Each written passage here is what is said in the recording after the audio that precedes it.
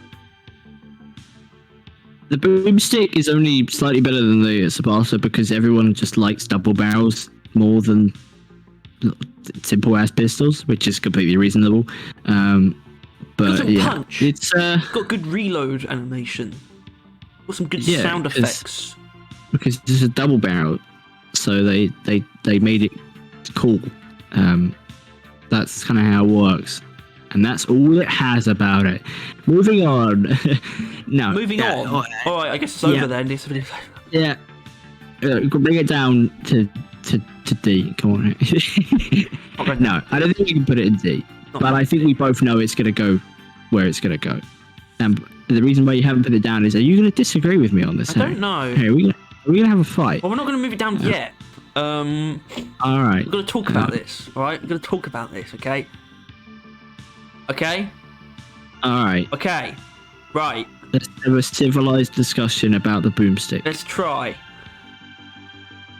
This is the thing as well. Like, we really do need someone that. I mean, well, Tom is that person who is just disagrees with us for no good reason, but he's completely unqualified, so that can't be a thing. But the Boomstick is a shotgun, therefore its range ain't the best. That's a good start, right? Oh yeah, we didn't even talk about range with That's because actually any of them apart from the PGL. You just forgot. Yeah. Well, it was just it's just a juicer, and we didn't need juice for the other ones. But the Boomstick is close range exclusive. Definitively. Yeah, you ain't going to be using that in any significant range, which in all fairness is a bit of a theme for his, was a theme for a secondary. So Zhukovs, you didn't want to use it at that long range either. But now the Bolt Sharks is a bit more of a longer option. So I don't know. Yeah, Boomstick definitely. I guess let's get this out of the way. Has a bit of the same issue as I've forgotten what it is now. The PGL in that its fire tier 5 is quite preferred.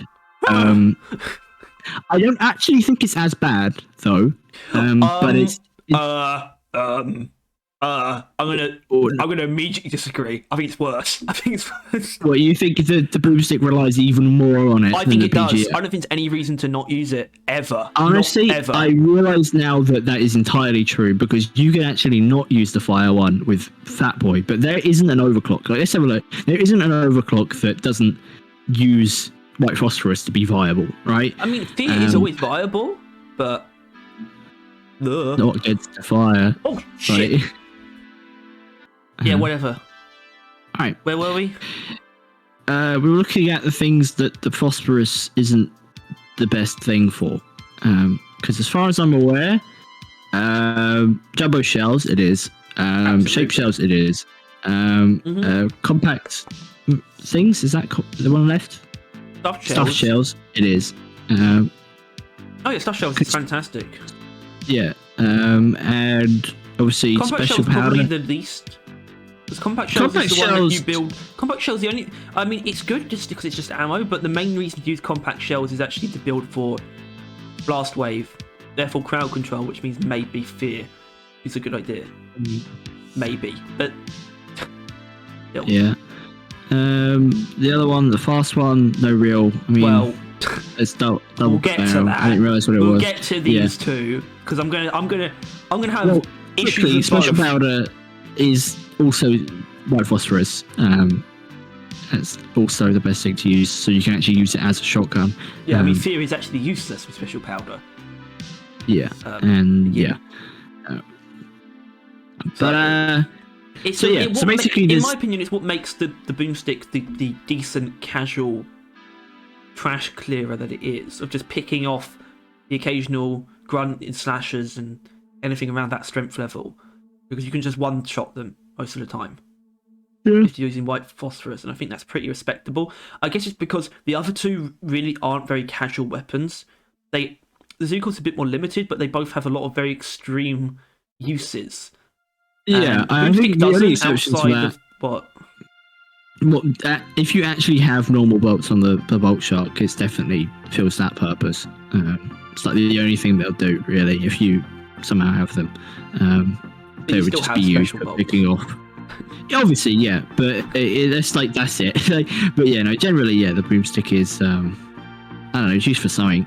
God knows what it is. I'm just saying, I think there's a chance that this might actually come down to a lot of the bolt shot covers so much ground that the other two don't need to actually do very much, and I can't really give them, like, you know, I don't know. It feels hard to mark them down because the boom things that they don't do, because the bolt shock can do so much. Where these guys, especially it kind of just does what it does, and it's actually fine at what it does. I guess the point is what it does is kind of obscure, because as it stands, it's not, like, aside from like specific builds, it's not great at single target damage.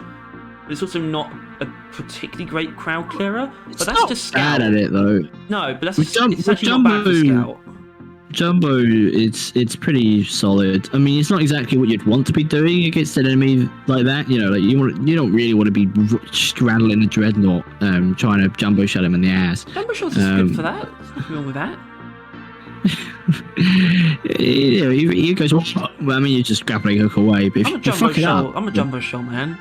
Jumbo shell. This was a video I saw. Some guy like properly trying to break down the boomstick. Jumbo shell is like, at least, and this was like a modded ×2 player, right? It's like the best thing for it, for the jury rig boomstick. If you want to use it as a weapon, jumbo shells with white phosphorus is just the best idea. It will kill the most enemies, do the most damage, be the best shotgun that it can be. And that's just kind of the case. Yeah. And it kind of does come down to that for me. In the when it comes down to it, the jury rig boomstick is either jumbo shells and it's killing things well, or it's special powder and you don't use it for killing things at all. Yeah. That's the boomstick as far as I'm concerned. I think aside from those ones, it's fine. It's just that it doesn't provide any value outside of those that the other two don't have. The other two have a lot of value in a lot of different areas. The boomstick just has, I think, the least specialties. I think, and that's kind of what scouts secondaries, I think, are supposed to be. Supposed to specialize. At least that's what it's come to be, in my opinion. Or they're supposed to just like kind of like fuck around. There's no comboing with the boomstick. The Zhukovs combo with a lot, like because of conducted bullets, and also just bullets, freezing things as well and things like that. The bolt shot combos with itself, as well as the primaries. Yeah. The boomstick is very singular, but it doesn't actually feel. I think it could do with pairing in some way with the primaries.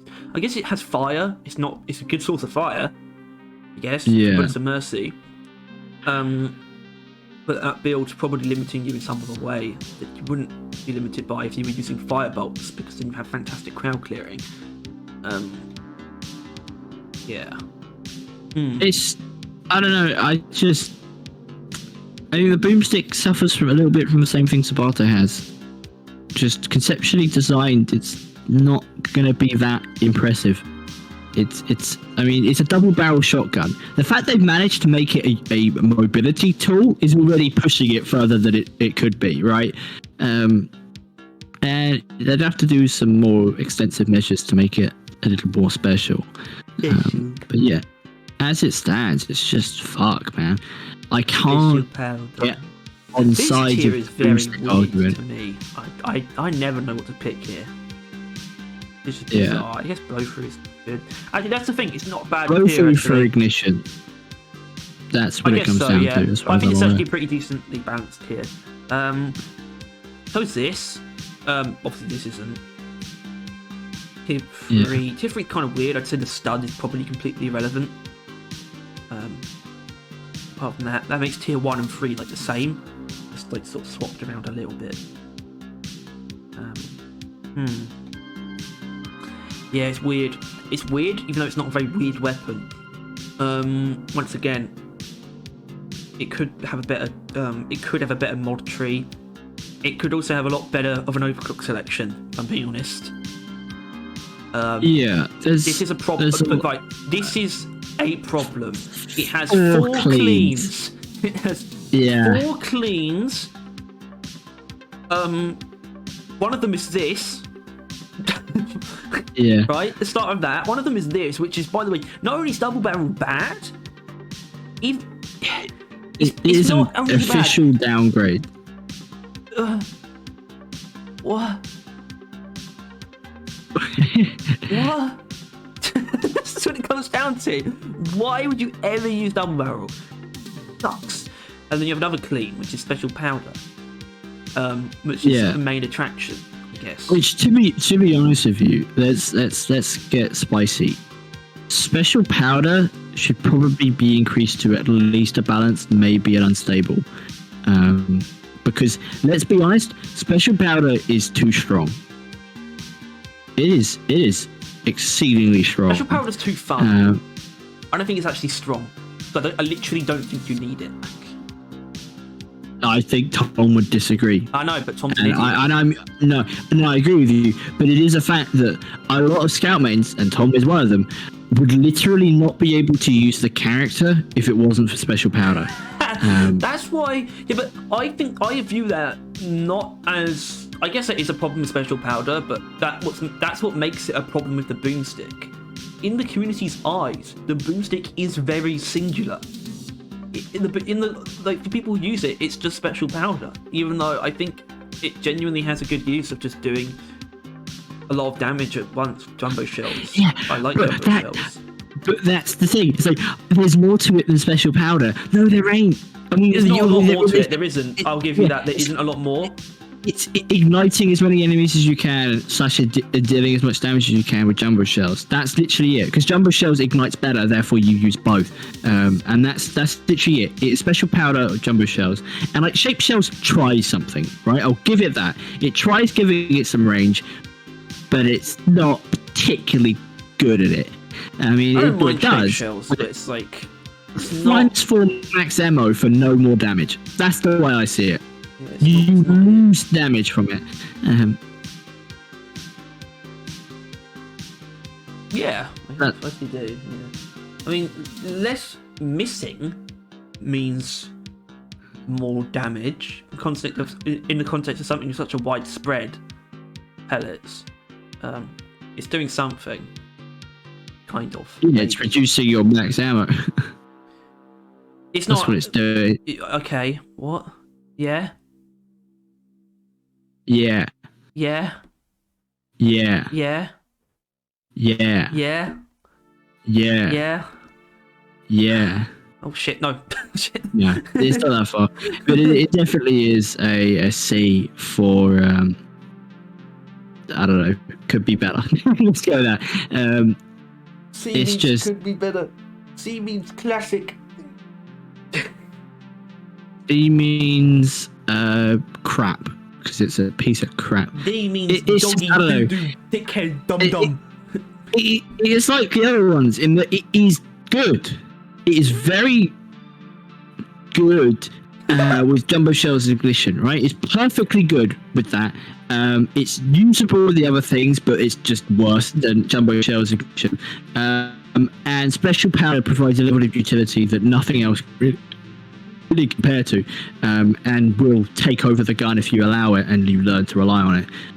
Well, I guess I don't really learn to rely on it, but yeah, if you end up relying on it. And it is just the fact that those two things are just like, I don't know, just it. That's the boomstick. It's a mobility tool and a single overclock / ability to just deal damage and set things on fire. And I don't know, it's just could be so much better. Like, if they just added some more interesting things, and that's pretty much it. just I don't know, make special powder a little less of a free thing. It's just like I maybe think it increase really reload time on special powder. Too. Like we got 4 cleans. Where's our blast wave overclock? Okay. Yeah, well, the thing is about that is people actually really don't like blast wave. And by people, I mean the guy I mentioned earlier. He thinks Blast Wave is absolutely fucking terrible and there shouldn't even be a mod for it. And it shouldn't be a thing in the game or whatever. And I think that... well, I don't know his name, I've forgotten it. Where was you watched some of his videos. Yeah, he was the guy that has like the full like bunch of people help him make the videos. And gaming assistants. Not a very deep rock-esque cannon name, is it? Not all he does, to be fair. None of them are, in all fairness. Ours is probably the closest, and drilling in the name of more so, in all fairness. Drilling in the name of.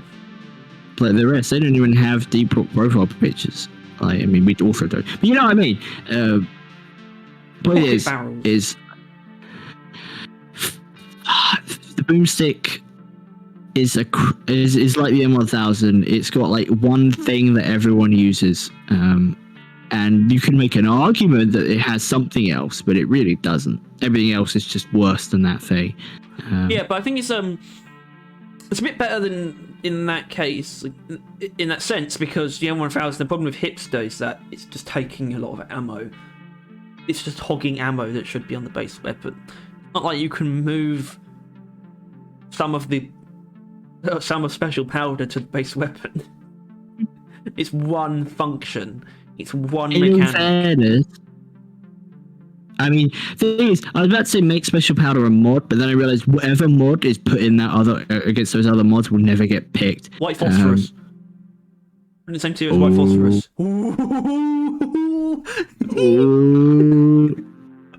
Yeah, to be honest. That'll make some waves. That'll be interesting. Because I wouldn't care, but I know that people would be very angry. So you'd be able to either use like the special powder with like the ammo one, right? Or you could use special powder with like jumbo shells, and that would be interesting because like, then you could use it as a good weapon, but every time that you use it to just fly away, you feel like you're wasting a jumbo shell shot. You are. But you're pretty funky one. Yeah. But it is, that would be funky. And considering how many cleans there are, maybe just throwing some of the cleans, maybe make a double barrel mod, Double barrel mod. Yeah, that's God. The tier 3s then. It would be white phosphorus, or tier 4 at 5s. White phosphorus, special powder, and double barrel. Because let's be realistic, anything else they put in there won't be picked between either of those two. So it might as well be double barrel. Some kind of overclock that utilises different mechanic, possibly a different status effect. An overclock that actually incurs penalties to the blast wave in exchange for another interesting mechanic. Also, something like that. I think when that guy made all his modded overclocks, I think he had that, like, it was like a neurotoxin, it like farted out a neurotoxin cloud instead of a blast wave. There's a lot you could do with it, I think. And also, it sort of it functions like aesthetically as like a pretty neat sort of shotgun. It gets a lot right in terms of the sounds and the feel, and the animations. And for just like blowing like the odd grunt away, it feels pretty good to do that with. But I think when it comes to the actual sort of I don't like using the word, but when it comes to the actual meta and actually trying to do well, to me the Boomstick doesn't have much, like, doesn't really have a place. It's just an okay weapon, really, with nothing really special about it. Anything that is special about it is anything that is special about it isn't actually useful, and it's just a really fun gimmick that has made it more popular than it's made it more popular disproportionately to how good it actually is. And that's I take issue with that on principle. I really don't like that's happened. So special powder annoys me. Although I know it's not going to get removed. Probably shouldn't be removed, to be honest. Yeah. Good God, no. What? What? Well, no, that's what I'm saying, though, is I think, honestly, with it being an overclock, all the other overclocks, no matter what you do to them, buff them, add new ones, all that, people won't use it because it's special powder. That's why you need to slap it in a mod and live with it, because it is a part of the gun for most people. So, yeah. I think they just need to make it part of the gun and move on, but obviously not always a part of the gun, because that might be a bit much. But, yeah. The breach cutter, when it was added and when it was just the 2-gen weapons, was far and beyond like the most, that is weird, the most interesting weapon in the game, I think, like visually and just generally. Like, the breach cutter was just such a cool fucking thing, even though I didn't really use it much, since I didn't play engineer it much when it was like the most interesting thing in the game. It was still a pretty fucking sick weapon to look at. But obviously Gen 3 has added a bunch of it. But it's pretty cool with the breach cutter. It was a really cool weapon. and it was also broken for a very long time during that period of time. However, I'm not sure we can say that anymore, can we? Really? I don't think the breach cutter is far and above the other options for engineers secondaries. I don't know. It's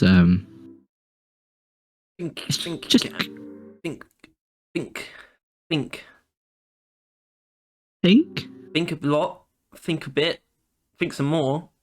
It's really good.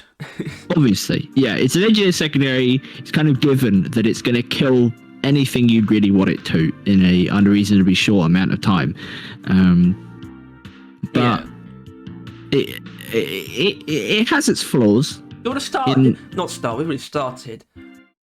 Range. Your range. Bring back range. Yeah.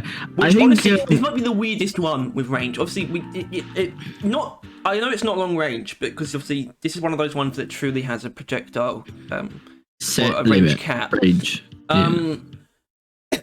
But a lot of people forget. I mean, a lot of people might forget. I don't know, but the base breach cutter isn't amazing at like very close range because it comes built in with like a delay before the projectile actually comes into existence after you fire, which is alleviated by an upgrade, which I assume pretty much everyone uses.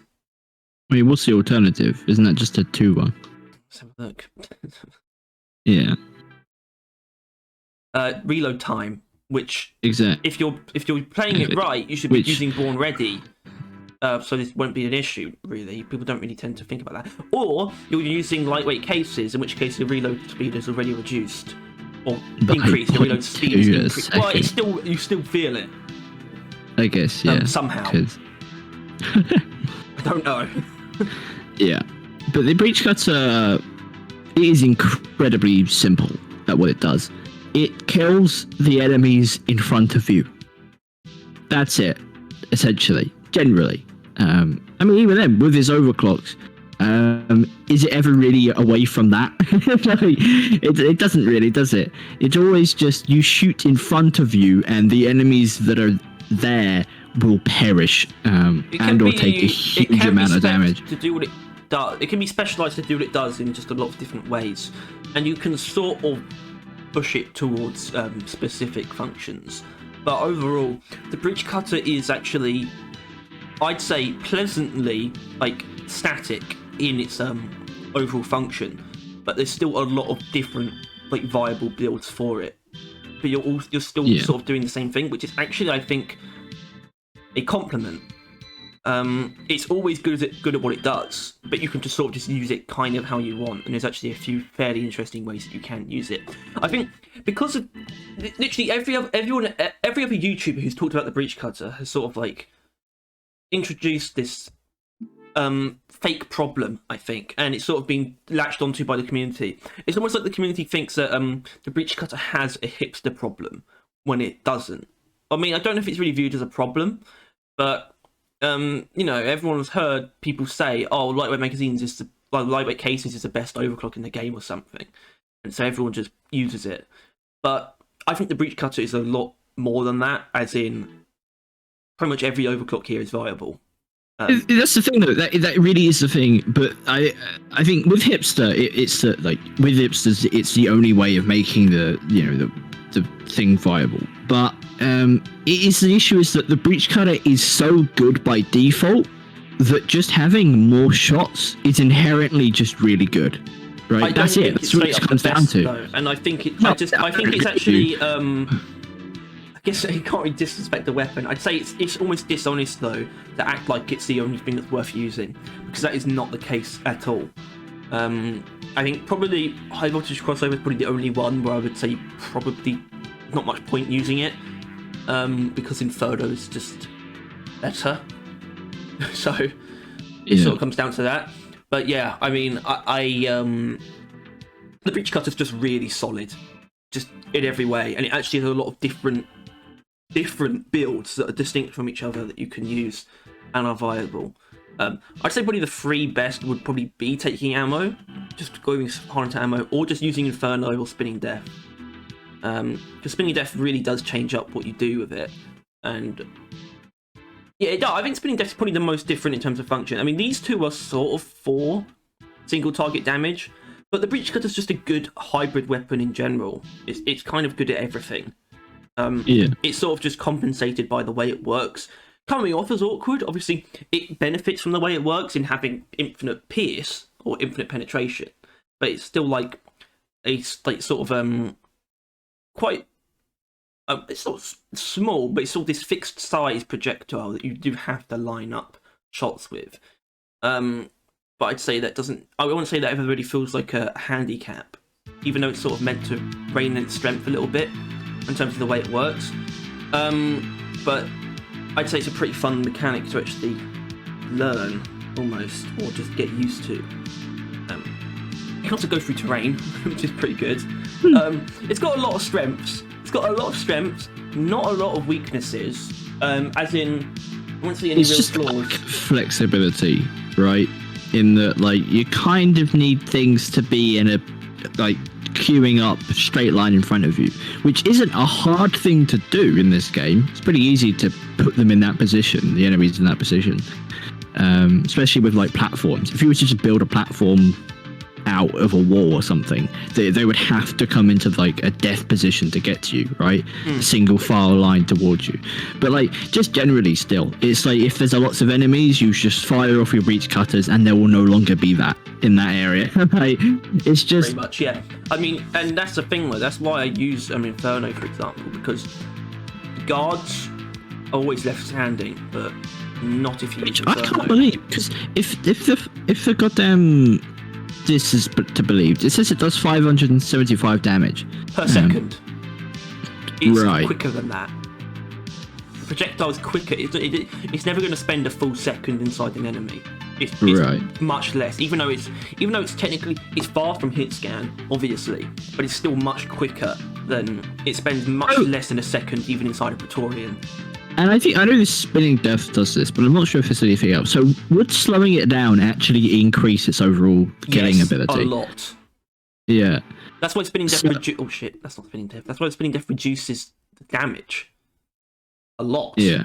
But you still get you still get all the damage out of it because of the way it works. Yeah.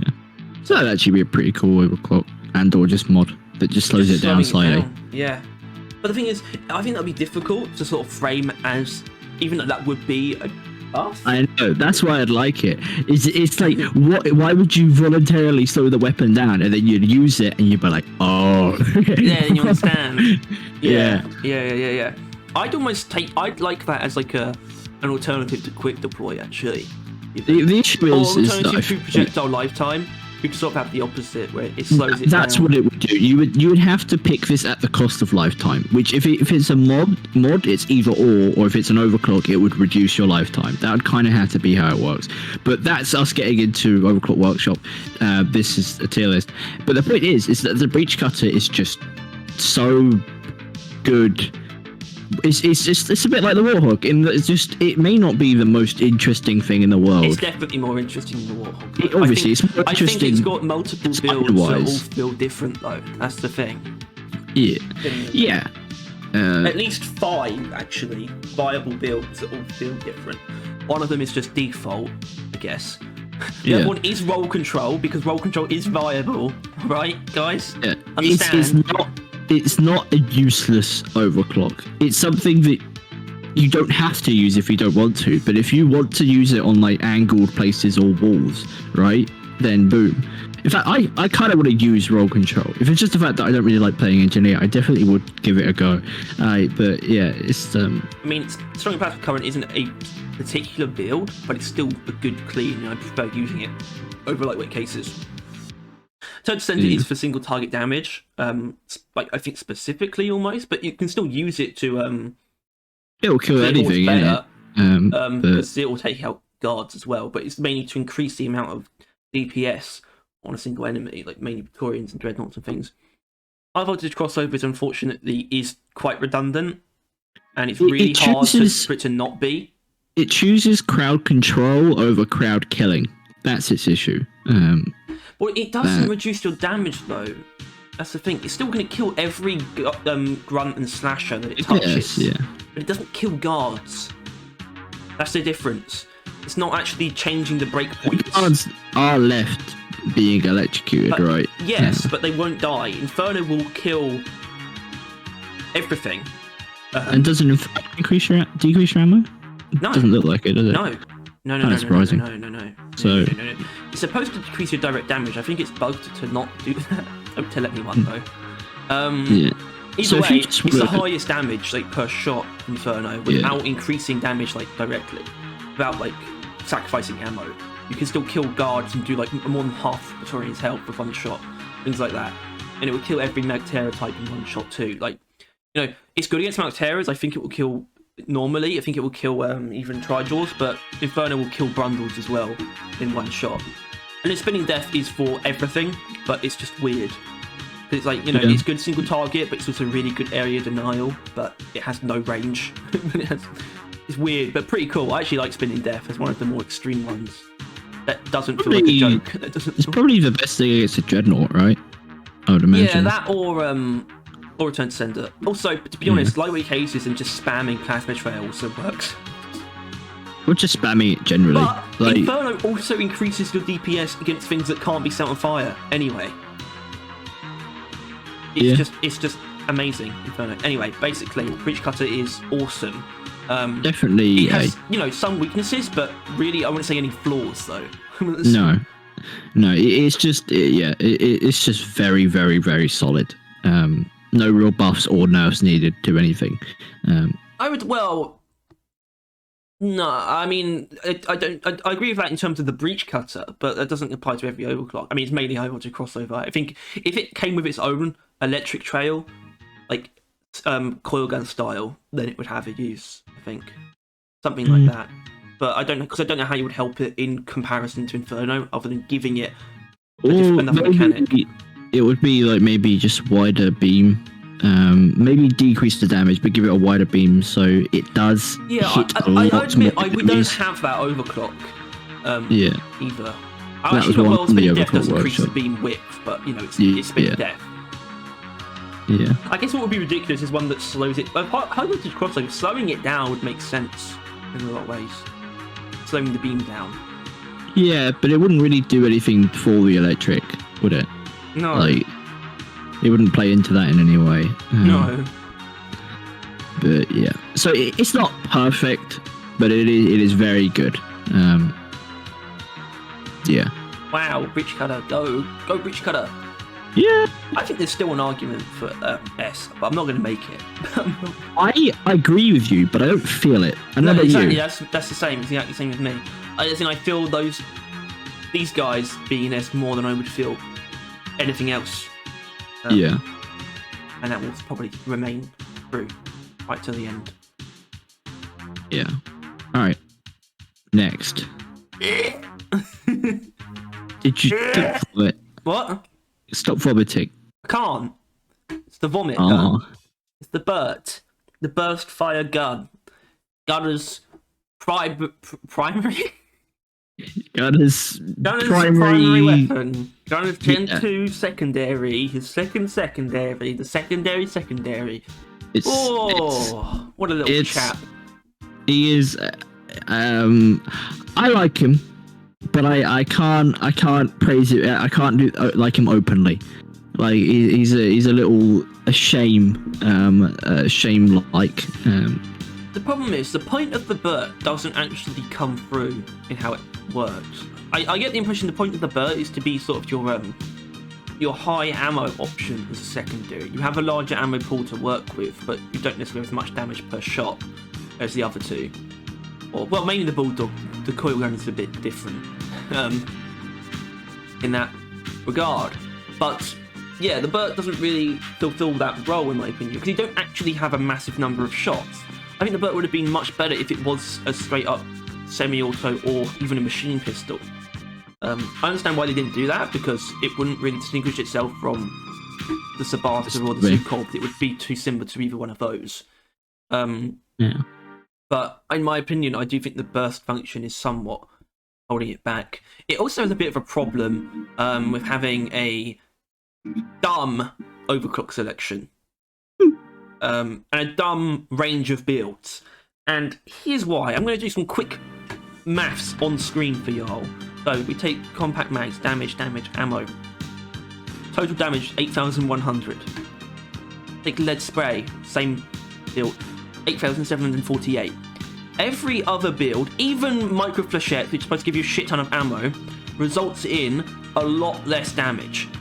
These two, compact mags and lead spray, completely dominate it, and lead spray is the only one that teaches on being not boring, only because of how impressive its DPS is.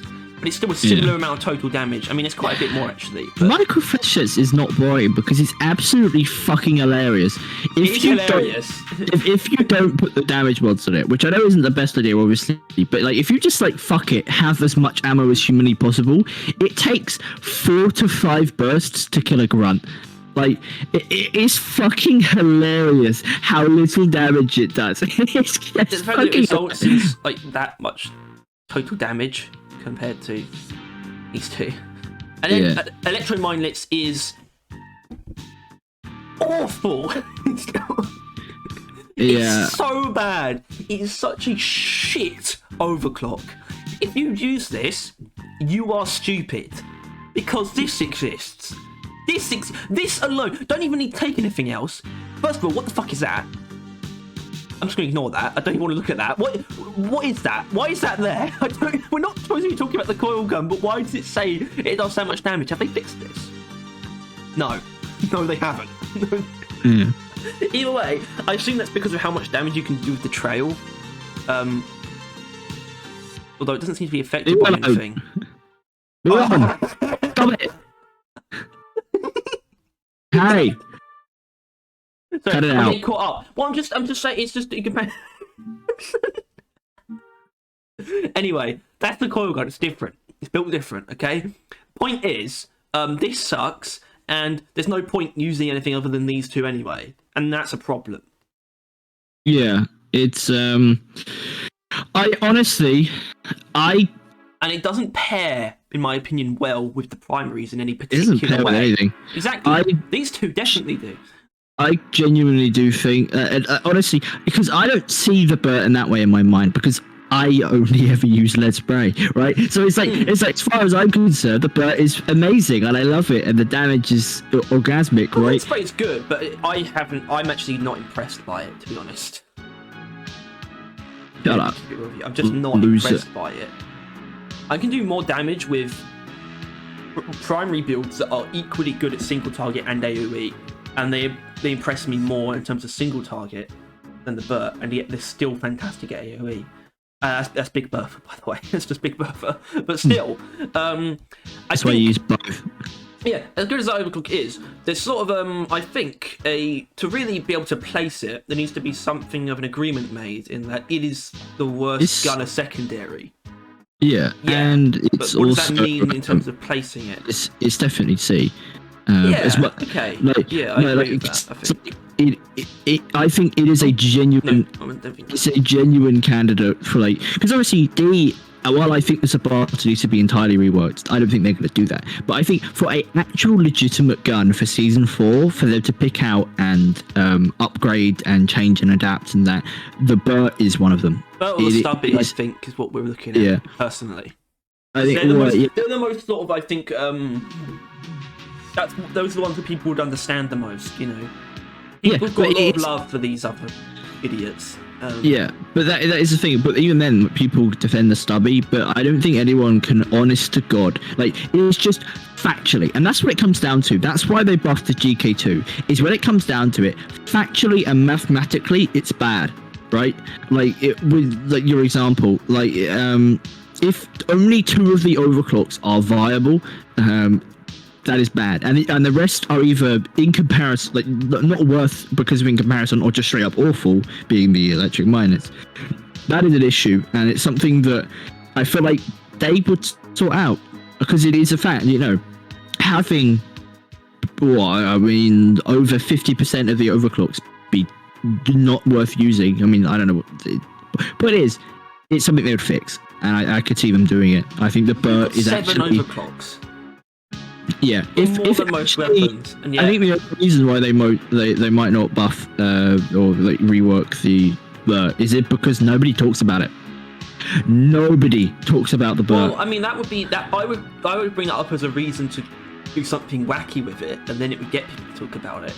You know, they just like changed fucking electro minelets into some crazy nonsense. You know, and then suddenly, oh shit, there's something going on here, and that's draw people's attention. I think cryo minelets could honestly turned into something like explosive chemical round. If you hit all 3 bullets or 6, they target explodes. Something giving it a bit of AoE. I think that's a fairly possible thing. Maybe not inherently electromagnetic, just some form of AoE on it, because that's not a thing, right?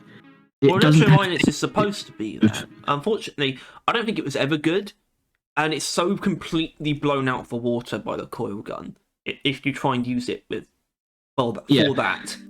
So it is just as it stands. The Burt has little to no merit in a lot of regards. It is a very terrible gun in the game right now. Even though you can use it, which I guess is kind of the same thing for the other ones. Like M1000, if you use Hipster, it's usable. If you use jumbo rounds on the Boomstick, it's usable. And it's the same with Burt. If you use lead spray or what was it, the balanced ammo one, it's usable. But that's it. Those are like the only means of using it. I should point out, this is why don't want it being D. Because I actually do have builds for it. I never want to use the Sabata. But when I'm using, for example, mine layer system, I use compact mags, and that's my like sort of just supplementary decent DPS weapon to take out the odd grunt or do sustained damage to your Torian and things like that. You know? Yeah, probably one of my favourite builds on Gunner, which I imagine you would cry, is just Big Bertha lead spray and or Salvo module lead spray. Just literally just deleting anything I feel as a gunner is very nice. The only reason I don't respect that is because especially for against me, lead Dreadnoughts, spray would be redundant because Big Bertha and Salvo module are both fantastic hybrid options, and yet your secondary is just one. For me, when you go hybrid, which it means both weapons are built for both things. Well, that's the thing though. They're not hybrids. They're just both high damage. Big Bertha's a hybrid because it's fantastic at everything. Big Bertha, it's not actually big AoE. It's supposed to be just like high direct damage, but then it's still strong AoE. But I just still lean into its direct damage and make it do even more of that. What it is I don't know. The Burt lead spray I think is very, very strong.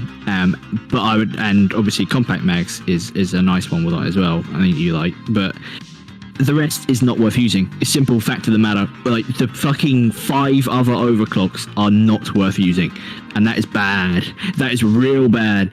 I'd say the only one experimental rounds feels good, but it's not good because of the ammo loss. Right? Yeah.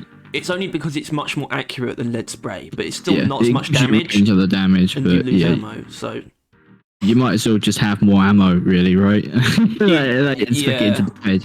So what you've currently got going on. Weird. But yeah, I think what a strange little fella. I think we got a point. But I like it more than those other Cs. All the other Cs I actually distaste. Like I just don't like. But I know you don't. But I just like the Burt. But I could acknowledge it's just as bad as those other weapons, and needs some serious attendance. Because I think all of those things, if less, all of our Cs are completely carried by 1 or 2 overclocks, right? That's a theme, right?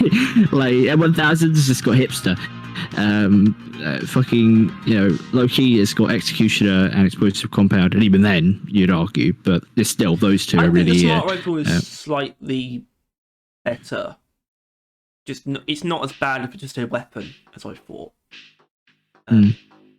I don't know if it should come up or not. I mean, that's not what we're here to do today. No, yeah. For another time next week. And then either way, I don't think we're going to move Yeah. My point is that each of them have like 2 overclocks, if that are why people use it. That's what all the C tiers have. And I'm going to ignore the fact that could arguably be carried over to the Cryo Cannon and move on to EPC. Yeah, the epic. I'm going to get this out of the way. Last time we did this, which was about a year ago now, we put the EPC at S tier. That is unlikely to occur again. It's not going to occur again. That's not what we're doing this time. Well, despite saying that, the EPC is better than it was when we last rated it, right? Flying Nightmare is a absolutely fucking phenomenal addition. Just adding 2 tier 5s together is inherently strong as hell.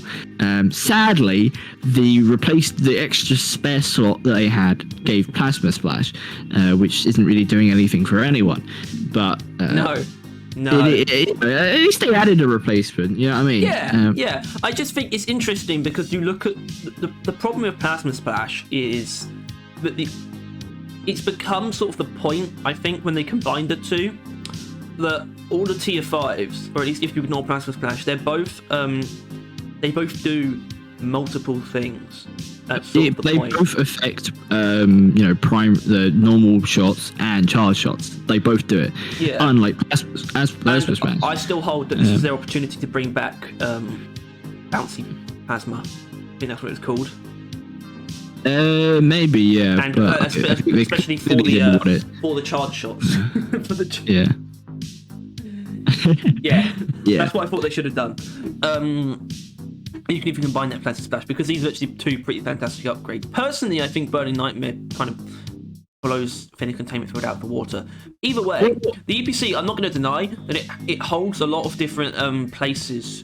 Yeah, it has a lot of titles, I suppose. There's a lot of popular ways of using it now, and I respect that. Like, there is a reason we put it in S, and I'll be honest with you, that reason was probably Thin Containment Field. Not because either of us like EPC mining, but the fact you have a weapon that can mine was just enough for at least us back then, right? Because that is a phenomenal amount of utility that you get from a weapon that really, like, nothing else can really do, right? Like, no other weapon, like, does that, first of all, it does it as well as the EPC does, but then probably only like Special Powder / Hoverclock actually adds a level of utility to a weapon, and Thin Containment is literally a mod, and so it's just, that is why the EPC is not going to be low down still, right? Like, it is still quite solid in strength and utility. For sure. For sure. Yeah. It's also it's got more than 2 viable builds, I think. Yeah. And for me, it's arguably just dominated by a heavy hitter. But I understand the point of energy routing works for temp shock builds as well, just as well. And persistent plasma is just a good overclock in general too. Unfortunately, and these two are fine. Unfortunately, I think Overcharger is kind of like a doggy doo-doo diarrhea dum bubblegum piece of shit. I think Overcharger could be fucking name checked as the reason why the EPC can't get put in S. Having the unstable that is just dog shit will cause it to be an A still. I still think A. Alright, actually I agree. Okay. But because it does has plenty of builds, right? Plenty of builds. It's also got good combinations. Flying Nightmare it allows normal shots to be really strong, like temperature shock, all that, that kind of play style. But also, I like the Nightmare element. That's what I use Heat Pipe for. It allows Flying Nightmare to be used pretty easily and like tear through enemies. But then obviously, EPC mining and that mod alone actually, makes shots more efficient, which is pretty funky. But it's just very good, very well put together, other than Plasma Splash for some fucking reason. I feel like that's rude. It's just that, like, why pick Plasma Splash over the other two is really what it comes down to. You wouldn't. Exactly. It's not. It doesn't make it better at anything, really.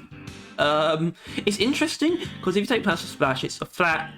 You lose 10 damage, but you gain 10 area damage. First of all, that's immediately the biggest problem with Plasma Splash. It's got no business having downsides, right? It's an upgrade. On principle, I really don't understand it. What's the problem? It's just giving you some more damage. Isn't that what upgrades do? Isn't it? What about this? Why doesn't this have a penalty? It gives you damage. Yeah. Well, the thing is, it's interesting because it stays at 10. The area damage from Plasma Splash stays at 10 pretty much no matter what you do. Unless you take Heavy Hitter, it goes up to 16. It goes up... which is actually interesting, but it's not useful still. Yeah. So I think that mod and not heavy hitter, but overcharger, which is just horrific. So overcharger, a normal overcharger build sort of. Where's the area damage? It goes up to 90, which is a problem. It should go right up to. You should be able to take full ammo, and it should be able to kill grunts. That's what overcharger needs to be brought up to speed. First of all, you should be able to take all ammo and still be able to kill grunts. I think. Plus, I think most people that use charge shots to kill, nobody shoots an enemy in the face with a charge shot, right? That isn't how people use it, right? If Overcharger turned it into like a heavy, like direct damage charge shot thing, because if charge shot has direct damage, if it's spec'd into that would be pretty cool. When you charge it up and it's like a hyper propellant almost. Yeah, but that's kind of how you're supposed to use it. Although it's obviously not that. You're just supposed to an overclock that takes away the area damage, but increases direct damage with the charge shot a lot. Yeah, but I don't even think that would fix it much because not just overcharger. I think that would just be an interesting overclock. Yeah, but like overcharger just doesn't make much sense. I'm not sure. I'll be honest though. I've never used overcharger with the Flying Nightmare. I'm not sure. Would that even do much? I don't think it does anything.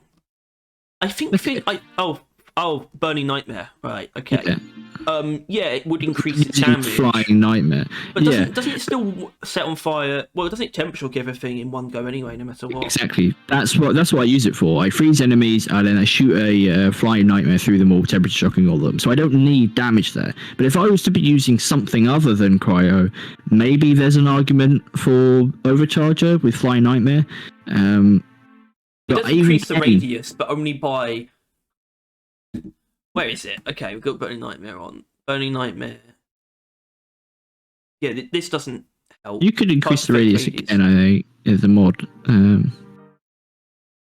1.1 for Burning Nightmare. Probably pretty solid. I might try that build, not in any faith that it'll be good. It's just, I just think Overcharger... Do that. It's so fucking ridiculous. I'm sorry. I just think Overcharger isn't that useful. It's just not how you use the charge shots. You either Burning Nightmare into them, temperature shocking, or you're EPC mining, or plasma burning, or not inherently EPC mining, but EPC mining on enemies is incredibly good, right? Like that's fucking amazing. Yeah. Overcharger doesn't work with that anyway. Like Overcharger doesn't work with charge builds, and considering it's supposed to be that, it's kind of weird. And the fact that they, if anything, makes charge builds more inefficient because it takes up so much more ammo. Like if you don't add the efficiency, like if you don't want it to take up 10 charge shot ammo, you have to put on there. But then it takes like 5 seconds, and I'm not exaggerating. It doesn't actually make it longer though, because I've realised the EPC, the default charge time is actually pretty uncomfortable. It is horrific. It is absolutely terrible. That's a hit on it, I'd say. That's something that's stopping it from... That mod is almost required. But it does actually make it so then your efficiency, you're then fighting efficiency with other types of efficiency, like being able to attack quickly. But I think that's more of a balance thing in that, than a flaw to it. Because there is a mod that cures that, right? That completely ramps it up easy, and I think heat pipe, does that also increase? Heat pipe actually increases it combines both of these at once. You pick which one you want to do more. And if anything, it's almost too quick because then it will like overheat almost immediately as well. Yeah. You have to really get the timing down. But I don't know. I don't know if that's a negative, but more of a like a kink slash like just play around it, right? That's like overheating as a mechanic. That's just kind of how it works. Like we haven't even talked combos yet, though. We mentioned temperature shock, and there's not really much more to mention on temperature shock. I mean, maybe if you had a freezing nightmare, maybe it would work with the flamethrower. Do you consider it a problem that it doesn't work with the flamethrower in any way? No, I think EPC is fine with just doing fire. I think that's because that temperature shocks with with fucking like cryo, and it just kind of is a long range fire with the flamethrower. Which obviously isn't needed because it's not temperature shocking anything, but like it is nice that if your flamethrower just runs out of ammo before you ignite something, or something is way out of range like a sniper turret, switching out to the EPC and long range firing them is pretty nice. Like I have that build on my like robot killing build. It's a pretty solid combo. AG mixture. AG mixture For such purposes. What, on the sludge pump? Yeah, I use AG mixture. It reached the top of the drop pod hole. Sure, I didn't know it could even do that. If I'm using the flamethrower, how am I supposed to use AG mixture? You just use AG mixture instead. You just use sludge pump instead. That's what you do. We actually got to that. That was the other. We'll get to that. Yeah. We did got to that. So yeah, I mean, DPC is pretty fantastic. It's got a lot of ways to build it. It's got some great combos. I mean, I think Burning Nightmare is a bit weird because Burning Nightmare is it's not only is it fantastic, it's also all the combos. I completely forgot. Yeah, no, because that is then allows you to ignite puddles as well, which even the wave cooker can't technically do on its own, right? I don't think the wave cooker can like do that. No, but the wave cooker pairs well enough with the sludge pump anyway. There was actually an overclock that they were making for it. They prototyped one where it just did inflict heat. It was like Burning Nightmare, but for the wave cooker, and that would have probably been a bit ridiculous. Yeah, but no, I like EPC, temperature shock with the cryo, puddle ignition for the sludge, and doubling down on fire with the flamethrower. I think that is a perfectly reasonable amount of cohesion. It's just because the wave cooker really doubles down on it that you feel like the EPC is lacking, when really no, it's a pretty average good cohesion. While admittedly that is all on one mod.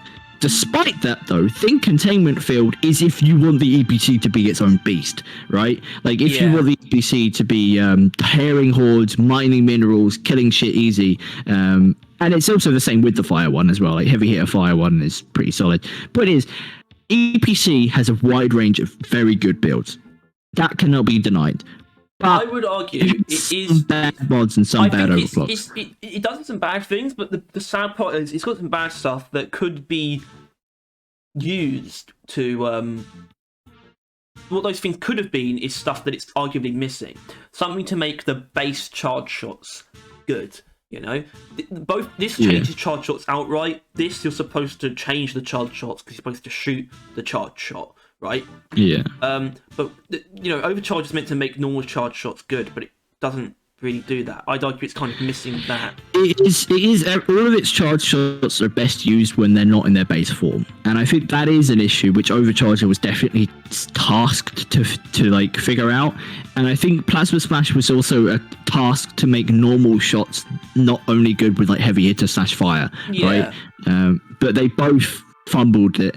And I think that is why it's not an S. Those two is the reason why it's not an S, in my opinion. I agree, actually. That's actually very fair. And if they fix those, it'd be a very strong case. It might even be instantaneous. Because of that, you're staying down there, down in the dumps with these idiots. These losers in A tier. A tier is how I know we're not wrong. We're like A tier. I'm just like I'm just like those are A. Like I don't know. I like our A tier. A tier is great. I love A tier. When I look down, I get a bit scared, but A tier is fine. Then for the last ones of Gen 2, the Zhukovs, the little just the one today. Just the singular Zhukov. So everything we say about it, we have to half. It's weird how it just says the one. I know it's like the same one twice, but like they could have had both. Zhukovs. Yeah. What do you do?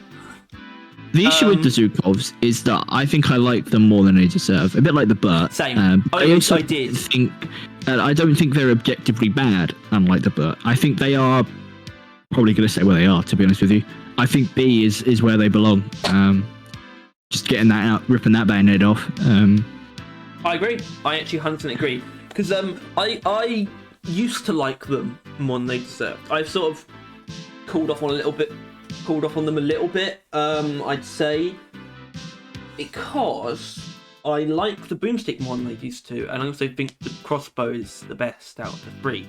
So through that lens, the Zhukovs have kind of fallen off a little bit from where they used to be for me, which was very high up. I think the Zhukovs are pretty decent in general, but they're almost not good enough where they're sort of the things that are holding them up, I'd argue, are holding them up. Things like explosive embedded detonators and cryo minets, I'd argue they probably are holding it up, even though it's not bad in general. I'd say it wouldn't be used much at all if it didn't have things like that, unfortunately. Yeah, even though it's not bad. I don't think that's a bit much. Say that, you know, if you get rid of its best things, it'll be useless, like, obviously, right? But like I do agree with you that, like, as far as it goes, like, we just pull out the overclocks. I mean, realistically, you're using the Zhukovs, you're going to be using those two, like, generally. You're gonna pull up. I've sort of fumbling a little bit. And there's only 5 of them. Yeah, it's a pretty limited selection in my opinion. Yeah, not in my opinion. To look at. Not my opinion. It is a limited selection. Yeah. Which, in all fairness, considering there's only 5, it has a good selection. I don't know if you can't really deny it, considering it's like very limited. It has an elemental one, a funky one being embedded detonators, a direct damage one being gas recycling, which we'll get to. Is direct damage. Okay, but we'll get to. But then it has bigger clips, and the reloading one's a bit much. But like, or not really a bit much, but it is what it is. But like, it has one of everything you would kind of want it to have, other than obviously a direct ammo edition. But they probably maybe didn't want to give you one. I think it deserves one, to be honest, because I find its mods quite annoying, because ammo is always competing for some really good stuff, and it's also it doesn't have as much ammo as you think either. Right, especially this tier. This tier is really annoying, right? Because you want that or that, really. Crowd clearing you want that for these two, obviously. Yeah. You know, and you want this for other things. These two, really, if you want to use it in general. And then you want that for embedded detonators.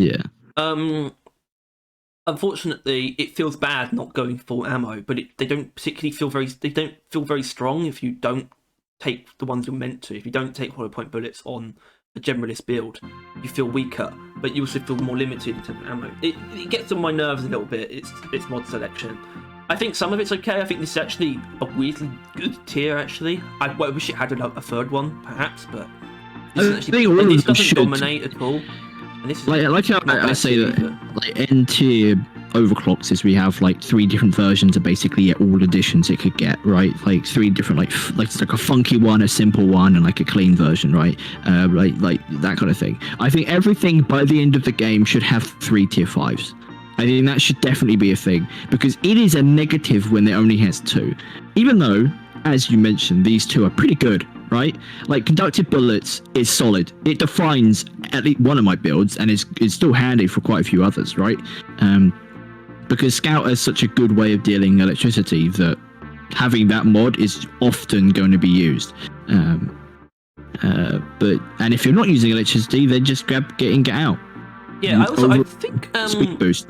Something I really want to know, and I feel bad that I don't know, is the internal damage, the embedded detonator's damage, if that's affected by conductive bullets. I really want to know, because I don't know. It. What? Also, click on it. You might find out. I don't think it says, because obviously we know that it's a different damage type. We'll click on it and then click conductive bullets. That's not how it works. It will just say that. doesn't provide details. Yeah, but it's still, I think it's, and they would have, because I just don't think that that's how it works. Because it doesn't even get buffed by your own damage, does it? Like if you increase your bullet's damage, it doesn't increase the damage it does. So why would it get increased by that? By the electric.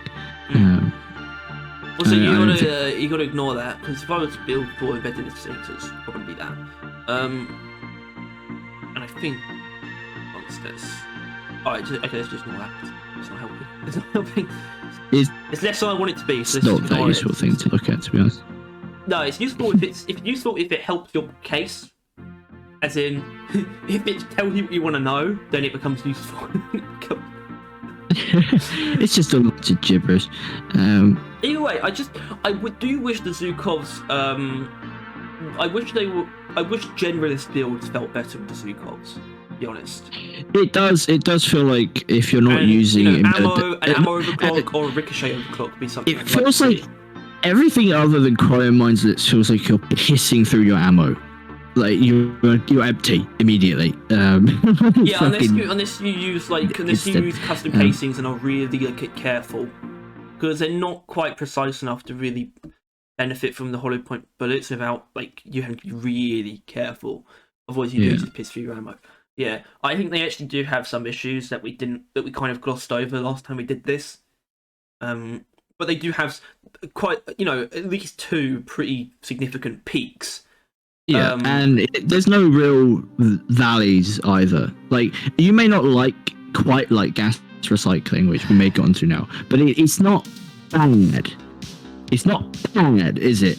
It's not a downgrade. It's not wrong to use. With the electrifying thing, and well, that's about it though. With that and that, electrifying it with IFGs or with electrifying reload or anything like that, electrifying focus shots, God if you may, spraying into a wall with gas recycling does kill them. They die. They do a real good death. It's not as guaranteed as some of the genuine crowd clearing builds that Scout now has, and that's the problem I have with a lot of options like this. So it's like, oh, you use gas recycling to kill hordes, and it's like, yeah, but Scout does have actual crowd clearing now. But it's only a few specific builds though, and that's the problem. But it still makes ones like this feel worse to me if I can just take firebolts, or I can use the Drac to crowd clear.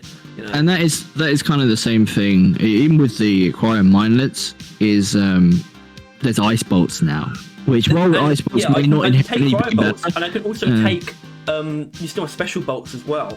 I could take explosive chemical bolts as well.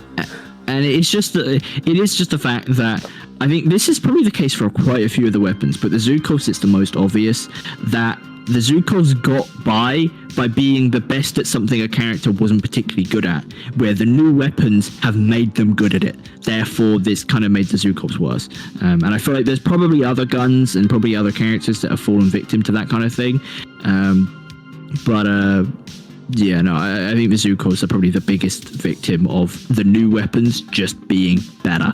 As good as they are, I genuinely like to see the Zhukovs reworked to feel more like your big ammo option on Scout, and it would make, because I want something that makes M1000 builds feel good, for example. But it doesn't actually hit that. Even though it's supposed to be it's supposed to be the one with the most ammo on Scout, but it doesn't actually. I mean, it doesn't actually have as much ammo as it says. I think it could do with a micro flechettes kind of deal. I want to see one that an unstable tons of ammo. Yeah, ammo and ricochet in one, but reduced damage. I mean, I always thought the gas recycling ricochet would have been not a bad way to go with it, but that would be more direct crowd clearing. It doesn't quite have that. So I'd say, as good as some of the things it has are, I would say it's losing its identity though, or it's struggling to have one, arguably. Yeah, I think once you get past the fun that is shooting 2 SMGs at the same time, right? Get past that and you realise there's not much else to it. It's a lot more just fun than good. Well, what there is to it that's good isn't that part isn't the fact that you have 2 SMGs and lots No, of bullets. obviously. That's not the thing that makes it good. I wish it was. But it's the part that allows you to play when it isn't being good, or makes you think it's better than it is. It's just because it feels good to use. Allows it to get away with some less good elements. But yeah, it's not the worst thing in the world, but it could definitely do with a little something, a little touch up here and there, an extra fucking overclock at least, right? Like if we get a new wave of overclocks and the Zhukovs don't get or the Zhukovs only get one and like everything else gets one, and it just it needs to be brought up to the same level of overclocks as everything else, and that can be said with what's the other one that's 5? Warthog, yeah. Which, in all fairness, the Warthog's done pretty good for what it has, But yeah, no.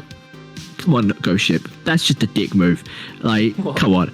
I guess some of them have more because they probably couldn't stop coming out with ideas, but the fact that 2 of those weapons have less feels a bit much. Yeah.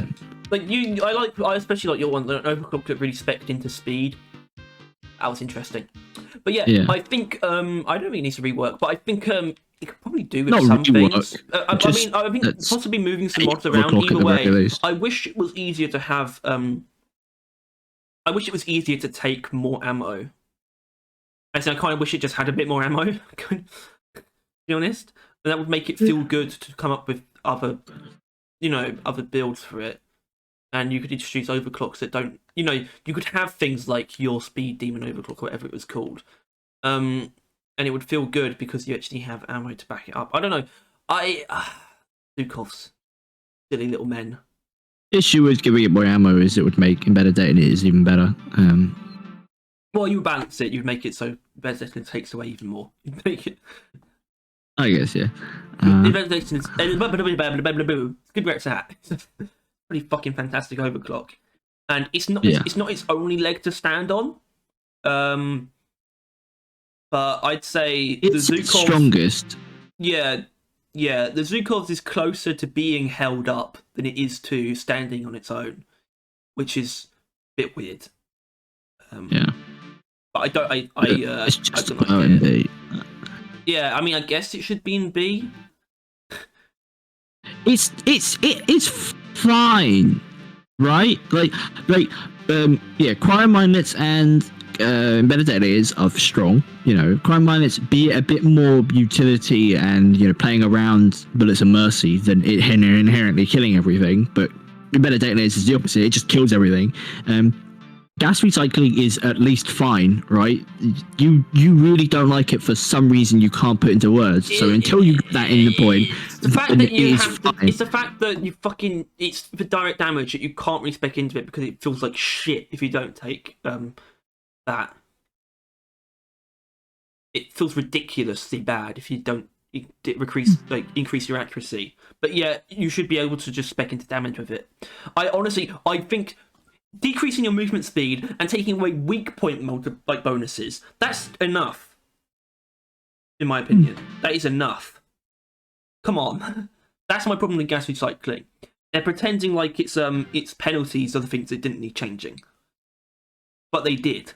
But they didn't alleviate the penalties. Even though I think that's where the problem lay more than anything, is that accuracy penalty. They don't actually have great accuracy in general, the Zhukovs, to be honest. No, I really think that's the problem with gas recycling. I think it would be I would probably like it if it had better accuracy. So it just didn't have the reduced base spread thing. Yeah.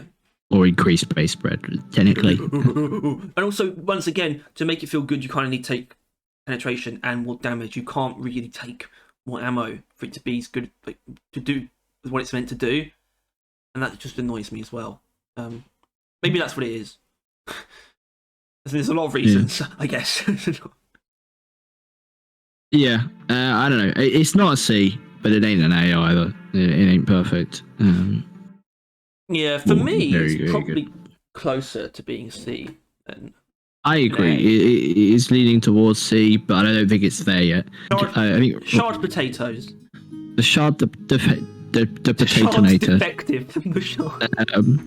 is a good ranged weapon. Let's go with range if you wanted to. Range. It's infinite. Infinite also, and pinpoint. No recoil. 100% accuracy. Infinite range. Actually, like the coil gun and the wave cooker are as well. The coil gun has recoil, but only between reloads. That's what I'm on about, man. The coil gun technically is more range because it goes through terrain. Yeah, but like all these secondaries, I mean, because even in Scout, the crossbow may not be the most ranged thing in the game, but it is for his secondaries, right? Like these were some hella ranged secondaries that everyone got, which is a pretty interesting thing. I don't know. I know it's just now, but it is weird how all of these are like either equally ranged as everything else or the best ranged thing for everyone.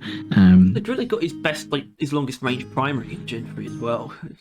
Oh yeah, I don't know. They just kind of extended range. Although Scout arguably got its worst, but I don't know. Maybe they did like keep an eye on range this time through with like these additions. That would be an interesting thing to find out. Anyway. If we ever do. But yeah, Shard Diffractor, infinite range, can be used at all of them, which is always a good sign. Always a good start when a gun is a big fucking laser beam. It's also entirely versatile. Wow, okay, it is versatile. So, it's also a weapon that was really on the cusp of potentially being horrible.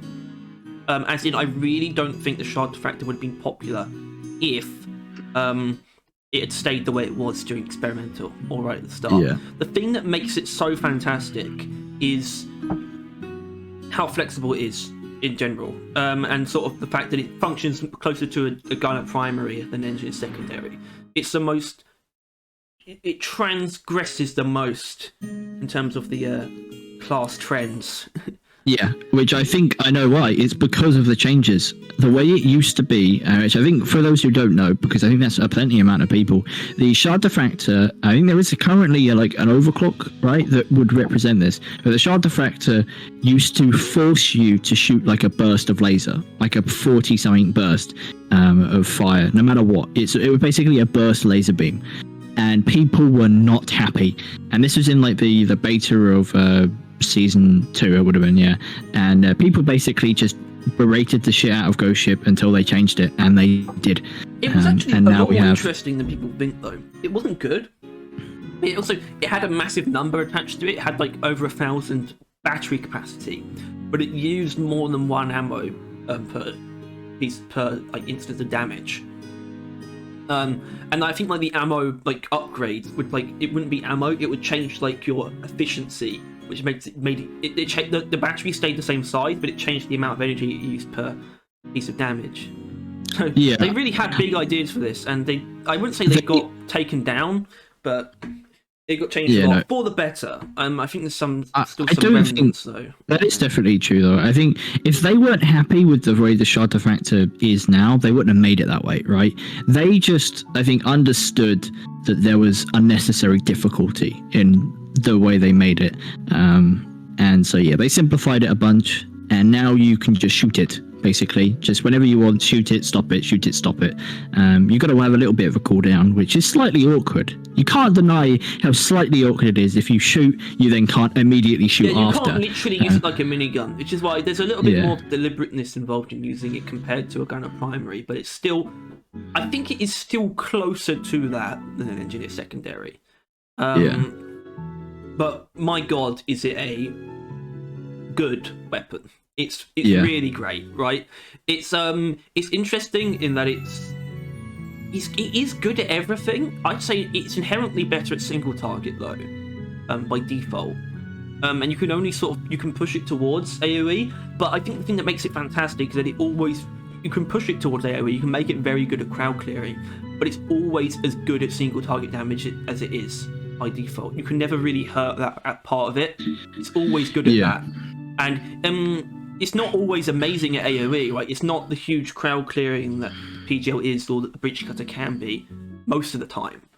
But it can just be used to put down any individual enemy you come across if you want. And you can still turn it into a very powerful crowd clearing weapon if you want to. It's extremely flexible, and I like how its base function is different to the other two. It is more of a DPS weapon. There's also definitely the ammo of the three, right? That's why it's a DPS weapon, more ammo. You know? Yeah, it's damage over time more than instance. Although it does do plenty of instance, it's just less so than the other ones.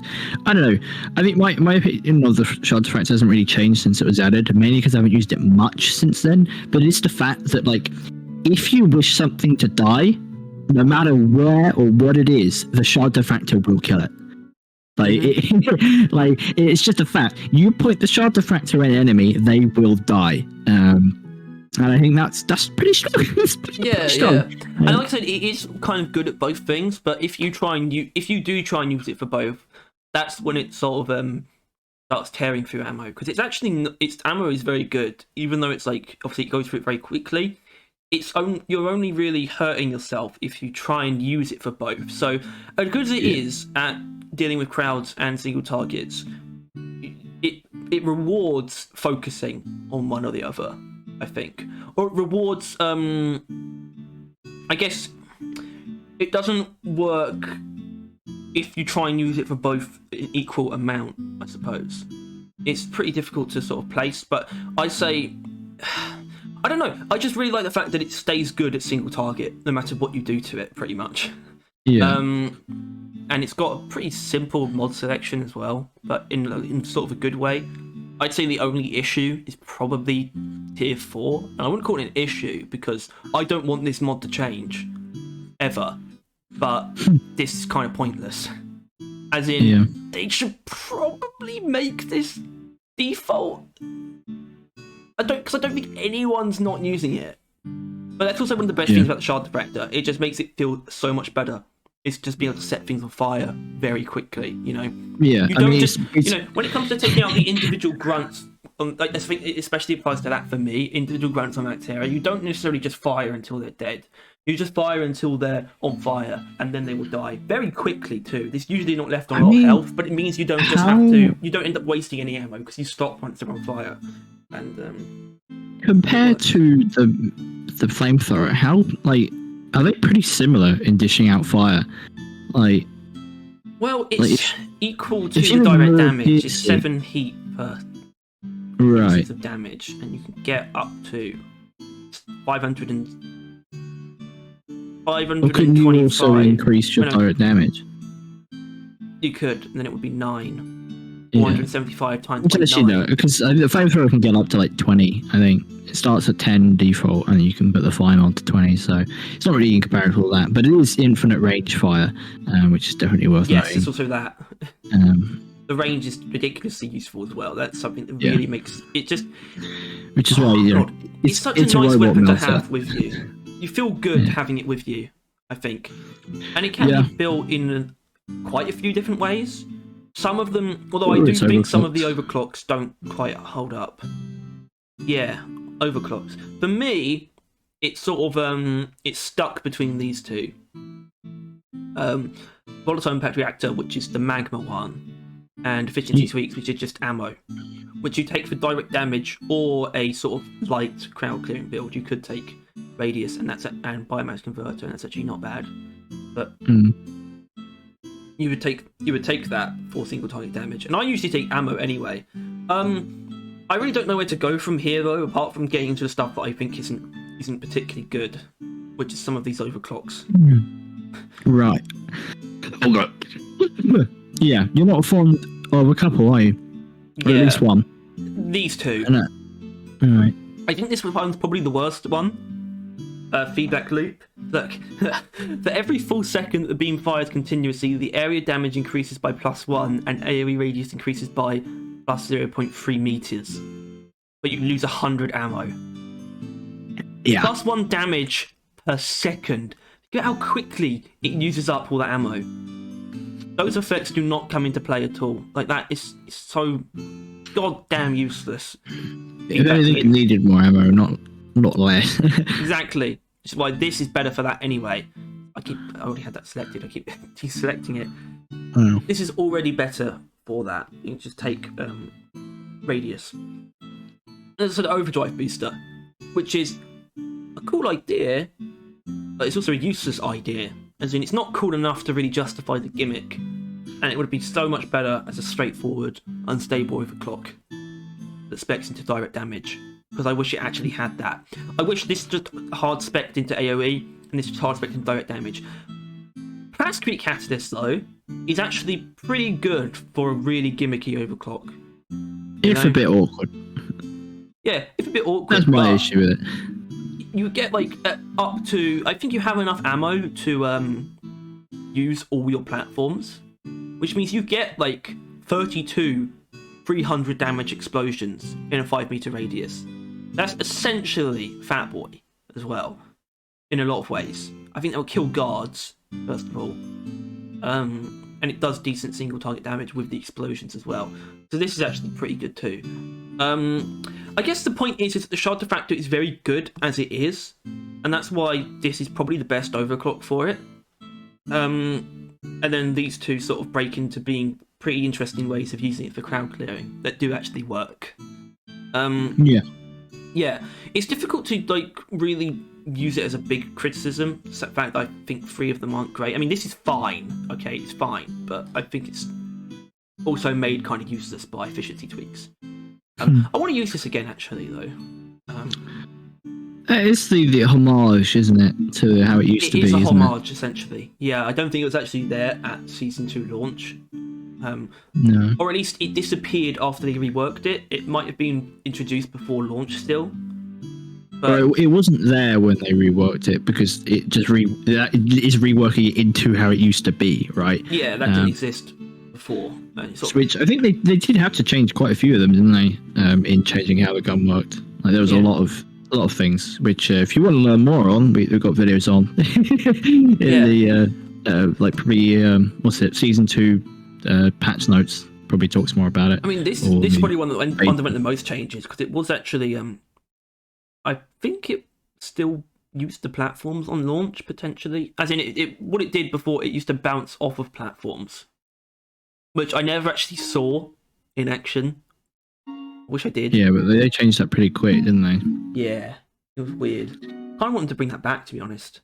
I think there's a lot of potential here as well. Unfortunately, most people don't seem to agree that these two are kind of fumbled, even though they definitely are. So, yeah, I mean, maybe it's like there's a lot of potential, but I think there's a lot of potential for some more simple stuff as well. Just a clean that increases direct damage or AoE would be lovely. It just suffered a bit of overcomplitis, as you know, some things do. And I don't know. I think it's still an A, right? Oh, I think for sure. Yeah, it's still very solid, but it does have some instances where it's not quite S. So there it is. It's not perfect. It's just very strong and very reliable. Very interesting, very cool addition. Yeah, it's just got a lot of stuff that you can use that isn't very good, but you have to choose to use those things at least. It's very good by default. Yeah, I respect. So I need to make this with more space because of what is going to precede this. Right. Okay. Our boy. The boy. First of all, we didn't spend long on that, but I didn't see us ever disagree on the Shard Diffractor. No.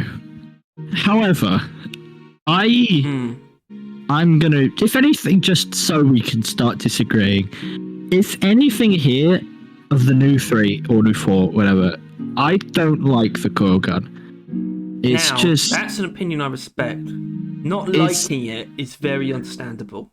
I think it has some strengths, sure.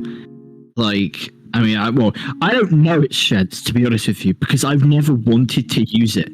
It's just never felt like... Morals seems like a giant pain in the ass. Fuck that noise. Like, Reatomizer is a goof. Is a little goofy goober. Yeah, okay. This is where the problems with the coil gun sort of come in that it's what you're meant. Its best form is not handed to you at all.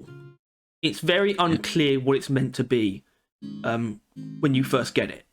Yeah, and it's quite similar to the Shard Diffractor in that it's a quasi direct damage area mix, except I think this is a bit more area, isn't it? Yeah, but I think the problem with it comes across as a very unimpressive mix at first. Yeah.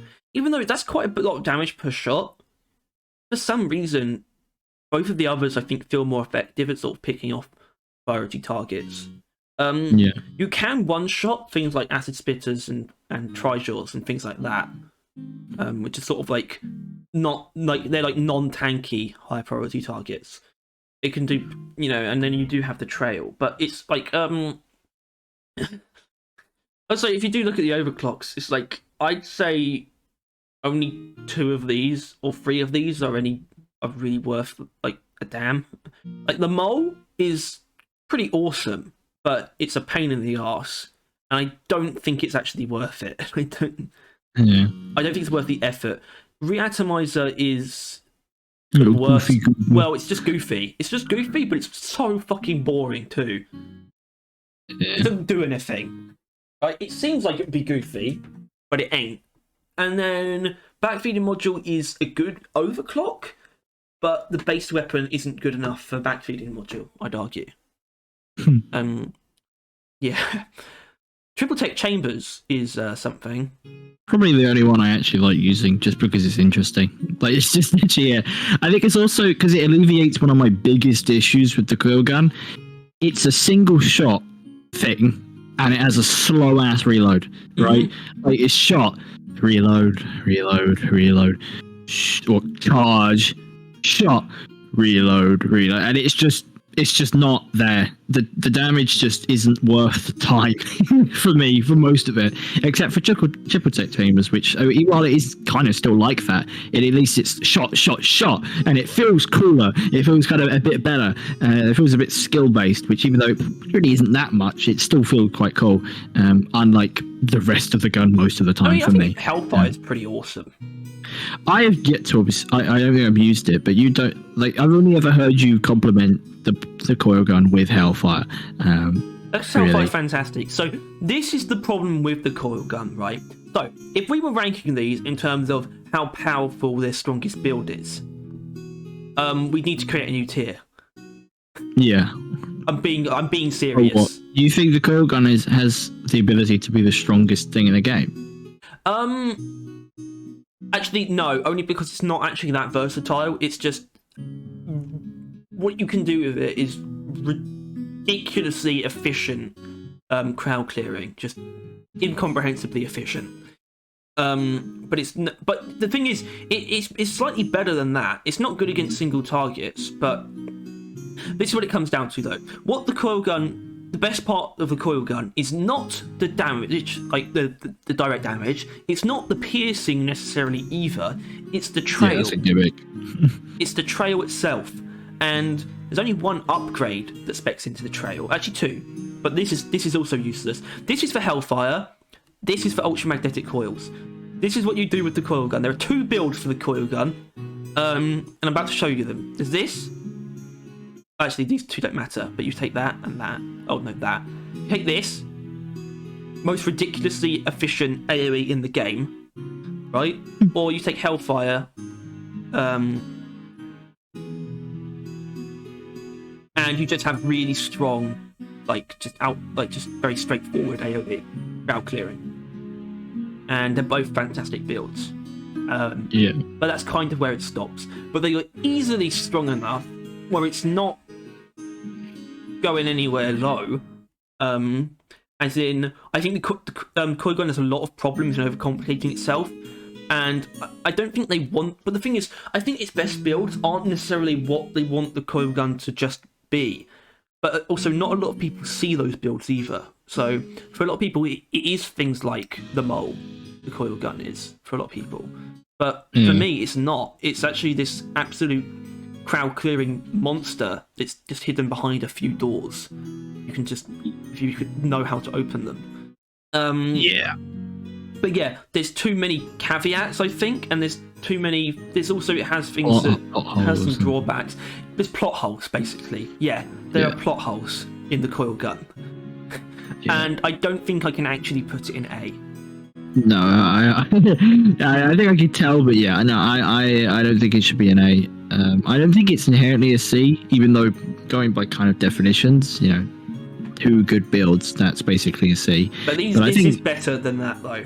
it's more Zhukov level, isn't it? Really, it's 2 things that are like, you know, pretty damn rad, and the rest is just middling.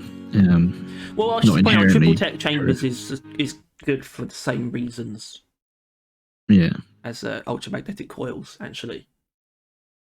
Either way, I did a video on that build, actually, so you'll see why it's so good if you just watch that. Stupid. All right. Stupid as hell. Dumb as hell. Yeah.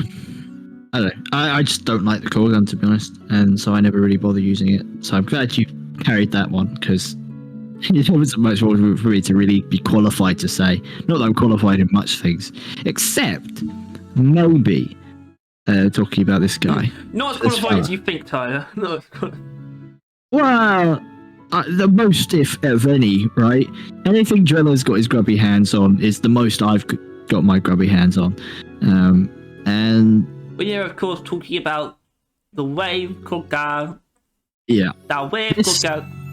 this fella Kitchen hurts appliance. people, apparently, I think, right? It's like, who is it that can't stand it? That's like a pretty reputable. Snowing Faye, he thinks it shouldn't be in the game.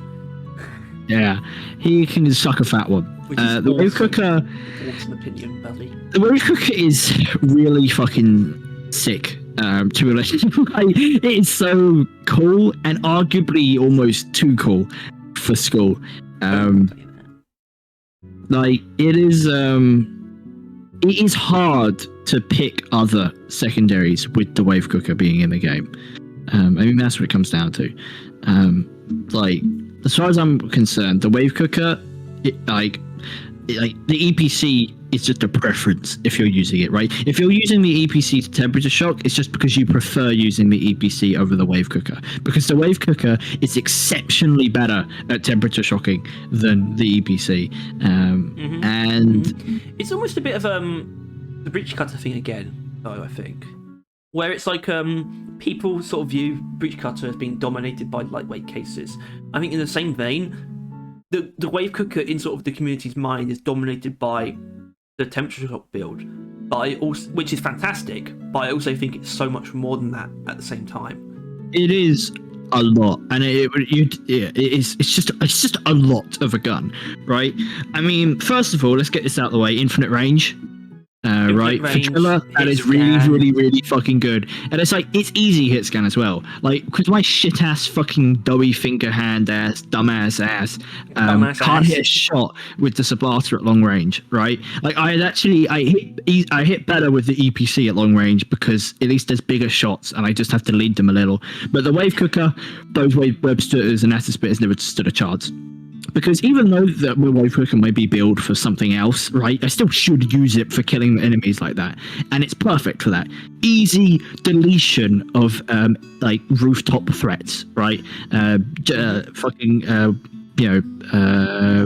Cave leeches included, just all that stuff. And yeah, obviously that's something, right? Fat, like wide hit scan, infinite range. It's just inherently good on that regard, right? It's just impossible to miss, basically, and that's literally surface level. And then you go into it a little bit further, and it's just interesting.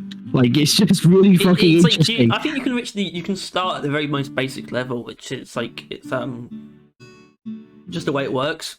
You know, it's just a hit scan sort of beam that uses heat as well, so it's like it's full it's just a magazine. It's like it's full ammo there. There's no overheating is always funky, and like, but the way that it does its AOE is like it's like the width of the beam, which is pretty unique as well.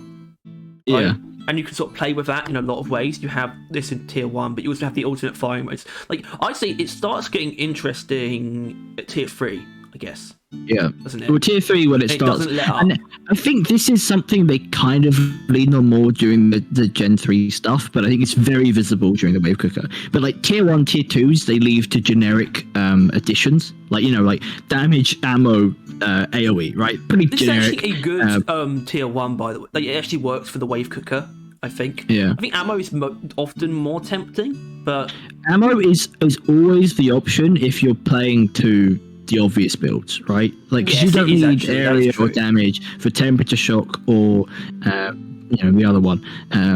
But if you actually want to use the boiler on its own for its own merit, then yeah, damage is obviously what you'd want. But the AoE, I think AoE can be in between, to be honest with you.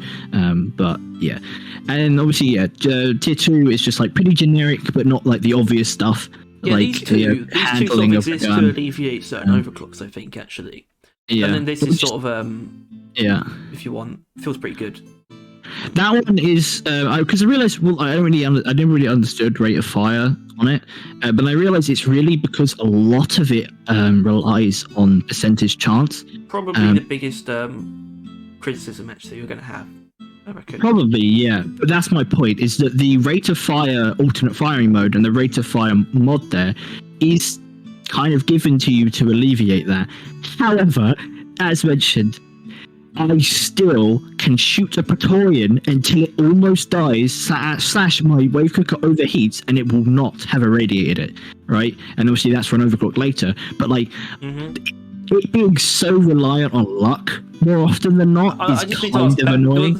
what the chances that was actually a radioactive Praetorian? Because it wouldn't have worked in that context. I'm going to be honest with you, Harry. We're sitting at a 90% chance. However, I still notice it on many other things. Yeah, I mean, some oppressors. Oh, well, we'll get to that anyway. But then you get into tier 3 though. Plus, also, we've been pretty quick so far. We've got a lot of time. I love talking about the Wave Cooker. So tier 3, there's where it starts getting interesting. So you have densification rate, which is just it's a pretty straightforward slowdown. Enemy control, you know, pretty. Once again, that's if you want to use the Wave Cooker to be its own thing, you would use densification rate, because you know it's for that, but also any build where you're pairing it with the Sludge Pump too. Yeah, Sludge Pump, yeah, because the other one doesn't do anything. Wouldn't merit from it. This one, it took me a while to realize what it really did. It's hard to understand. I think people don't understand it. 'Cause I would assume most people think that it means it will help you set things on fire or help you freeze things. Yeah. No, that's not what it does. That's not. Although it says it does, but it's really bad at if it does, right? Well, hold on. That description is accurate, actually, but I don't know if the in-game one is that. Yeah. Basically, yeah. If there is an enemy that is like not on fire but hot, or not frozen but cold, no, but it's accurate. The in-game one is accurate. Yeah, it will push it further towards that, basically. And that, I would say, isn't the point of it, which I always thought it was. Oh, no. It doesn't go towards. The things already have to be on fire or frozen. It just makes them more of that. Right. But it really comes down to, and I think this is why I think this mod prefers cryo, to be honest with you, but this irradiates or radiates that temperature in the area around it like really well. I'm pretty sure. Like, I don't know how good it has to be, but it has to be pretty fucking good. I assume that is for cryo then, because the cryo doesn't. To be honest, yeah, the fire one, the fire one would obviously spread it a lot quicker. But having cryo spread as efficiently as this can, like, we are talking, you shoot a frozen enemy, it will like within less than maybe around a second freeze all other grunts next to it, and then they will then spread freeze to their grunts around them. That being done not with the cryo basically doubles your cryo efficiency. Like, you can freeze an entire horde without using any more than like a single spray of the cryo cannon with that mod. And obviously that's technically also true with fire, but I would argue fire does that on its own and it's not that big a deal. But like, yeah, if you can, like, it just amplifies your freezing capability like a shit ton. I'm imagining a build for that using the shatter mod on the Cryo Cannon, but you actually do most of the freezing with the Wave Cooker, and then you just tear them apart with shatter. I don't know. I'm thinking about this because obviously if you use this with exothermic reactor, it would just end up killing everything before they get frozen.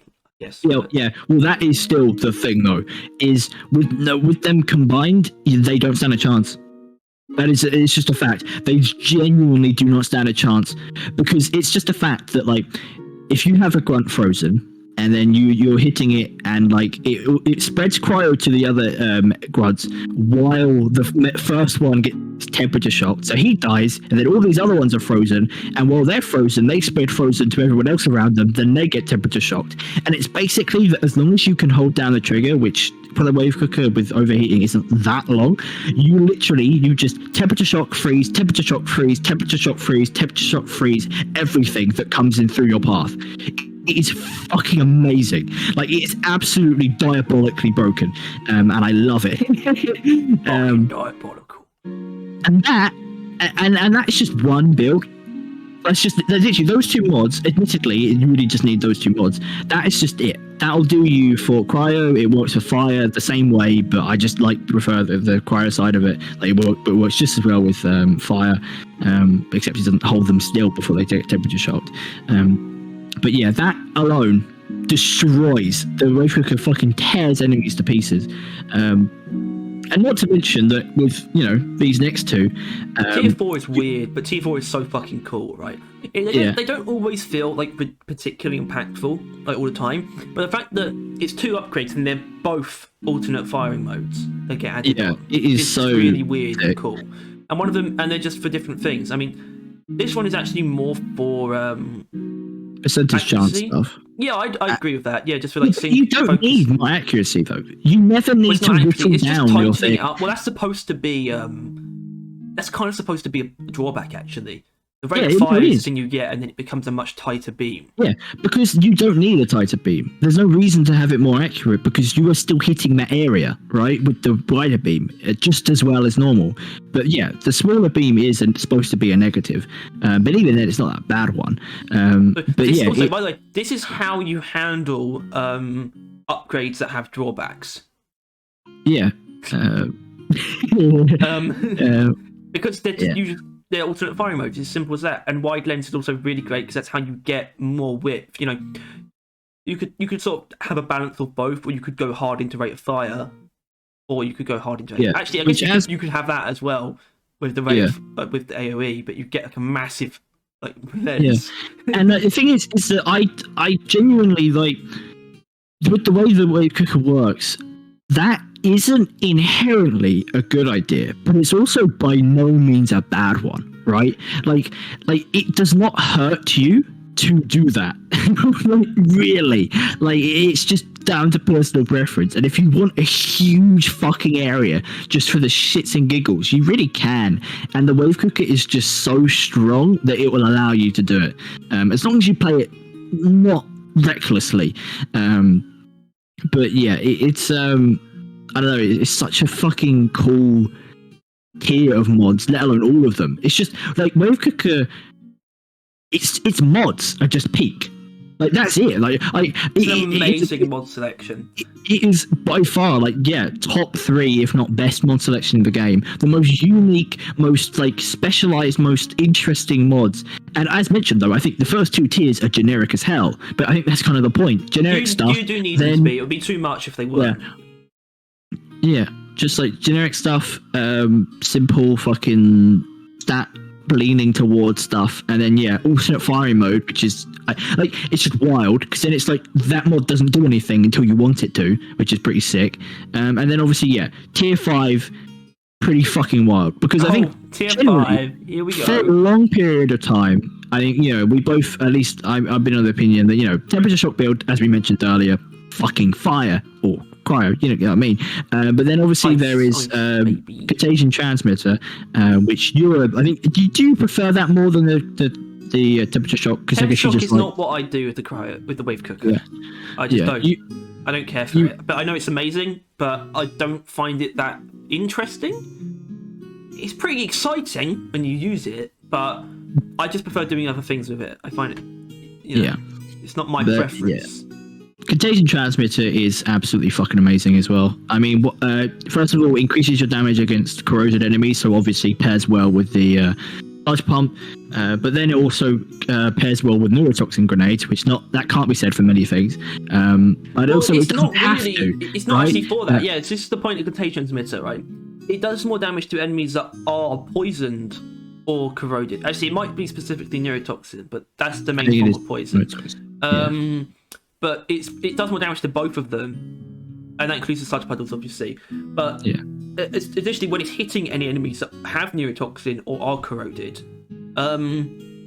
there's just a chance that it will just create neurotoxin. A 10% chance. So you would kind of want to slap on a fire rate buff for that, just so it happens a lot more reliably.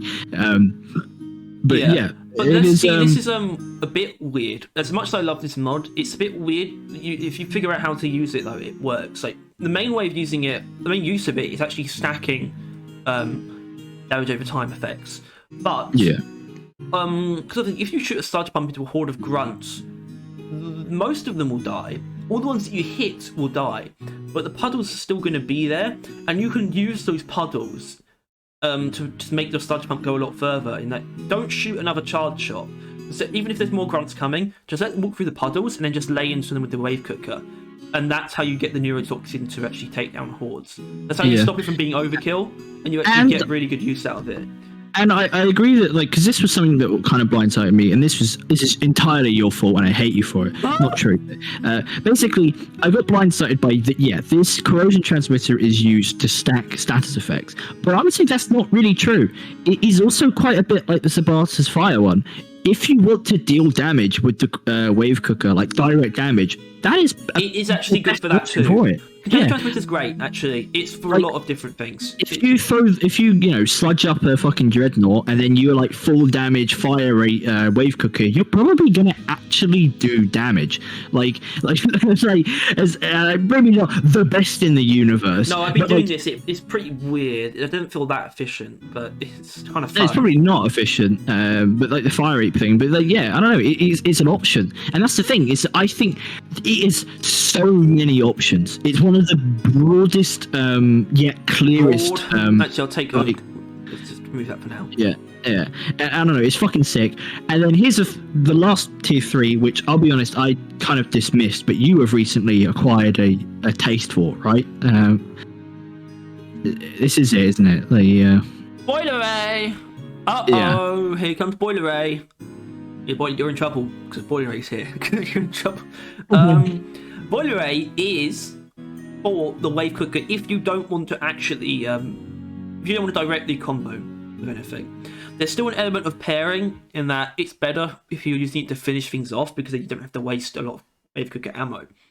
But it's the one where if you don't want to actually combo it with your primaries outright, like in a very direct manner, it makes use of the wave cooker's own direct damage, as in you have to kill things with direct wave cooker damage to get the effect. But it's probably best used with the sludge and the fire, right? Because it doesn't gain the cryo boost. It's not good for the cryo cannon. Because the only argument there is that the cryo cannon arguably has the best single target option in Ice Spear, just in terms of single target damage per shot.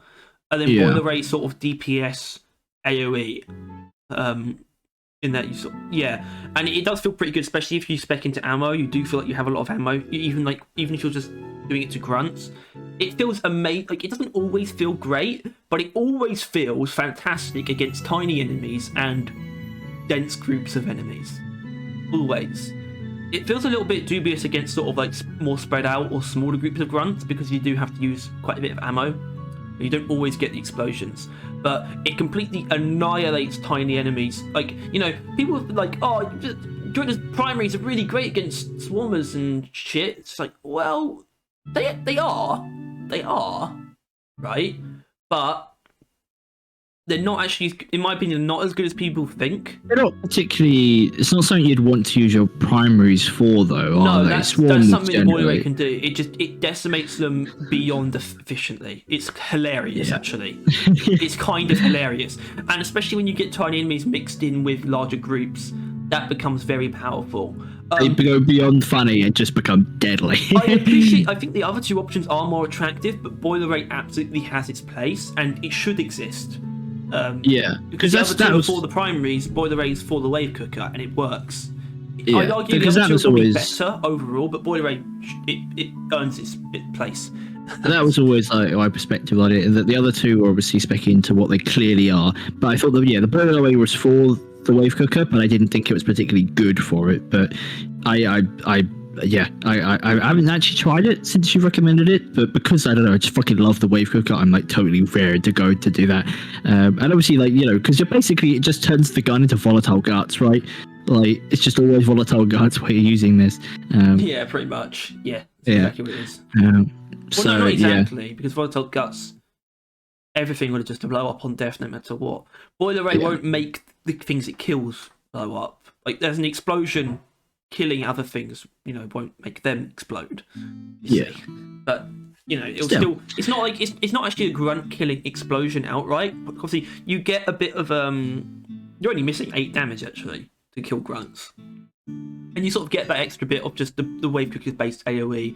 And also, suddenly, if you blow a grunt up, everything around it's weaker anyway. So they're much so closer. It will kind of chain just accidentally. Yeah, it does chain, sort of, but in not like completely on its own. But there's definitely chaining involved. It's good. It is good. Yeah, and you notice that we basically complemented it on all those things, and that is actually without using any of the overclocks. I think with all of that being said, without using any of the overclocks, it's still just as strong. Liquid cooling system because this is kind of pointless. I reckon liquid cooling system, right? Liquid cooling system is for people that struggle with the overcharging. The overheating rather, and I think that is an entirely fair thing to be in the game. Those mechanics and those mods, those those overclocks, like being able to just be there if you're struggling with a mechanic to alleviate it a little bit. Same thing with like it's for people who aren't using it properly. Because there's people who want to just like ammo dump into enemies and they can't because it overheats before they actually get to kill things. Sure, you shouldn't be doing that because that's a waste of the wave cooker's ammo. Sure, but you should also be allowed to do it if you want to. I agree. It's also a fair clean, right? Yeah.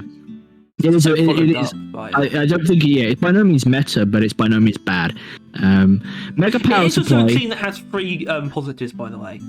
Yeah, which is solid. And all of them directly related to overheating. Going for it. It's even got the only clean with 3 positives. Like, I mean, some things have more, like, you know, like Panzer Missile's got more negatives than it lists, but Liquid Cooling System's got 3, like, you know, green arrows in game that you can see, which is pretty cool. Yeah, whatever. Yeah, let's do the other clean first. Because this, it's not bad, is it? I mean, it's not. It's a bit weird. Like, it's a bit weird, obviously. But like, it's pretty cool. Like, because that's actually, you think about it, that's quite a bit of damage for a clean to add. That is what the Sabata Fire gives you. It gives you that much more damage against fire enemies. And so you stack that with the other percentage increase of corroded enemies. / poison neurotoxin, and you can get good damage for enemies near you. Not to mention, obviously, the fire rate of the gun is really close. And as well. Yeah. For those, it's also interesting. It's like more damage, but only at close range. But that's not really a big deal for a driller, but for the wave cooker, it's kind of weird. I'd like to see the opposite as well, though. Yeah. I mean, isn't that combat for a different weapon? Like, that could be good for like something like the shard diffractor. Maybe, yeah. Where it does more damage at long range. You know. Or I do like the idea of one where it gets wider the further it goes. That makes a lot of sense to me. You know. That's what a lot of flashlights do. It's supposed to be a flashlight. Either way, yeah, I mean, it's good. It's a pretty good overclock, really good clean. You know. Respect for this lens. Not as much respect for diffusion rate, but you don't like diffusion rate, but I don't think there's anything wrong with it. Like, if your goal is to hit as many enemies as you can, diffusion rate is fucking amazing, right? 3 penetrations is up there, right? Like, as far as penetrations anything goes, 3 is like, you know. I can see how I would use it, but I just can't be bothered for some reason. Yeah. Plus, it doubles down on the slowness. I sort of saw it when we sort of just saw everything to do with the weapons before actually getting our hands on them. I thought, oh my god, everything on this weapon is so cool, and that includes diffusion rays. Like, it adds 3 penetration and has slowdown as well. It's in 1 overclock. Diffusion ray, I think diffusion ray pairs best with the Sludge Pump, You charge shot, a ton of enemies are sitting in your puddles, most of them died on contact, but the ones that are still alive or the new ones that are there, you shoot the diffusion ray through them, they're not ever reaching you, right? They are giga slowed down because of their slowdown and the mod slowdown and the sludge pump slowdown.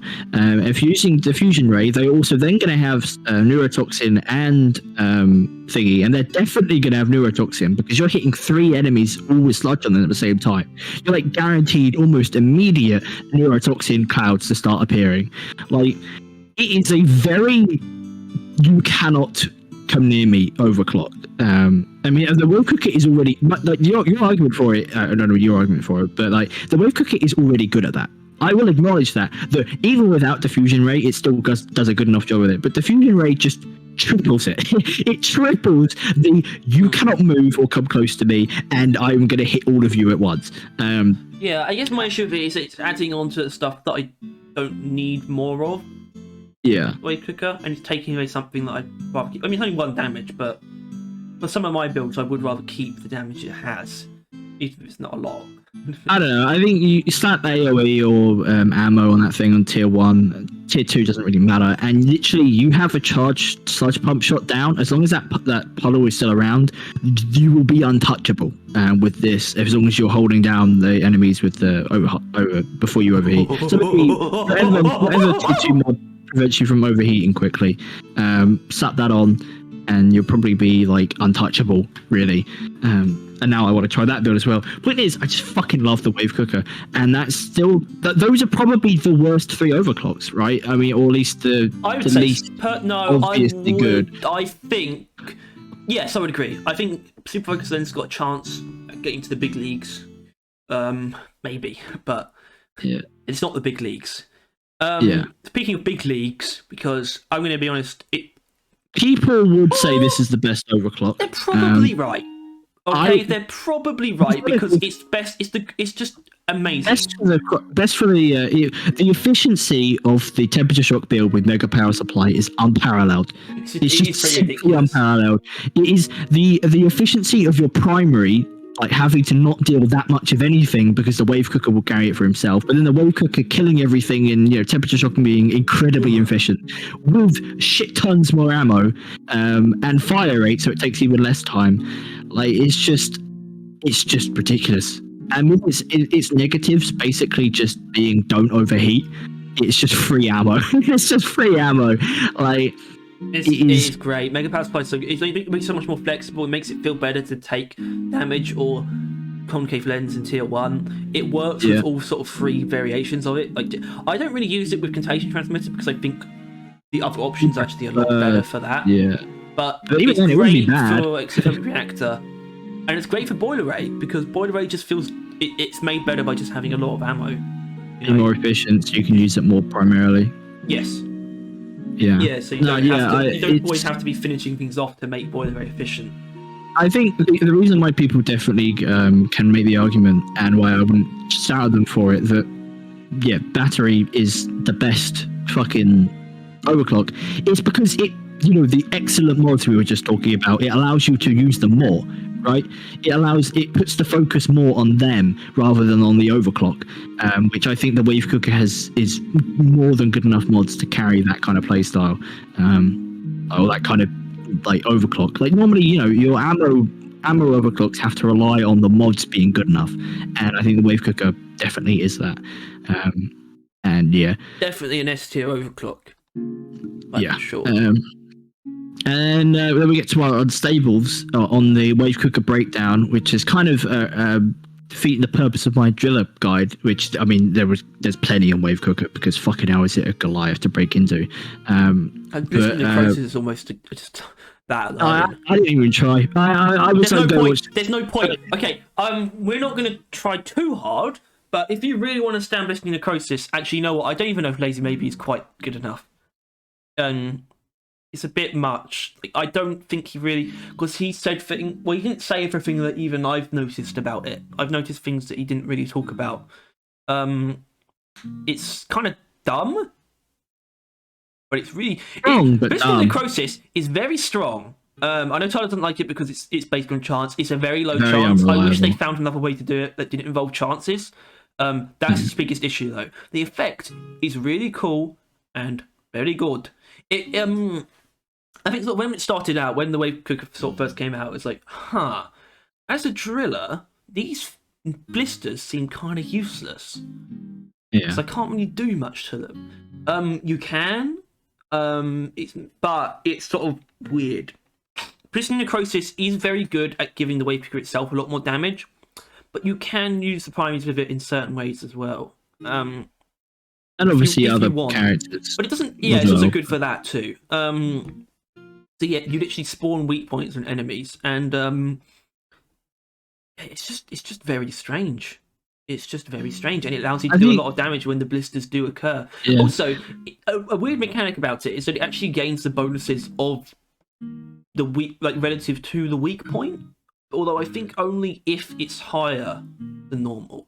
Because people might not know this, but Warden ones, I know they receive a shit ton more damage. This is how, but so some things, weak points. When it comes down to it, what a weak point actually is just an area on an enemy that is completely unarmored flesh.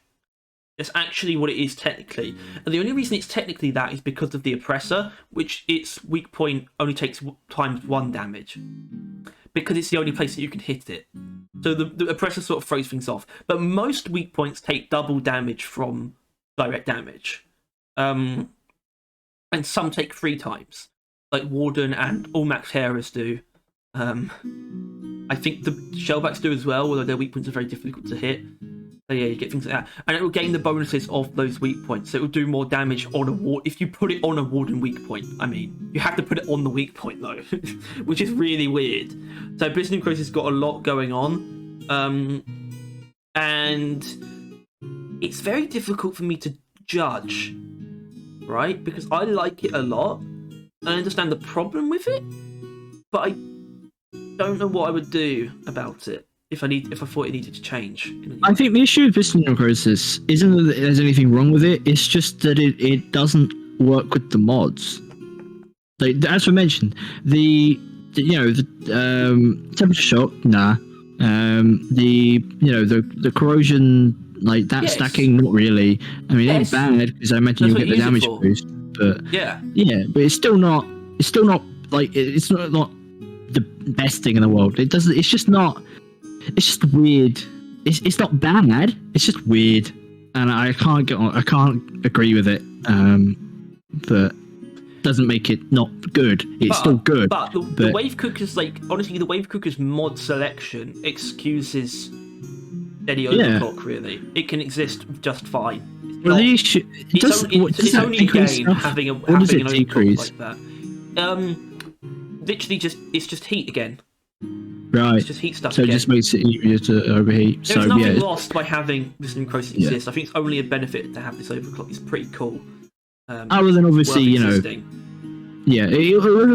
increase your overall damage and everyone's overall damage just by having it. But if you want to more reliably use the wave cooker for other things, then Mega Power Supply is your better shout. Or if you want to do something else pretty interesting. If you want to say not use your primary, if you ever wanted to challenge yourself and you only use a secondary weapon and you're a driller, you take gamma contamination. What, you think it's that good? Once. Only because I did that once and it worked. I didn't die. Didn't fail the mission. Even though with that you're just like doing that though, right? You're just giving the radiation. Yeah. But it's gamma contamination. It's I think it's one of the best overclocks actually. I'm going to keep it real with you, Chief. I'm going to keep it Chief with you real. Once again, really do think percentage chance, but it's actually only 25%, so I guess it probably was a radiation 25% chance. It's it's high enough chance. Like you get, say, it takes away some ammo. You're 350 ammo. I don't know what that is divided by 4. I should be able to do that on the spot though quite easily, if I'm being honest. Like 70 something. You get just over 70 uses of the actual effect, and that's enough. It's just amazing for a lot of things. It's amazing for just picking off things as well. like where splitters and acid splitters, because you just shoot them until they're affected and they'll die. But that applies to most like weaker enemies as well. Pretty much any type of Mactero. I think maybe Brundles and guards will live through it, but that's about it. And it's just an awesome status effect too. It feels great because if you spray this into crowds, you affect a lot of them. It radiates damage out of the enemy as well, as well as just being very just a lot of damage over time on that single enemy. You get that, but then it's also just so it's fantastic for picking things off. It's fantastic for spraying into crowds, and it's also especially good for the being an absolute psychopath and just stacking as many damage over time effects as you can. Which is, it sounds very gimmicky, but it's genuinely a really good build. With obviously into damage over time. The corrosion neurotoxin mod, they go together like peas in a pod. What? I don't know. My only complaint is that with the ammo decrease, it's not something that you could slap on and it's just, you don't have to think about it or worry about it. Unlike Blister Necrosis and most of the other mods, to be honest with you, you kind of have to use it like you're using Gamma Contamination, which isn't a bad thing. It's just, I'm just saying that it's one of the most, it's the most manhandling, this is how you're using this gun now, of the overclocks. I agree, but the reason I like it so much, it makes the Wave Cooker better on its own, and it also pairs amazingly with both. I'm not kidding. When I use Temperature Shock and the Wave Cooker, I use Gamma Contamination. It's just not a good idea. No, I'm sorry, I can't get on side of that because you are being less efficient and radiation isn't going to be helping anyone or anything. It's just wasted damage. I just objectively, and I don't think you can fight me on that really. I do not want you recommending that to anyone because it's just not a good shout. It's just not a good shout. I'm recommending it. It's good. Do not. No, it's not. This is the best build. Guys, you should use this all the time, no matter what you do. This is why you don't like Temperature Shock, because you're fucking using Gamma Contamination. This is why I do like it. This is why I like it. It's great. I'd set a guard on fire, I Temperature Shock it, it's now also irradiated. That's all I need to do to it. And that's it, actually. That principle applies to a lot of different enemies. And it works out in my favour. Contamination is still good, but I think it's at its weakest when it's used in Temperature Shock builds. If you're a nerd. Well, I don't think it's good for Boiler Ray, though, at all. It's I guess, just let things die with it. So, don't be silly. Right? Don't be silly, don't use Boiler Ray. It is its most selfish overclock. That's like, you're using me now. It's also just cool.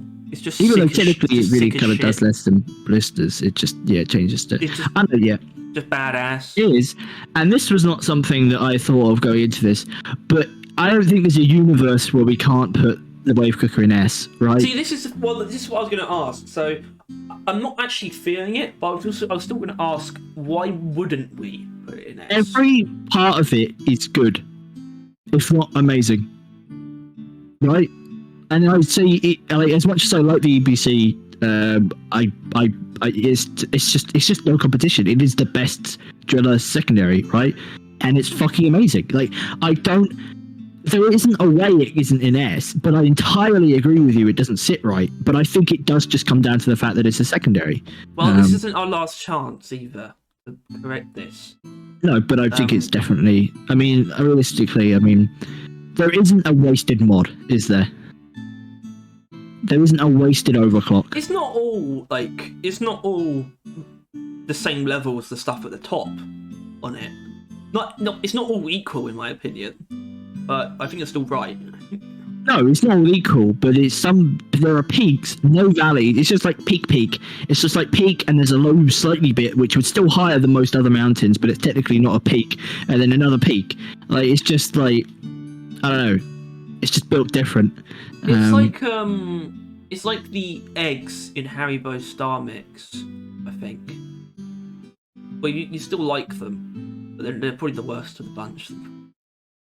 I wouldn't say that since I mean, I don't if like the wave them. cooker is Star Mix, If the wave cooker was Star Mix, it's the Coca-Cola class.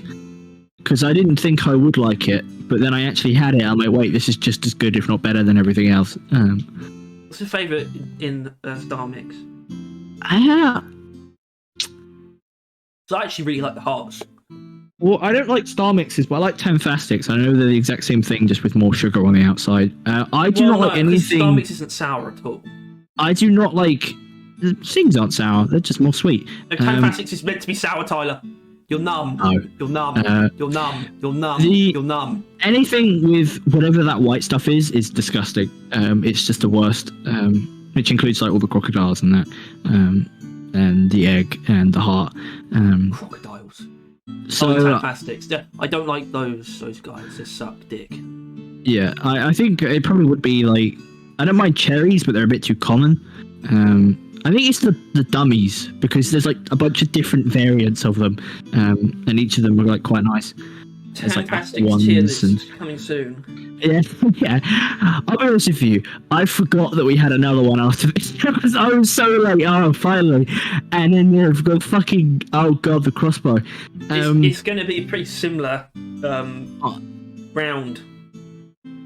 Similar situation in terms of how long this is going to go. I agree with you. I agree with you, but I also don't, because I think we were fighting for the wave cooker. Meanwhile, I think everyone knows the crossbow is fucking amazing, right?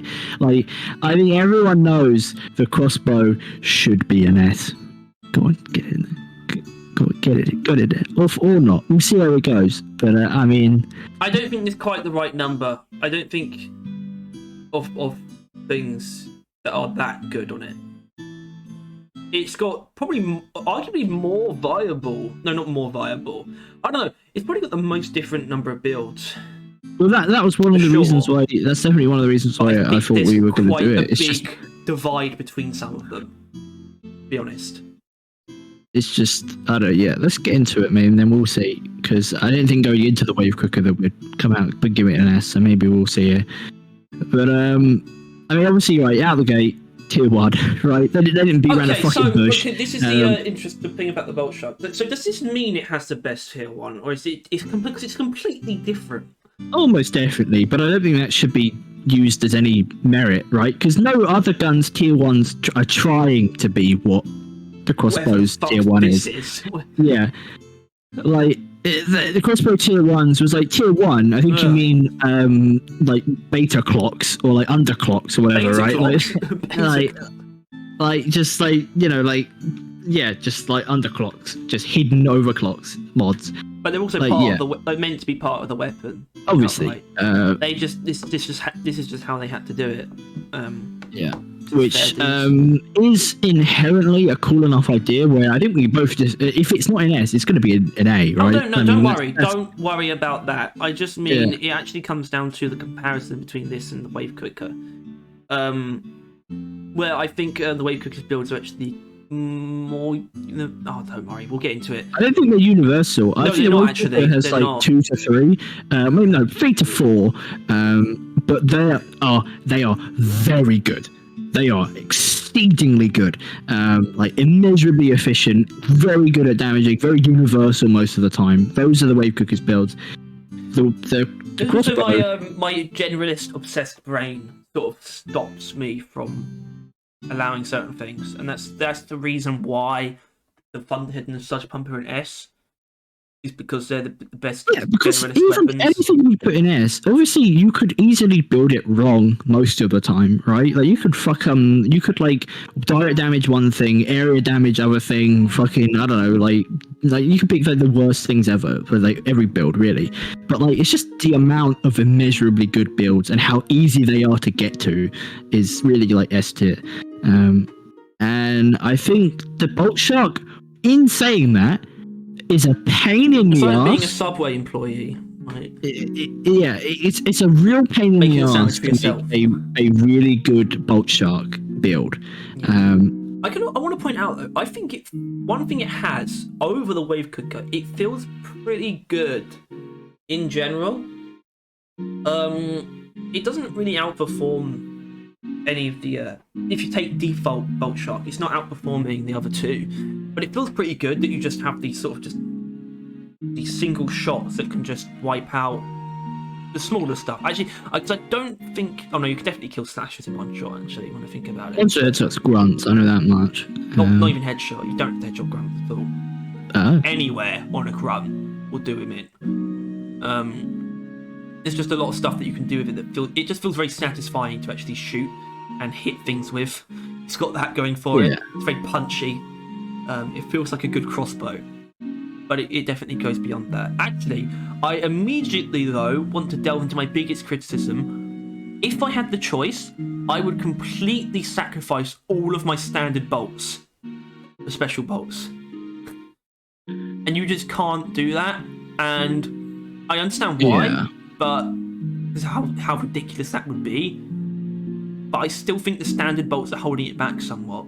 Standard bolts are lacking. It is just kind of a fact. Like, yeah, I don't know. I know there's Bodkin, but really there should be like piercing, right? Like, there's really, it should just be like a shot will just like pierce through enemies, right? Like something like that.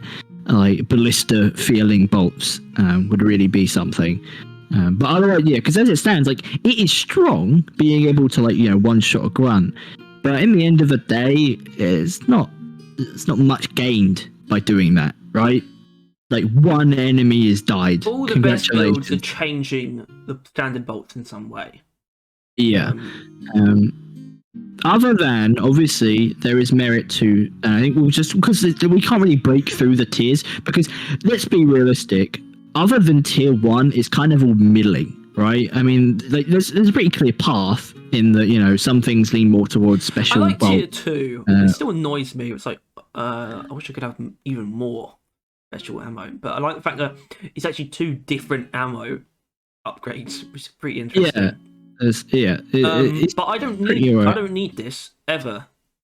I don't want that. I want something else. Maybe increase the damage of the special bolts too. Does that do anything? Like, does that reach a new breakpoint? Could you then one-shot grunt guards or something? I think you probably can in the face. Right. I guess that's what that's for. Yeah. But even then, that's not that useful compared to the other two. No, sir. Yeah, tier 3 is like whatever, right? Tier 3 is interesting. I tend to think it's better to get around this, like, as in get used to how it is normally, because it's actually very useful, especially with builds where you pair the bolts. Because ammo swap time is actually a thing that's important, and that's what it's for, really. So that's good. That's good for that. That doesn't mean that's good, by the way. Yeah, don't get it twisted. So that is, I think that is the biggest reason why it might not be S, is because of that. It has a bad overclock, which I guess only the other Thunderhead could probably that be said for. What? Like the other S tiers, like a bad overclock. Like, what if there's Carpet Bomber? Which is exactly, that's what I'm saying. Thunderhead is like maybe one of the only other ones, because I don't think the Sludge Pump really has one, to be honest with you. I mean, Sludge Blast sort of annoys me still. Sludge Blast is fine, to be honest with you. It is not bad. I know. And then obviously work through the wave quicker. Tier 4. I like Tier 4. Actually, because Battle Frenzy actually does make just killing things with the standard bolts a bit better, even. But, well, that does feel good, and I obviously wish I had less standard bolts, though, for more special bolts. This still feels pretty good. It's a good use of Battle Frenzy, because it's pretty hard for it to not happen. Like the GK2, you actually have to kill the thing. It requires more attention, I suppose, in the sense that if you want to get Battle Frenzy from the Bolt Shark, you just pick a target and it will go down immediately, and then you get Battle Frenzy. It's pretty simple. But Radio Transmitter module, however, is pretty cool. Yeah, well, that's the issue, though, really, isn't it, though? Because both of those are primarily only used when you're using, like, obviously not, but like both of them lean more towards a normal shot build, right? But you can't pick both for a normal shot build, and it's like, I don't know, it's a bit weird. It's a bit annoying. The Like, thing is, I actually miss quite often the bolt shark. yeah, I imagine. I find it quite useful. Exactly, but that's what I mean. Like, you could pick Battle Frenzy and you would actually like gain something, but like you kind of can't because you're likely to miss. But then it's like the opposite as well. If you're not using main normal shots, not bullets, crossbows, whatever, and there's no point in having this, right? It's a completely useless upgrade because so often are you not able to pick up your bolts, right? So it's I don't know. It's a bit of a naff here. It's not the best. Yes. Yeah. Woo! What? If I picks up though, but also they're not really. I think T5's decent. Post Bolt. This is a great upgrade in general. I like this. I like this one a lot. As in, it's always a good pick. Yeah. It's not always the exact thing you need to like make a build work, but it's always a good pick. That's why I respect that. Oh, that's special bolts. Potion special bolts. It's like I guess it is the equivalent of that for special bolts, because that's what you want. Is more of the effect. Well, it's with the ammo, right? You know, special bolt ammo, special bolt duration. Therefore, your special bolt is fucking. That's in tier 5 instead of tier 2. But you can't put 4 upgrades in tier 2. You can't put 4 upgrades anywhere, I should say. Yeah. And then what are the other ones? Like... Oh, that's actually alright. It's a good, like, elemental bonus mod, actually. It's pretty interesting. It's very specific to the crossbow, because obviously it doesn't deal damage in an area, but it still deals area damage. Yeah. It does both normal damage or direct damage and area damage, and this makes it deal more of both. I did think it was 33%, like most of these are, like it's for the Stubby and the Zhukovs. But it works because it applies to both damage components, and it's also interesting because it's the bolts just home in on electrocuted enemies. Yeah, pretty cool. And it isn't just a gimmick; it is fairly useful, especially with Trifork volley. Mainly Trifork volley, I should say, but still. It's the only thing I use it for. People use it with bodkin points. I could see that. Which makes a lot of sense. I think it allows you to actually kill. It depends what you it allows want, you to really. kill grunts in one. I think mainly meant to use it with the IFG, so because otherwise, if you have a form of execution, we'll just kill grunts. But you use it with IFG, so you can one-shot them. Don't forget the boomerang. You can one-shot them with bodkin points. Yeah, but no, but you wouldn't need the bonus to one-shot them after they've been hit by the boomerang, though. Yeah. The point is, if they're in an IFG... Actually, if they're in an IFG, they'll go down anyway. You don't actually need this for bodkin points, so get out of here, loser. Yeah. Banshee module is pretty interesting. Banshee module is interesting because when it first came out, it was really weird and broken. Not intentionally, but it almost felt intentional. The fact that it could literally fear anything. It was like the shield, like the shield generator. It pushed the presses away. Do you remember? No, I never saw that. Presses away and dreadnoughts. And you could pick it up after as well, right? Yep. Obviously, you still can. Yeah. Banshee module is weird. It isn't like. It's pretty overpowered, like, inherently, because you can pick the bolts up, right? But it's not actually that strong. Yeah.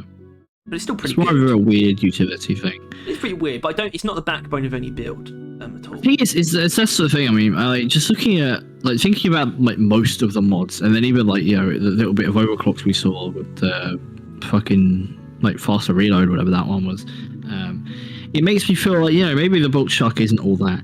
But then, obviously, we've been ignoring the bolt shock. I would argue the actual fucking point of the weapon being the special bolts in combination with the overclocks, really. And I think that's where this thing comes alive and starts mauling your fucking kids or something. What? Huh? I know, but it is. Why is it mauling my kids? Before it's like combinations, a specialist is if you don't mind having normal shots, or you just really like one of the special ones. Which for me, my specialist build is just explode on death thing. Yep, same. But still, see, this is the This is where my big problems come in. I then have that one. Yeah. You still have you still have, even if you take all the special ammo you can, you still have more standard bolts. Yeah, and I don't want them. I don't want them. I want more of these. I then just I know, but I just use those standard bolts to just pepper the horde of the enemies with that on them. Like I inflict it, switch to a normal shot, and shoot them in the front of the fucking head. That is the right way to do it. If there was some kind of if magnetic shaft was actually, I guess it would be overpowered. But if it was reworked to apply to all three of the effects, where you could just use it with any of them, that would be a pretty solid it one. would make sense, right? Like enemies afflicted with a special bolt receive like what 30% more damage. Is that what the electric one is, and it's like locked onto? It's really the homing thing, because that means it will just go straight towards the enemy that you hit with this. You could also make it make a lot more sense in that it's just homing on to the last arrow, like the other arrow, which is pretty funky. But I think it would work really well with this more than anything else. That would work really well with that. Yeah. So it's actually a good build, but that's mainly what it's specialist for. Also, I guess probably taser bolts too, because you can get 21 of them. You can get more taser bolts than standard bolts, but it's only because you need 2 taser bolts to make them do everything. And obviously, if you really like pheromones and then you just want that, that's all. Like you don't care what you do with pheromones. You just like having as many pheromones as possible. You get 15.8 of them. 15.8? Yeah, apparently. That's weird. Same with the chemical explosion. But that's actually 16. You get 16 if you take that. Same with that one, I guess. Yeah. So that's the longest effect duration as well. You can get 23.7 seconds. Good lord. Yeah. I mean, and with chemical rounds, that's a good amount of damage and a very good amount of time that you can kill an enemy within. You think about it. Explosive chemical bolts. They're awesome. These things. They are, and I use pheromone grenades. They are literally the bomb because I use pheromone grenades with that as well. So I light a couple of them, put them all together with pheromones, and then they'll start detonating themselves. It's like the longest duration as well of any of the effects, and it also comes with like the damage over time. If you completely spec into the special bolts, that's like 237 damage over time. Yeah. And it was like, guard, but then you also get the explosion, which is 140, which will kill slashers and anything like in that range. Yeah, and it stuns and fears. The explosion stuns and fears as well. Yeah, it's fucking rad. And the only issue with it, and it's not an issue with it at all, it's just that when I first used it, I was like, damn, finally an AoE option for Scout. Thanks, Crossbow.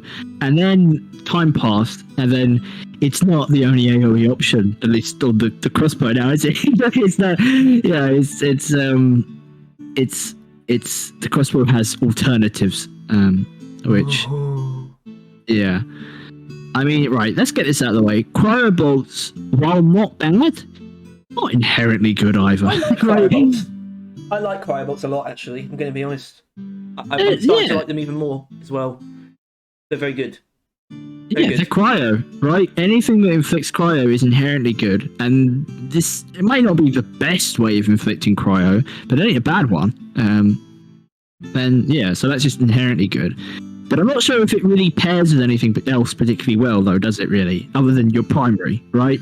Yeah, but I think I like that, almost. I use tuned particle accelerator with it. Do all damage on the track, and that feels really good. I can imagine, Bullets of Mercy as well, always a thing. It's also like, it's just very reliable. It's just like, Praetorian, 2 cryobolts. Warden, 1 cryobolt. Like, I know sort of these things. Presser, 2 cryobolts and a grenade. And I use it with chemical explosions as well, which don't put this on frozen enemies. Doesn't work. You need to know that. Yeah. But I use them separately in the same build. Does pheromones work? If you freeze an enemy and then pheromone them, will that enemy's attack get damage boosted? Well, they'll be frozen though. No, but the enemy's attacking the pheromone target that's frozen. Oh, yes.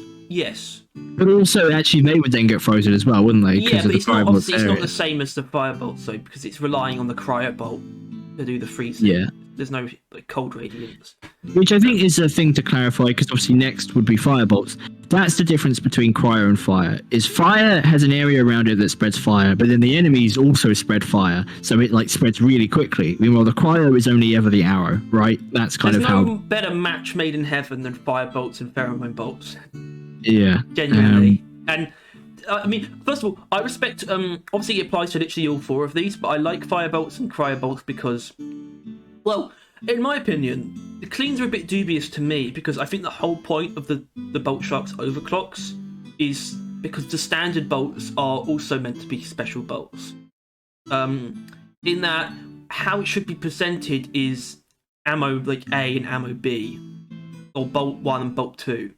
They're not inherently. They're only special bolts until you get to the overclocks. And then they're all special, so no one Fire is. bolts are awesome. They're amazing, but they're actually probably more limited than I once realised. You know, they're not.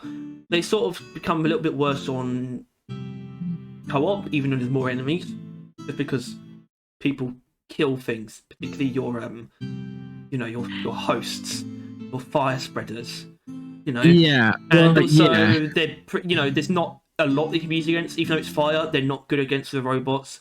Obviously, not good against rockpox, and also don't do anything against bosses. I feel like this is a weird time to start bringing that up, though, right? Like that is applied to a lot of things we've talked about today. How ineffective they are against those types of things. Like if we wanted to use those arguments, we could have dismantled a lot of the wave cooker. But that's the thing. Just... I don't know if I agree with that, but only in part. No, you're right. You're right. Actually, you're right. Oh, like yeah. The firebolts. Let's be realistic. They're the best thing you can do. Firebolt pheromones is the best thing you can do with the crossbow. Like it's the thing that just is the best kind of factually. Special.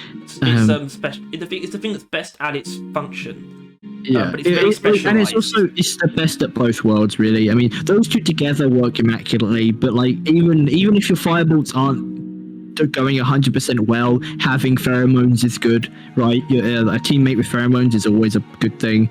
And firebolts, it still isn't bad.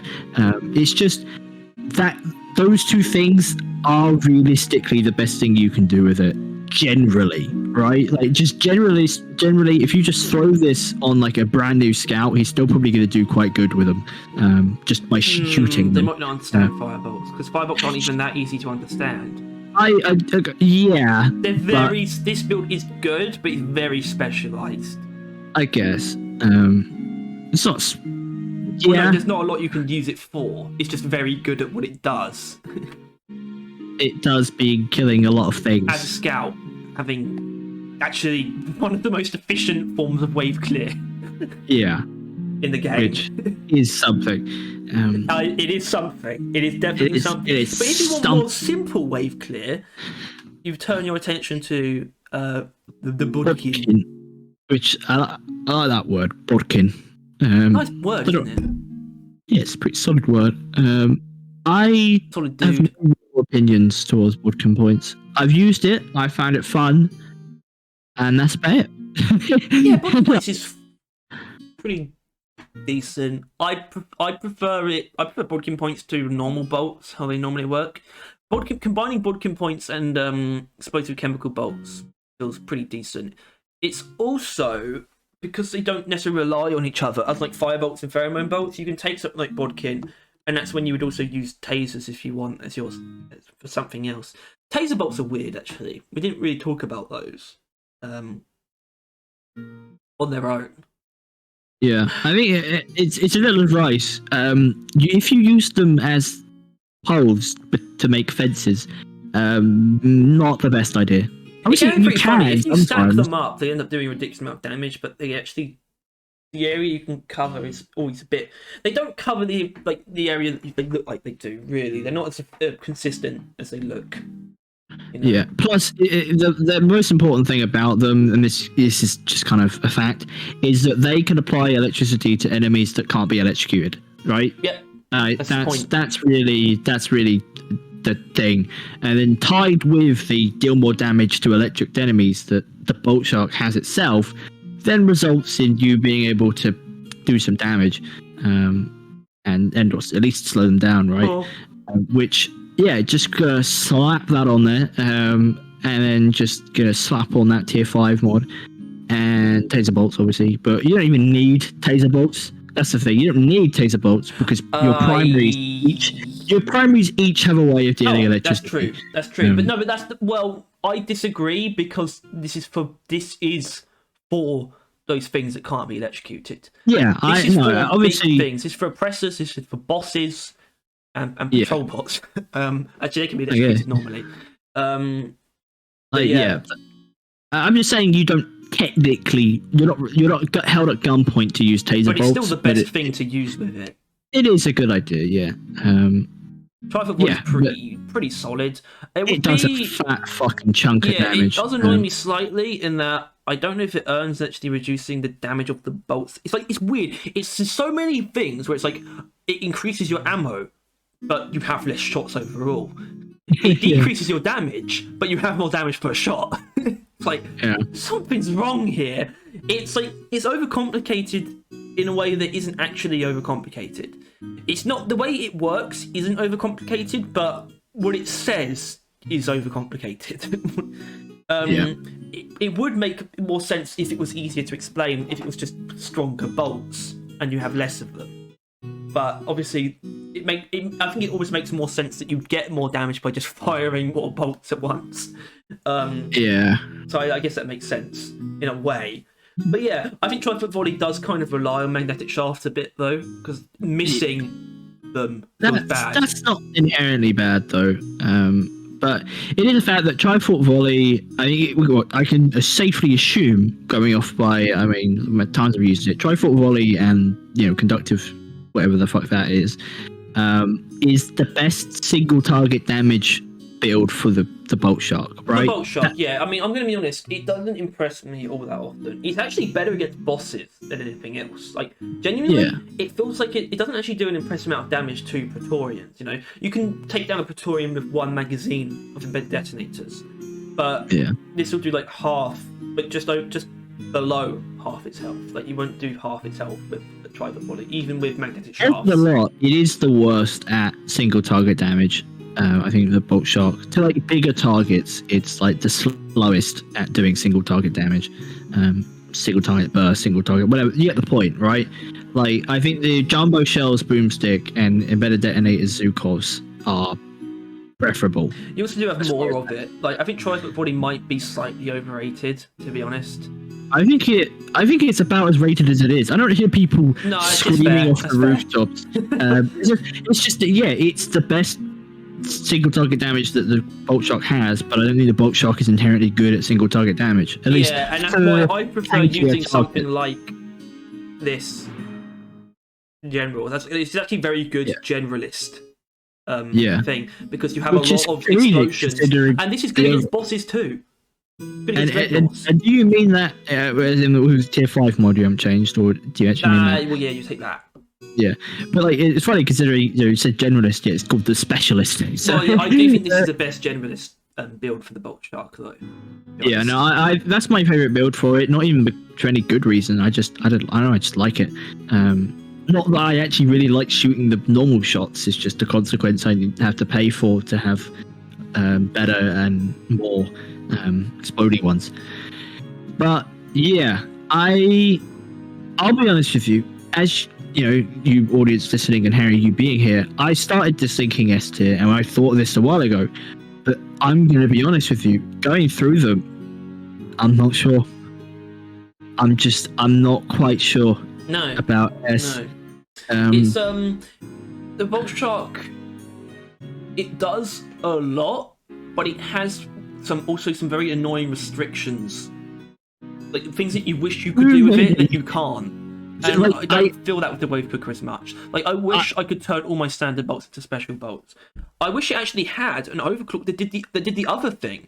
I wish I could have even more standard bolts, and I could just like laser every grunt or bacteria that I see. I wish all of its like overclocks that did anything didn't cancel out being able to pick up the bolts, turning it into a feature that you could only use like one time. Like, actually, that's not. It's Bodkin points doesn't take that away. No, they changed that a while ago. It did at first, but and Cryo Bolt. Well, no, sorry, not Cryo Bolts. Taser Bolts also aren't retrievable, but the other two are, which is already kind of annoying. But if you miss, right? Obviously. Yeah, Taser Bolts are weird too. Like, Taser Bolts aren't the best they can be, which I think is another a notch we have to take it down. While they do that, that's clearly not what they wanted them to do, right? They wanted them to be Taser Bolts, but they're really not that. They're like electrifying. Like 30 of them base for them to be like really worth using. Or just the beams that they make actually be better. Or that. Really. That's a good idea. Yeah. Did you come up with that? I don't know, it's pretty wild. But I think the fact that we have improvements, right? I think the fact that we just had to come up with some improvements to be had and some things it doesn't quite come up to. I mean, I think it's a high A. Not that we represent it visually, but it is a very versatile weapon, and it's a very good one. Where is it? There. It's an A, which is yeah. That's all of our weapons. Tiered and tiered. Makered. Tiered. Yeah. Yeah, if I want to propose something, I want an unstable with a bolt shark. It's just called, like, I don't know, fucking bolt converter or something.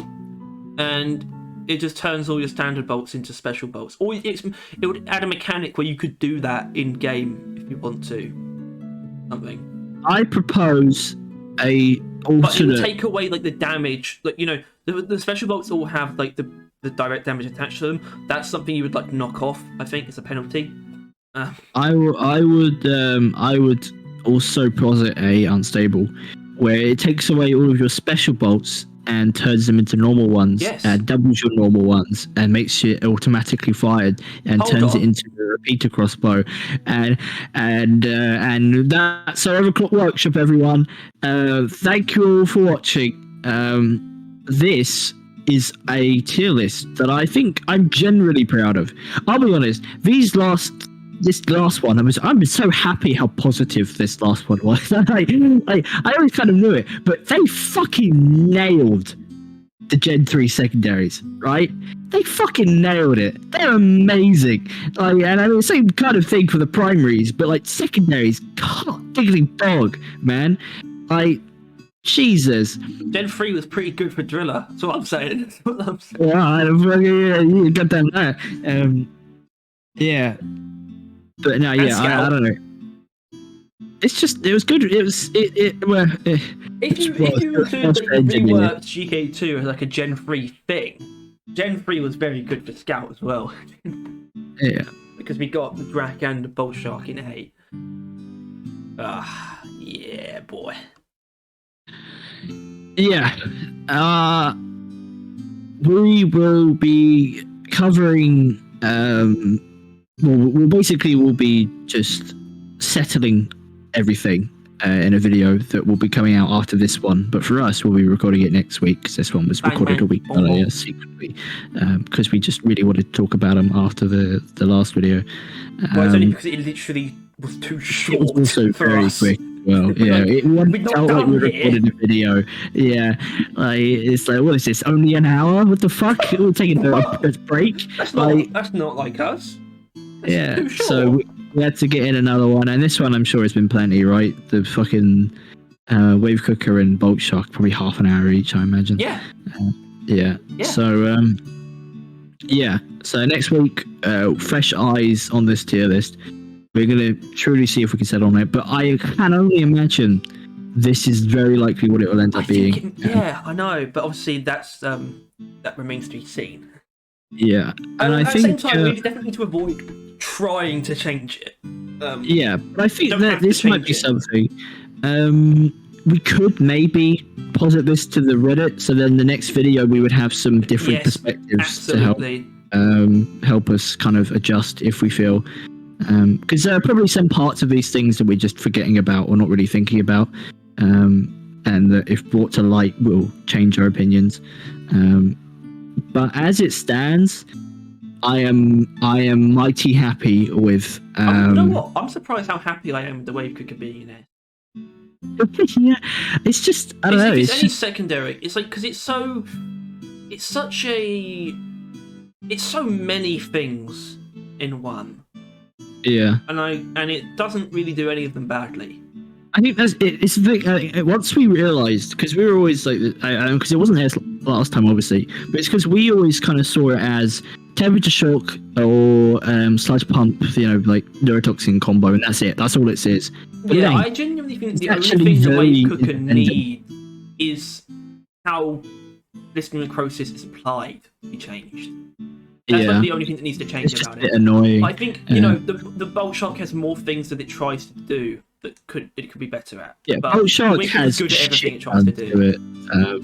Bolt Shark was, you could tell they really tried with the Wave Cooker and Bolt Shark. They did a lot of interesting things with them. They tried with the Shark Diffractor, but it got fucking slapped down by the community.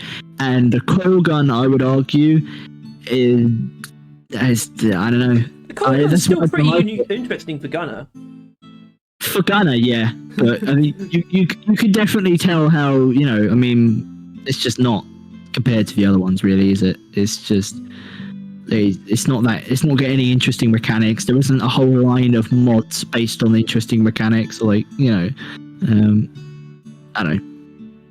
But yeah, that's only really the thing you can compare the Gen 3s with, because if we try and compare them with the previous ones in that regard, then they fall apart because of how simple they were back then. But yeah, I am heavily proud of this. I think as long as Sabatas in D, I think we're looking good anyway. But honestly, A is such a fucking solid thing for me. I'm really happy that there's more A's than most populated. Yeah, I think that's good. That's good, right? That's how it should be. Everything should be an A. Everything below A should be an A. yeah. It'd be pretty difficult. I don't think there's any universe where everything ends up in S. It's not Yeah. possible. S is just by pure chance they fucking nailed it. I think that's really the S. I think you can still nail it though and not be an S. Sure, yeah. I mean, yeah. It's just I don't know. I think the GK2 and the Dead Storm are arguably perfect assault rifles and miniguns. Once again, though, yeah. I mean, I remember that's arguably a perfect revolver, and the Warthog's arguably a perfect shotgun. The GK2. I do think was competing for S. Yeah, I remember that was going to be arguably a perfect plasma rifle. Who? EPC's a fantastic plasma pistol. Shard Diffractor's a fantastic. The Bolt Shark goes beyond what a crossbow should be, certainly. I know, but my point isn't just that how well it is what it is, it's how well each of the mods are. Like, if there is literally, you cannot criticize a mod or an overclock. Like, at that point, you're sitting pretty, right? Which I would say for the Wave Cooker or the Sludge Pump, you're basically on that level. I think the Thunderhead is the thing I'm fighting off thoughts a little bit. Well, don't, because it just is ST. Yeah, just keep a lid on it, son. It's the most powerful weapon. Yeah. It's ammo efficient, area damage, and direct damage. Anyway, this is a discussion for that next video. Yeah. But either way, we're still going to do this, right? We're reviewing our tier list. It's been up on the Reddit for a week for people to comment on. We've had some interesting comments. Shit on. Pretty unified consensus on when it comes to the negatives. And it's pretty unified in negativity, because that's the only thing that people really called us up on. Or it's the only thing that people really did was call us up on certain decisions. Yeah.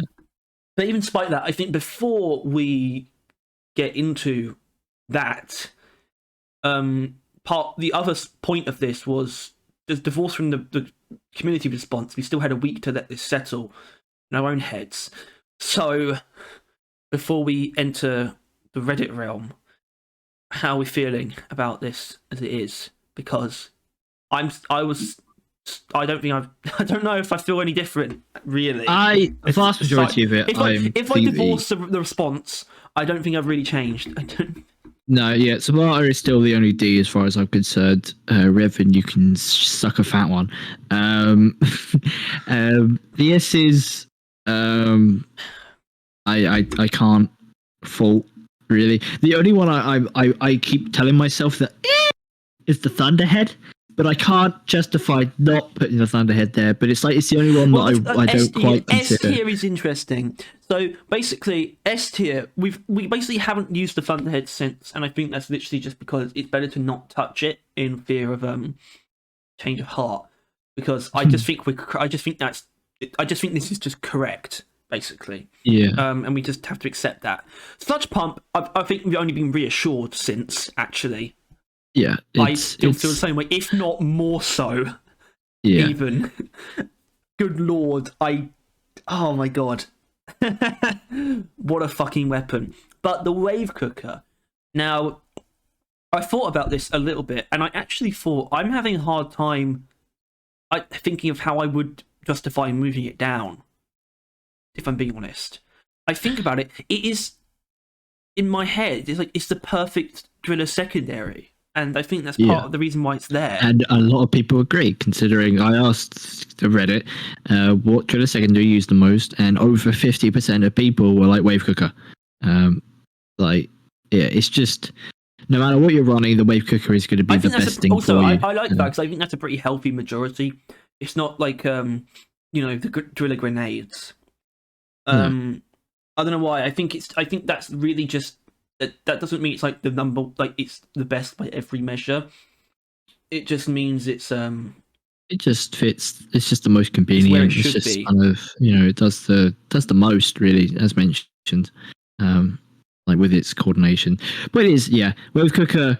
The only thing people can follow it on, and we might see that, is its quotation marks damage, because it's a it doesn't one shot things, and its damage is terrible.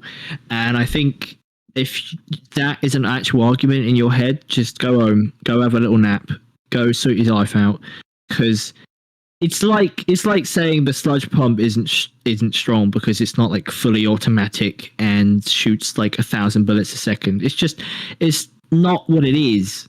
So don't try and make it something else. Basically, don't say it doesn't one shot enemies, so therefore it's not good. Also, don't try and say it one shots enemies, therefore it is good. Yeah, I don't know what that's about. I don't know what I'm talking about there. But actually, so it seems like we don't really. I'm just looking at the tiers, and I'm just not seeing any changes that I feel like I need to make, if I'm being honest. Yeah, I mean, my only thing. Except for me, I think I want to move the Smart Rifle up one. Because. You want to move the Smart Rifle up one? Yes, I do. It's got one bad overclock, really. It's got 3 pretty distinct good overclocks. And it's got one amazing single target, one for good crowd clearing, one that's just very good for it, as it is. And it's just a more reliable weapon overall than I gave it credit for, I think. Yeah. It doesn't feel quite right, actually, saying it's one of the bad ones, if I'm being honest. And I think I think we'll definitely elaborate on this, because it's that, the Smart Rifle, and the M1000, which I would say can be brought up as well. Well, I think what I want to say is that I actually think that it's the Hurricane and the Smart Rifle should be in the same tier, is what I'm thinking, actually. Because, if I'm being honest, I've always viewed them as having the same kind of issues and also the same kind of strengths. It's just for a while I didn't see the Smart Rifle's third leg, which is arguably Seeker rounds. But I actually think Smart Rifle was a slightly better. No, I don't know. Actually, they probably average out. They're both a bit better than I gave them credit for before, which is why the Hurricane absolutely has to stay in B, because it's actually got a bit better in my eyes since. And the Smart Rifle has done as well. And considering I think they belong in the same tier, I'm gonna have to move Smart Rifle up one. I am fine with that, if only because. This fucking hurts me because the Cryo's in B, but I will say B is not inherently a good place to be, and that pun was slightly intended. It was intended after the fact. That it is not. It's not there. B means you've got some issues that need to be addressed, but it doesn't mean you're a weakling. Yeah, and which is why I think we can't keep the M1000 in C. I don't think it lives up to its potential. I don't think it's a particularly nice, cool weapon to use, but it ain't a C weapon. No, I understand. And this is what we got. This is the response. Was all about the M1000. Yeah. Well, realistically, the responses we got are them to put at least an A sitting in like S, which fuck that noise. But yeah, it and is we can get the into why if case. we want, because I know why. Yeah, those two weapons. Our issue with the M1000 is a bit of a boomstick issue in that like hipster carried it, but it really doesn't. Obviously, it's the best build for it, but the other stuff is usable. Super cool focus shots is pretty fun. It's because hipster takes the gun itself very far.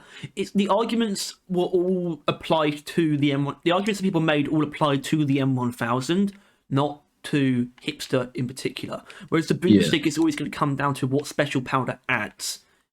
Hipster just adds a lot of ammo. Special powder is special. People are using special powder. When people use hipster, they're still using the M1000. There is actually a difference there, and I can very easily acknowledge that now. And I feel like but now we're on that. That means we have to turn to what people have been saying, I think. Yeah. I don't really know to start, and we're not going to be able to read, first of all, not all of these. A lot of this also is just me getting completely trounced. Yeah, if you don't see many comments, it's because he got downvoted to fucking hell.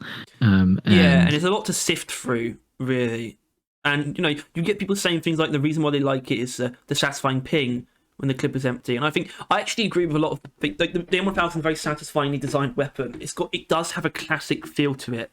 That ping and the reload animation is pretty fantastic, actually. And the sound design and all that. But I think we do have people like Little Bobby who posts an essay. It's just like, the things we can't read this, really, all the way through. But at the same time, it's one of the best things one of the best comments that anyone left. Because it actually did a lot in not necessarily changing my mind, but sort of making me more receptive to changing my mind. Because it really outlined all the strengths quite cleanly. It was comments like this that made you use it, like, critically, right? Try and, look past, I'd say bias, right? I think, we'd go into that kind of hoping the M1000 would suck ass. But, comments like this. But yeah, I guess I do take issue with it still, because you have things like he says you can hit breakpoints for all the important enemies, be able to one-shot both acid spitters and trijaws makes you a monster, HVT elimination, and he says that's down to actually the armor breaking as well. You can't actually do that with the normal M1000 unless you take the increased damage, but that really hurts your total damage. So I don't really know what to do with it. Obviously, Super Cooling Chamber can do that, but if you take a normal obviously Hipster can't. Hipster will be able to two-shot them though, to be fair. But if you take a normal one like Minimal Clips or Hover Clock or Active Stability System, you won't be able to actually one-shot an Acid Spitter on a body shot unless you take extra damage. That's the thing I don't get though. Like, surely with Focus Shot, the time that it takes for you to Focus Shot one-shot a fella, you could have just shot twice with a normal shot, right? Yeah, so I think I kind of immediately want to introduce the problem that I have with the M1000 still. And the problem that I have with what people use to prop it up quite often is just the idea of one-shotting certain things. It's like I can't really disagree with a lot of the strengths that people have put forward, and I don't disagree with them, but they're all very seriously overplayed in comparison to the other two primaries. Like, calling the problem is I don't see any of this stuff as advantages. That's the difference. I'm not denying them as strengths of the M1000 itself, but they're not giving it a leg up over the other two in the way that people seem to think. Like, one-shotting in minigames is strong, right? Like being able to kill someone in it, or someone, especially mainly in PvP games, is like really strong. But in a game like Deep Rock, you don't need to one-shot them most of the time. Not many enemies will be able to suddenly not be in your line of sight in an instant. Like, you only have that one instant to kill it. That is not often the case. Especially I don't like hyper repellent. Especially with examples, right? Acid spitters, not really. You don't need one shot. As long as you can kill them in a quick amount of time, which from all of its primaries you really kind of can. Because you got quite good damage on them. But Trijaws, I would admit, I would quite like to be able to one-shot them. That would be nice. But they're so easy to hit the weak points. The GK2 handles them very easily. Yeah, and they both sit still when they start trying to fucking attack you. And in that time, like, AI, the fucking thing on AI stability on the GK and whatever on the Drac. I don't pretend. I would say to whatever use on the GK2. You can put down a tri-jaw in like like half a second at most. You really want to just just because it wasn't done, and I would like to say just because it wasn't done in one bullet, but that's not really true. It wasn't done in 2 bullets. It's not valued. I mean, I think you can though. That's the thing with AI stability engine, right? Or at least definitely acid spitters. Acid spitters, maybe. With web spitters, like 100%. But you can put that. It's just you can put down those things just as quickly, if not quicker, with the other two. They really overplay this weird strength of the M1000. And in my opinion, there's actually a reason why I don't view it as a strength is because the only reason it one-shots is because it has less ammo. you know? Yeah. So I'm actually having a hard time being convinced. And I tried to use it a lot, and I'm being honest, I didn't actually enjoy my time with it at all, really. I tried using as many different things as I could, but nothing really stuck out to me. It's just like, this is better than using either of the other two. And I can do just as well what the M1000 does with the GK2. And I can do a lot of different things with the Drac. I can have a very strong hybrid weapon with the Drac. I can push in either direction or do both, or do everything in one build, even if I really want to. I'm still having a very hard time sort of understanding the strengths. Even like hipster, like the crowd clearing thing on hipster, where it's like it's good for crowd clearing. It's like I've never viewed penetration as making something good at crowd clearing, and in my mind, it still doesn't. You know, because that relies on them lining themselves up. You know, I can't abide by that as being like valid, really. You know, and it's like it's enough, right? Because like if it didn't have that, it would have 0 crowd killing ability, but that gives it some. That's how I see it. Like the piercing allows it to actually like kill a crowd rather than not at all do that, which is what it is like normally. But yeah, it's just, I don't know. It's not weak generally. I mean, obviously, if you are a Giga Sweat and you play Scout and you only shoot your primary whenever there's a high value target, right? And you play that kind of play style, it is technically, I think, the best thing for you. But if you want to play Scout more generally, the M1000 doesn't really allow that. And its best bet is like piercing hipster, but then piercing hipster I think has the issue of those sweats can't then one shot things they normally can, and they start like no, you don't want to be doing that, which I think actually I don't think it's this post. I think I did a post on the overclocks for M1000 who uses what, and people had an issue with hipster because it doesn't meet those one shots. So that, I mean, that's like the hipster dynamic. People that use it for one shots like rely on that, but then people that like want to use it more as a normal gun rely on hipster. They just use it for taking down though, like just these very specific enemies, and it just seems it just sounds so limiting. And this guy, he talks about how the M1000 has these like amazing like crowd control options. He says that the stun and fear mods are both monsters at crowd control. And the stun definitely isn't. He says something about being able to interrupt Praetorian attacks from all the way across the map if you need to save a teammate. How often does that come up? Like really? Like realistically? And it's like, the fear mod is good, but it's like... Wouldn't that be antithetical to gathering them all together with the blow through, though, as well? Like, if you're fearing them, they're not really going to be, like, grouping up, are they? No. He probably doesn't use them both at the same time, though. Something about interrupting the attacks of entire groups of Mactera all at once. Which actually, I guess he's probably not making bad points. In fact, no, I think he's making valid points. I'm just not... The usefulness just doesn't come through for me, you know? It just doesn't. I think, you know, there are plenty... I think he labels these things like they're revolutionary, that only this gun provides. While... the Praetorian one, I think this might be bad, but like, it's none of your business, really, is it? If you're on the other side of the cave as a scout, just kind of do your thing, and your teammate will do his, right? And maybe they don't want it stunned, right? They want to get behind it while it's spraying and kill it.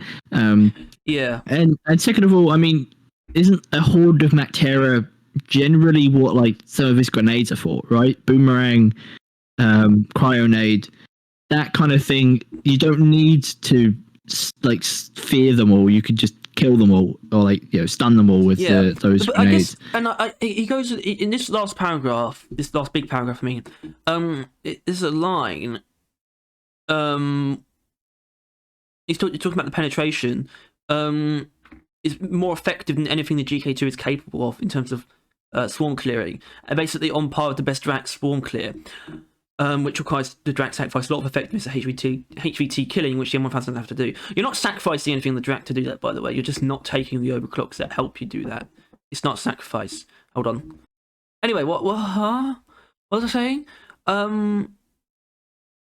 Drac, sacrifice, M1000, no do that. But yeah, even though apparently it does. What, the very last part, basically the M1000 is a gun of no compromise. You don't have to choose between armor, break, and damage, you get both. You don't choose between blow through and good break points, you get both. You don't choose between accuracy and turn to kill, you get both. It really is just an incredible weapon. He's trying to like point it out as like a jack of all trades, when on Scout, you simply don't need your primary weapon to be your jack of all trades.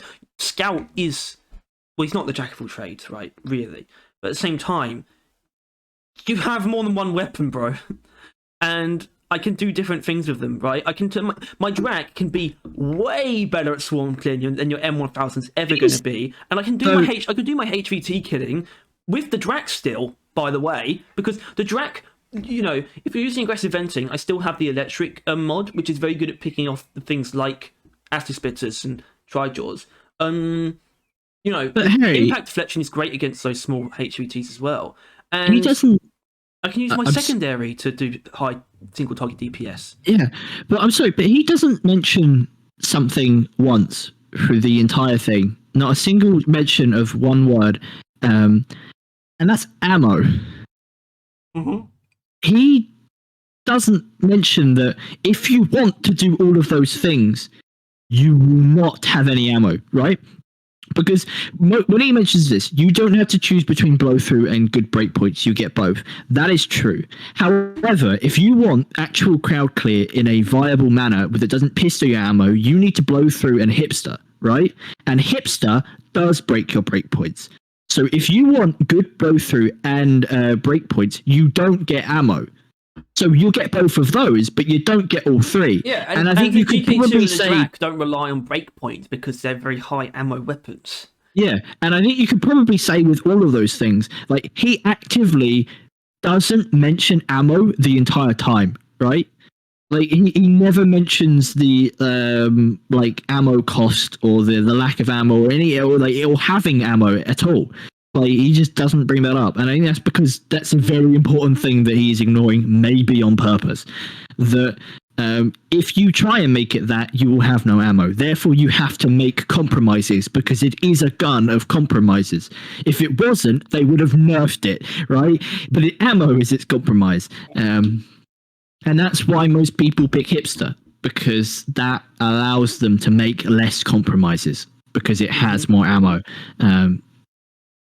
So yeah, I don't know. It's just something I just twigged that he at no point in time mentions that you own ammo on the gun, because you don't if you're trying to do all of those things at the same time. And I suppose which, some of it, like for example, he talks about the interrupting a Praetorian attack from across the map, or preventing a horde of Mactera from firing, or something. Where it's just like, I can see that being useful in terms of sort of, I guess, helping your team, but for me, especially as a solo player, I sort of pick up on these things more often. I noticed that Scout has become a lot more independent in that he can bring a lot of firepower now that he didn't have before. He can be that now. He doesn't need to just be a guy who all he does is interrupt enemies and not do any damage. Or only takes out high value targets and can't do anyone else or they'll run out of ammo. That kind of character. He can do that, by the way, and you can do all that, but you can still do things like that, like what he's saying. And actually, I think the boomerang's actually pretty good at that thing you mentioned about fear, interrupting a group of terror. It's actually pretty good at that. Or at least your grenade could do that, especially if you're using the cryo grenade or the boomerang. Either one of those would be good for that, actually. And pheromones wouldn't be the worst thing in the world. Pheromones work still. It's just that they're not on a they're not on a fuse. They have to hit something, which means you have to hit the Mactera, which isn't as easy as a homing boomerang or a cryo grenade that would just explode in midair. Either way, he's. I don't know, because I think it's a very good response in the sense of it's very extremely well worded and he covers a lot of ground, and I don't think he explains it in a way that I don't think he explains it in a way that falls apart either. But you did mention that the ammo. But I think that's on purpose. I think he may have done it on purpose in that he actively ignored ammo, because and I think that is I'm pretty sure, right? Like I don't think he mentions ammo once, and that is bad because it's important, like very important with the M1000. Any gun that doesn't have a fat fucking ammo pool, it is very much part of its balance. And even then, the bigger ones still use ammo, like ammo mods and ammo stuff. But yeah, and I don't know, it's just weird that he doesn't bring that up, because it would start breaking down some of those points he made, like using a shot which you have so finite number of just to break up a horde of Mactera. Like I don't know. He's still he still makes good points, but I feel like I don't know. Yeah, and obviously I think he was maybe the biggest one, right? Like the biggest fat what text dump of the lot. Definitely. There's still a lot of other comments, which obviously we would try not to get into as much detail, but that was just a pretty big one to try and eat through. I think he mentions actually shellbacks. Shellbacks is actually an interesting one where I feel like I can actually take them down quite reliably with the M1000. Actually, and the only reason I'm going to bring that up is because it's very difficult to pick. He mentioned something about the free armor breaking mod, right? And the reason why I actually agree with him on that is because it's very difficult to take armor breaking on the other two weapons.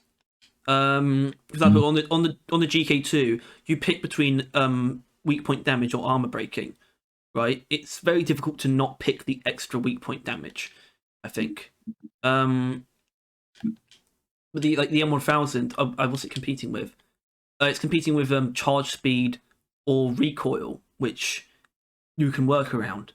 They're not objective benefits, but arm breaking will result in more damage, and it's very good against something like shellback. The Drac, you have the electric mod, which just helps with everything, or plasma splash, which is like needed for a lot of crowd clearing builds, and that's just like the armor breaking doesn't come across as particularly useful. But is that just because the M1000 doesn't have good mods to compete with armor breaking though? I don't know, but maybe it's a good thing that you can take armor breaking on the M1000 and therefore you can see the usefulness of armor breaking by using the M1000, because I did when I was using it against shellbacks, but yeah. Yeah. Yeah. But at the same time, a little bit of supplementary DPS from something like firstly, you can do most of the armor breaking on a shellback with a power attack. So, and then it's sort of just you can just shoot it from anywhere, and it's not always going to be rolling either. So it's not a consistent advantage once again. So sorry about that, buddy. Oh god, what am I saying here? I want to point out, I think I got downvoted in literally every single comment I made, which is pretty funny. I am well aware of the M1000 strengths. Do you have bad aim? Yeah. But I want, I mean, there's not actually that many fresh, like, discussion openers, like where it's, like, not a reply, it's just a response to the post, and they're not just something like that. Yeah. Although Some this people guy is saying just something. yeah. But I still don't understand what he's saying, where he says, apparently I proved myself wrong more than anything. Apparently a bunch of the weapon choices in tiers are just wrong in so many ways. Apparently even the Sparta being in D tier is a bad placement. If we're going with viability and genuine in-game strength, the Sparta can dish out consistent high damage. Wow, what a statement! I know, right? What a fucking statement. Yeah. What a guy. And obviously it is preference, but it's also what I believe is objective. It's also based more on how much of the web. Yeah. Actually, there's something that you disagreed with.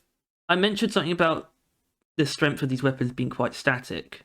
I don't like get the Cryo Cannon and the the Crossbow. term static doesn't accurately or efficiently convey your point, as far as I'm aware. At least I didn't really get it. It's a standstill in terms of variety. Yeah, but it just it doesn't sound like that at all. It sounds like no matter what you do to it, it doesn't really change. There's no good reason to change them. It's what we agree on, right? You know? What? But those weapons, as in there's no point. The different builds are usually not useful. It's just this very singular in terms of what is the strongest. Still, I don't think static ever accurately conveyed it. Only because it's one word. Yeah. I don't think there's any one word that actually can carry all that. Yeah. And this guy's got like something about how Cryo has no need for overclocks even. Which I don't know why you wouldn't take overclocks. Whoa! No. In fairness, I mean, maybe a clean, but like probably the truest when it comes to the Cryo Cannon, actually. Yeah, like Cryo Cannon, it will like boost your freezing ability, but it will always come at a cost of something else. But if you just want default cryo max freeze, it will still run basically as well as with the but yeah. Mm-hmm. They go into heavy hitter. I suppose it's a bit it is somewhat unfair, right? That I didn't explain any of the decisions, right? But that wasn't the point, I suppose. I don't think how are people supposed to guess that? First of all, you know, I guess the biggest thing that's absent, and it was something that you think I should have been more upfront about, is sort of or even specifically my level of experience with everything. Because you know, you get a lot of people just assuming that I don't know what I'm talking about, or I have no experience with these things, right? Yeah. You know, they don't know that we're talking about this from a very heavily Hazard 5 focused perspective. And also we're combining that also with how consistently viable the weapons options are as well. And you know, there's no reason people would get that if there's no like acknowledgement of that anywhere. But that was never the point. I just wanted people to say whatever they felt when they saw our tier list, and they did, and that worked out well. But yes. People do say some pretty funny things. Apparently, I came across as arrogant and assholery. Assholery, yeah. That's probably because you're an arrogant asshole. No, I'm not though. But you think I should be. And you get people things like, I didn't know he got 59 upvotes. So that's pretty you'll notice that most of the ones that got upvotes were the least useful comments. The ones that were just like, you're wrong and I'm not going to explain why. Well, that's kind of... Actually, no, I don't think that's what the title suggests, is it?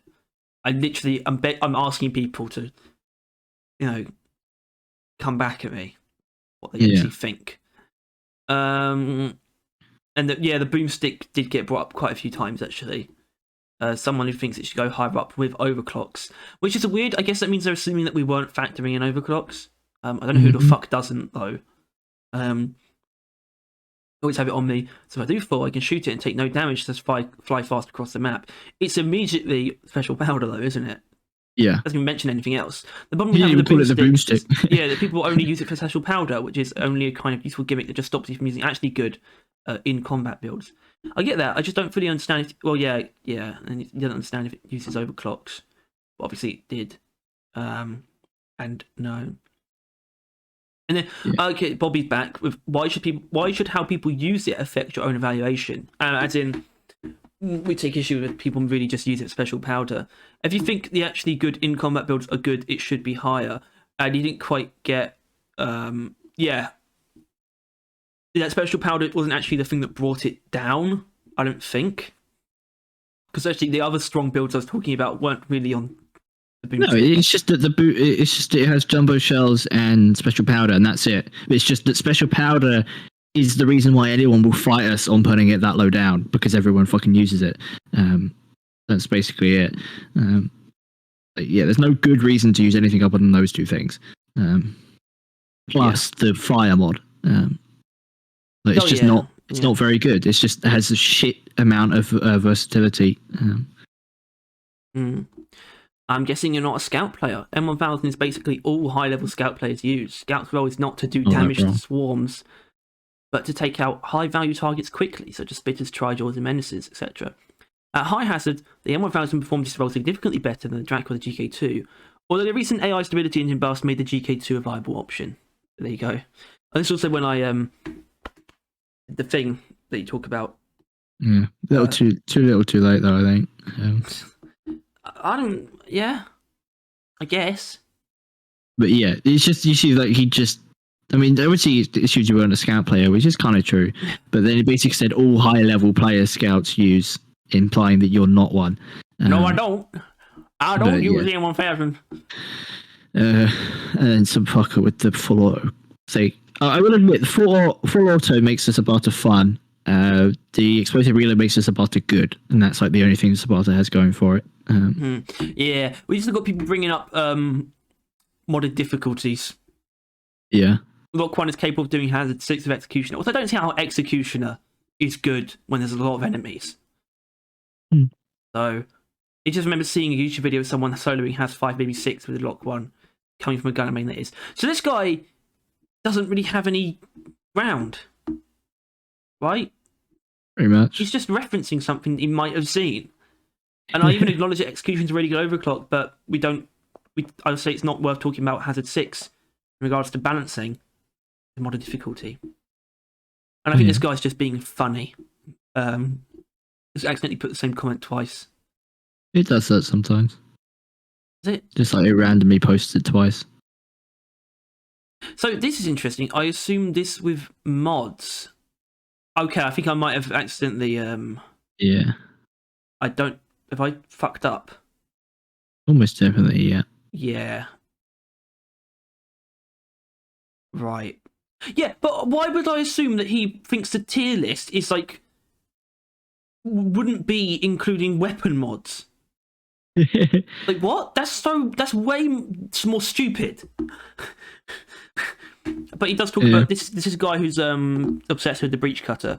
Breach cutter literally defies the laws of physics. S+ tier, best weapon above all else. I can't think of a more OP gun. Also, Lock seems to put something even higher tier. So clearly, you could think of a more OP gun. He puts it S++. Breach cutter still goes through solid matter. Still clears extremely well when surrounded, and most of the time that's when enemies have an actual threat. Breach cutter is good at close range, but it definitely won't save you if you're truly surrounded. Which I think that's true. And then he goes on to list a bunch of reasons why breach cutter is the best weapon in the game. We agree it's best at close range. I don't think I agree that it's best at close range. It's good, is what you said. Yeah, 99% of enemies attack at close range. That doesn't make a weapon better, actually, because you want to prevent that. We could also turn that statistic into a reality, and I feel like it would probably be closer to around 80 to 70% attack at close range. Yeah, at close range. I guess it doesn't necessarily mean melee exclusively. Yeah. To clarify, there's no reason to get in-capped at long range because you're either standing still or being hoarded at. At close range, it can absolutely save you because of its spread. If you think that you're helpless when you're surrounded, the ones you have at S tier definitely aren't going to save you. So, the ones you have at S tier aren't going to save you of that logic. Okay, maybe not the Wave Cooker. The Thundered will definitely save you if you take Fear, right? Also, but at the same time, it doesn't deal any but self-damage. So... Yeah, and the Sludge Pump does, the floor. Which is dumb, but it still will. Like, it will kill everything that its puddles touch and then make the area around you safer. Yeah, it's just like I guess but you know, he could be more wrong, right? But the thing about being surrounded, he doesn't deny that it will help you if you're surrounded. He just says at close range it can save you. But the breach cutter, it obviously can't do anything you're surrounded. How could it? Right? And spinning death. It's a fixed size projectile that goes in one direction. It doesn't explode. It's not like actual splash damage, right? So it's not going to help you when you're surrounded. You can only kill what you're looking at. If you're surrounded, you're always not going to be looking at more percent of the enemies. So there'll always be enemies surviving and continuing to Just that it has a low skill ceiling. No need to really aim except on the same height. Don't really know what that means, to be honest. Oh, as long as you aim on the same height the enemies are. Yeah, it's just... I think the breach cutter actually... It's inherently very strong, but it gets a lot stronger if you actually can use it skillfully, right? Yeah. And effectively. It was about fast fire and high damage output. Not the highest damage, but it's up there. Apparently about it's like, fires through solid matter. What other gun do you know of that fires through solid matter? And it's just like, well, first of all, coil gun, but I said you're overhyping this, which you are, because it's just like, how useful is that really? You need to, first of all, because you know, you can't fire through every thickness of terrain. It has a limited lifetime, and you need to know that something's on the other side to really make use of that. So you know, good luck with that. Have fun. Basically, breach cutter's not going up, but it's already at A tier, so I don't know why. Like, you have to be really obsessed with something to be angry that it's like it's even if it's to be angry at its placement, even when it's an A tier. You know, isn't that kind of insane? What? I left the key in the back door, and Mum just tried coming through it. It didn't work, and I can tell she's angry. And now she's gonna have to come through the front door, so that's gonna be fun. But yeah. Oh, we got this guy, Oompa Loompa Grande. But the M1000 was Skipster. Skipster is Scout's best primary. The Lock 1 has like 3 excellent OCs to make it godly, and the Burt is an insane crowd control tool. The Voltaic Stubby goes from garbage to good with its OCs, while the Sabata is decent at all times. I put them in the same tier along with Bolt Shark and the Hurricane as the worst weapons for each class. Yeah. Everything that isn't those 4 should pretty much all be on the same tier, which sounds ridiculous, doesn't it? Like, what does that mean? They should all be in S tier and everything should be in D tier? I don't know. But yeah, I think it's probably the Burt thing that I really don't appreciate. Any kind of propping up of the Burt, right? Can't stand it. Someone really tried to defend it as well. In terms of the crowd control thing, I assume it was him. I don't know why he's talking about the boomstick there. Ooh. Ooh. Ooh. Oh, there's also a debate about what a big bug is, or how high value targets. People couldn't really agree. There seemed to be sort of a thing, and that's what I agree with, is that Praetorians and Oppressors aren't actually high value targets. That was sort of the big one. People stop using the term high value. Just use high threat. Anything that will put you in the ground in an instant, but like right now, needs to be taken out. A warden should be taken down as soon as possible. Yeah, right. He's a high threat, but it's not going to put you in the ground. No, but it'll make everything else do. That's why we say high value target. Yeah, but I guess the description of them, yeah, sure, whatever. But yeah, I consider that to be one as well. I think it's like that, shellbacks, web-splitters, acid-splitters, menaces, tri-jaws, and that's like it, I think. Probably breeders too, because you know you don't want them sticking around at all. Oh god, who the hell? Someone deleted their comment. Oh. Yeah, the BRT crowd control thing. Ask what you run it. He says micro flechettes, and I apologise if my word is incorrect for blow through plus ammo. And I recommended the coil gun thing. I think he said he runs it with Hellfire, which gives him enough crowd control to stun hordes, which is very weird when people say things like this. People really, I mean, obviously he mentions that the fire damage kills everything for cheap. But it's like people seem very obsessed with crowd control when you could have crowd clearing in the same slot, right? And it just kind of confuses me. Where it's just like I can stun things and fear things this way. It's just, is that better? Is that really better? And then he goes on to recommend Hellfire over ultramagnetic coils, which is the build that I recommended, which I find pretty funny.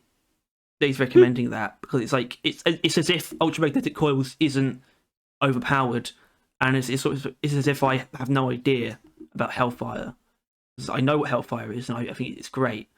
But yeah, I talk about how the build that I recommended blows Hellfire out of the water in terms of efficiency. Yeah, because it does. And then I just question him about the Burt thing. Coil has to reload often while the Burt doesn't. Makes uptime on crowd control easier and less punishing. Doesn't do well against hordes as a Coil, but Gunner secondary is better for the flex slottage when the Burt than with dedicated damage from Coil. I just tend to use the build I just recommended. Because it might change his mind. Because, I don't know why he's mentioning uptime, because you get uptime from the trail. It won't disappear before you've reloaded on the Coil Gun. And you can also take Fear on the Coil Gun, but it also has enough DPS. You take Fear for the crowd control, as also the slowdown from the electric trail, so it's more crowd control, but it also has enough DPS to kill every grunt that it touches. And therefore slashes in like 2 shots at most. And, you know, it has uptime because it has a long-lasting trail. So people are denying the Coil Gun strength, and I won't have it.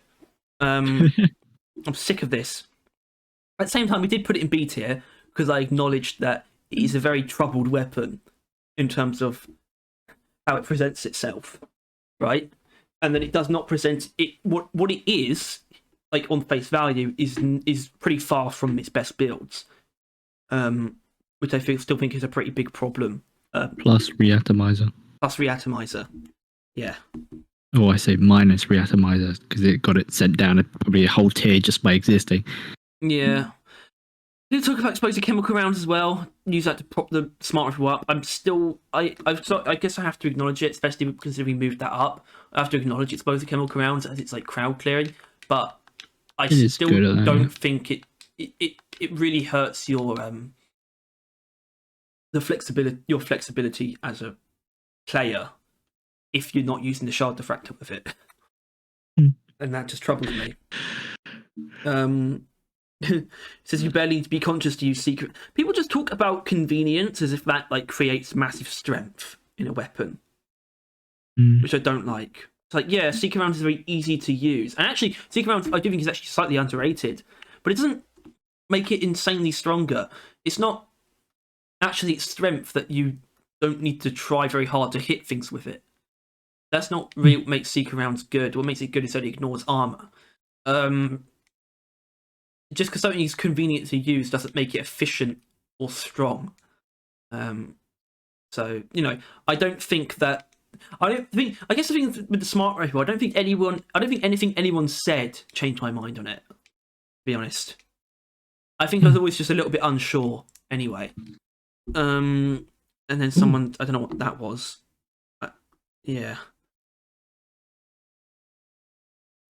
But I said something about how the smart rifle being harder to use averages it out to be it being weaker. I don't know how I feel about that, actually. Because I think not the point I made, but sort of how I feel about it has changed, where it is just a little bit stronger. Anyway, I talked about how it really relies on all of these different damage bonuses to actually be brought up to the same level as, well, the Warthog, really, not necessarily a Stubby. And that's, you know, it makes it harder to use. You have to use the lock-on mechanic, and that involves a lot of bending of shots and things like that. But it is just slightly stronger than I thought, so I give it some credit there.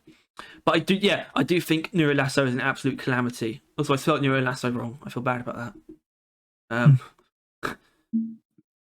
Every weapon is S tier. Don't change my mind. I won't. I've actually got upvotes for that. Holy shit! Can you Oh, imagine? man. Everything S tier fixed it for you except Sparta. Good call. I like that. Yeah. That's good. Good. And we got the guy who thinks it's a trigger post. Maybe. And he offers 2 decent builds he defaults to and has 5 with weapons which are lower in the tier list, being the M1000 and the smart rifle. It just all comes back to them because actually, thinking about it, I'm surprised that there isn't more on the boomstick from people. Yeah. I don't know if you are, but it really just comes down to these two. Yeah. I guess it's because hold on, that's changed a little bit. But they were in the same tier, all of them. I just thought the boomstick would be equally as defended, to be honest. Especially in comparison to the smart rifle. I mean, what? But damn. I mean, there's been some, but yeah, no. Compare it to like the Stubby, which I don't think has had any defenders really. No. And, the only person who defended Stubby is me. Tough. You're wrong. I don't think I want to move it up though. Yeah, it's like it offers active ability, special powder, swap for bouncy plasma track if solo, IFG for general purposes, boom rate. So see, I don't understand why he proposes this build, but also says if you want, you can swap it out for Drac. he proposed the build because it's like to utilize the weapons that you put lower down, right? But it's just like, but you could use the Drac with this as well.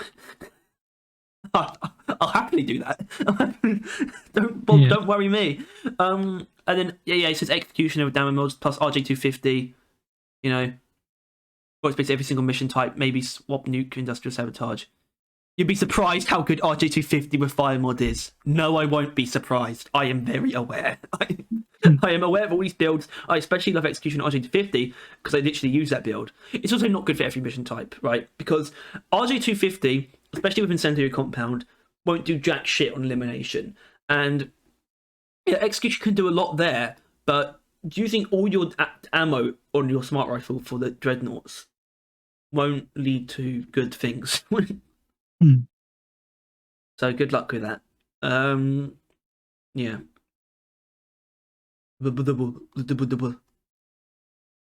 And I don't really understand what this guy was trying to say. We've got someone who disagrees with your list about the wave cooker thing. This is specific. This is a fucker. Is it? This is the fucker. I don't remember what he said. This too long didn't read for both of them. Is that one of them doesn't deal damage the other does. The wave cooker doesn't deal damage as the Barter does, and the GK2 doesn't deal damage that the M1000 does. As someone who plays Driller and only Driller, the wave cooker's DPS and damage is actually pathetic compared to everything else. It's weird selection of upgrades. It's weird selection to upgrades and overclocks make it do so much less than Sabata. I cringed harder. It was the very first weapon I got with an overclock, super focused lens, and its damage is still pitiful. When I got my overclock with Sabata, Ricochet, it only made the extremely consistent weapon give a nice free bonus. My face had inverted inside of itself at this point. The fact that this motherfucker claims to be a driller main, it pissed me off. Like, actually, legitimately, I had to turn off my phone, put it down, and like just go do something else because just the horrific nature of that comment just hurt me personally. That I claim to be the same character player that he is, because I guess we're not, because we're completely different characters apparently. He's playing a character where the wave cooker isn't undeniably way more of an asset than the Sabata. People literally just see direct damage and then just like it's not an asset. I like the use of that word because the wave cooker is absolutely an asset. That's a very good way to describe it, I think. I think because we talked about this before, because we've gone through this before, just like, you know, privately. But yeah, I gave him the benefit of the doubt, I guess, privately with, like, you know, him getting super focus lens pulled him in the wrong direction. In that it made him think that it was supposed to be used for damage. Yeah, I suppose that's why that's not a great overclock to get first. But I mean, I think he had already cemented itself. Yeah, the mods are there already. The mods should guide you in the direction of what. The fact he called him weird meant that he didn't get it. Yeah, he just fundamentally did not understand the wave cooker as a weapon. And I guess, but the thing is, that's fine. But the thing is, most of the time when people don't get things, they don't get that they don't get it. Like, Yeah, he doesn't which is understand that what he that just is. doesn't get. If he understood that he didn't get it, he probably wouldn't be as critical, because he would say, "Oh, I just don't really get it. It's not for me." But no, he thinks it's Yeah. weaker because he doesn't get it. There's a difference there, and that's what makes him wrong. That's what makes this is us defending the wave cooker, I guess. Yeah. Because I don't even know if I agree with you on the overclock thing, though, because I think the mod should already guide you in the direction of what the wave cooker is supposed to be. I don't think you should be fooled into thinking it's something else just based on the first overclock you get. When the I know, mod's but he's so obviously clearly... a fucking moron. Yeah. No, I'm sorry, but you come at the wave cooker like that and you get hit. I will hit you, and then temperature shock you, and then neurotoxin fucking deal more damage against you, and then boiler ray you. I'll give you I will blister tear you to necrosis. pieces. I'll And blister then your you fucking necrosis. irradiated. And then I'll pierce you. You get the point, man. I mean, come on. And it's no, I refuse to acknowledge his. It's not an opinion. We'll say it's like fact, but it's the opposite. It's like factually wrong. Like whatever that is what he is. And GK can go fuck off as well. GK, honestly, it's the only one I'm close to bringing up to us as well. Yeah, same. So because he I says it much without any better than overclocks GK at all. Wait, hold on. He said GK2 without any overclocks at all is an actual pea shooter of a gun, which I don't. It's, first of all, a useless statement. Yes. Anything without any overclocks or like mods or whatever is a waste of time to say. But you know, It's apparently like, Player on Hazard 4 did fuck all damage wise, even with consistent headshots. I mean, you can like free shot a grunt in the head without any upgrades. yeah, I'm pretty sure. I'm pretty sure. Actually, Even I still, could tell it's you that. just- Sorry, I could actually tell you that. just I should try. jackass. Just I don't know. Plus, the only thing that matters to him is like numbers, right? Like damage, and it's not even numbers. Clearly, it's instinctual. It's instinctual damage. It's like, does this feel like it's doing enough damage? No, then it's useless. That was a voice I Good put on voice. in it. I like that. That was a really good voice, actually. It's like the fucker in One Punch Man, you know, when like When I got the Sea M1000, King. it made up for everything. If you already practice good aim with the M1000, give scout burst damage enough to actually, deal damage. With some hours on, what the fuck is that? It single-handedly saves scout for me as a class. Yeah, what is that though? What is Kovacs? No, I assume maybe it's another game. But then or it's like, some then, rest of the list I am too inexperienced to deal with. No, you're too inexperienced with those. Just go fucking cry yourself to sleep, I like you clearly immediately- must already do. This is one where I had to lay out, Yeah, but lay you down the didn't law. respond because Wave Cooker has bad direct damage, but don't that is bother, far don't removed. fucking bother. I want What? to move on. I don't want to dwell on that guy, Harry. I don't. You made good points. Everyone knows they can pause and read it if they want to. But we know that we're right because he is so obviously wrong. Let's move on. To be honest, this is the worst anything I've ever looked at in my life. Thank you. Since you didn't say it's your... Oh, right, this was a sarcastic guy. I don't know why I got downvoted for my response then. That's the thing. Luckily, your response wasn't bad, but Harry did not know that /s meant sarcasm. So, yeah, he learned that after this post. People are stupid enough to say things like that, sincerely. And then here's my comment. I think that guy's actually spitting. And look, people agree with him. The crowd loves him. Cryo should be an S. Oh shit! Keep knocking things over. I'm rallying the troop. Harry, you accidentally typing something? What? Did you not see what that was? No, it blurred again. Doesn't mean you have to do it again. I still can't see it if there's something there. No, it just says cunt. Oh, don't say that. Actually, I mean it's fine now, but that apparently is an instant demonetization. Not that we're monetized. Well, but that like, will be literally fine because I don't really enough. feel the need to say that word very often or at all. Good. Really. Let's keep it that way. But if it's for monetization, then I don't give a cunt. Yay. Yeah, people just say things like this. The budget is actually really useful for picking off faraway targets. It's just like, Yeah, like, I don't think it is. It's only consistently good at that with explosive reload. It's only... Yeah, and even then, you have to be accurate. The wave cooker, not at all. In no way, shape, or form. Exactly. Like, I know you say that, like, convenience is not really a factor, but it is a fact that, like, Sabata is just a more pain in the ass with hitting faraway targets. It's just more annoying. So it just doesn't have that stall to stand on anymore, at least not against the wave cooker. Against the EPC, yeah. No, against the wave cooker, no. Well, EPC is actually very good at it. If you do hit it, it fucking tears into pieces. But it is slightly more pain in the ass. It's not necessarily good for it, you know. No. But it's using heavy hitter or something. I think heavy hitter with 2-shot web spitters and also 2-shot acid spitters. Yeah, it's fucking nice. It's what I use against sniper turrets. But yeah, it's Sigma using the Goo Bomber special. That is Sigma activity. To be honest with you, I feel like in a different universe, Goo Bomber would have been my favorite. But it's disintegrating upon contact with like anything is just too much for me. Like losing all of that potential just hurts. Yeah, and I can't. It's such a heartbreak every time it occurs that I just can't warrant it. Burst pistol and boomstick are so good, though. No. Moving on. Block 1 in C. You call yourself an NG? You call yourself and NG.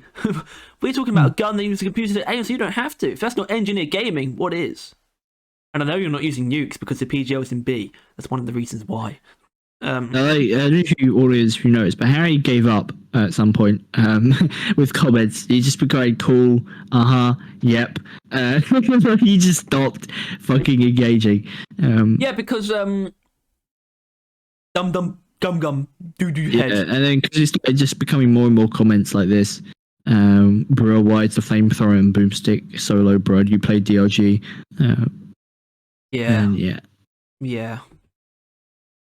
Yeah. Hurricane being 2 tiers below Autocannon and M1000 in C tier. I can already tell this list is garbage. Wave Cooker in S. Lamau. Anyone that pulls out a Lamau is immediately shotgunned in the back of the head. Experience breeds heresy, apparently. But yeah, I don't know why it takes issue with the Hurricane being 2 tiers below the Autocannon. You know. I don't know, I guess he thinks the Hurricane's better than the Autocannon and he would have allowed it if it was only 1, but 2... That's crossed the line. All of that.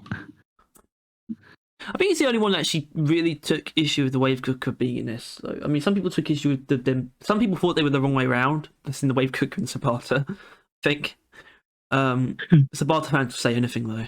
You know, nice troll list. Compliment for that. For some serious evaluation, we definitely don't play the same game. I actually wonder how long have you been playing DRG so far to bring up such a wrong impression of the weapons.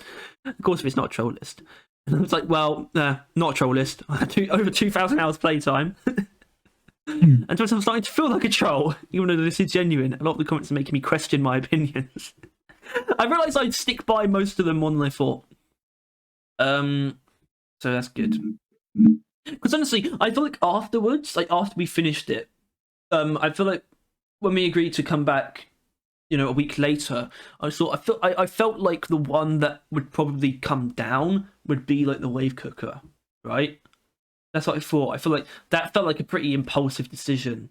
Like putting like the Cryo or EPC last year, like that kind of thing. But it hasn't. Like my mind hasn't really changed somehow.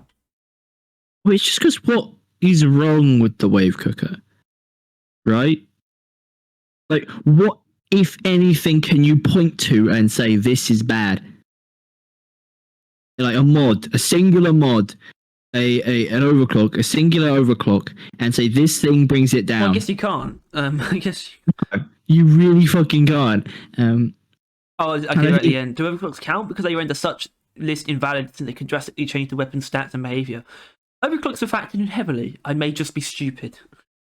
Yeah, at this point you started hating yourself. I think you made the same mistake as me, not trying all of them because you thought such and such wouldn't suit you. Is that the case?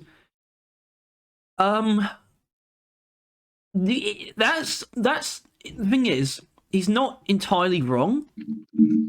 No, he's actually no. Okay, he's wrong, he's right in part in the sense that I've used every overclock, and I've had this sort of impression of like thinking it wouldn't suit me because of that very first time of using it. Something like Neurolasso, which I've only used once, but I can look at Neurolasso objectively and think I know this is dog shit because it just is, right?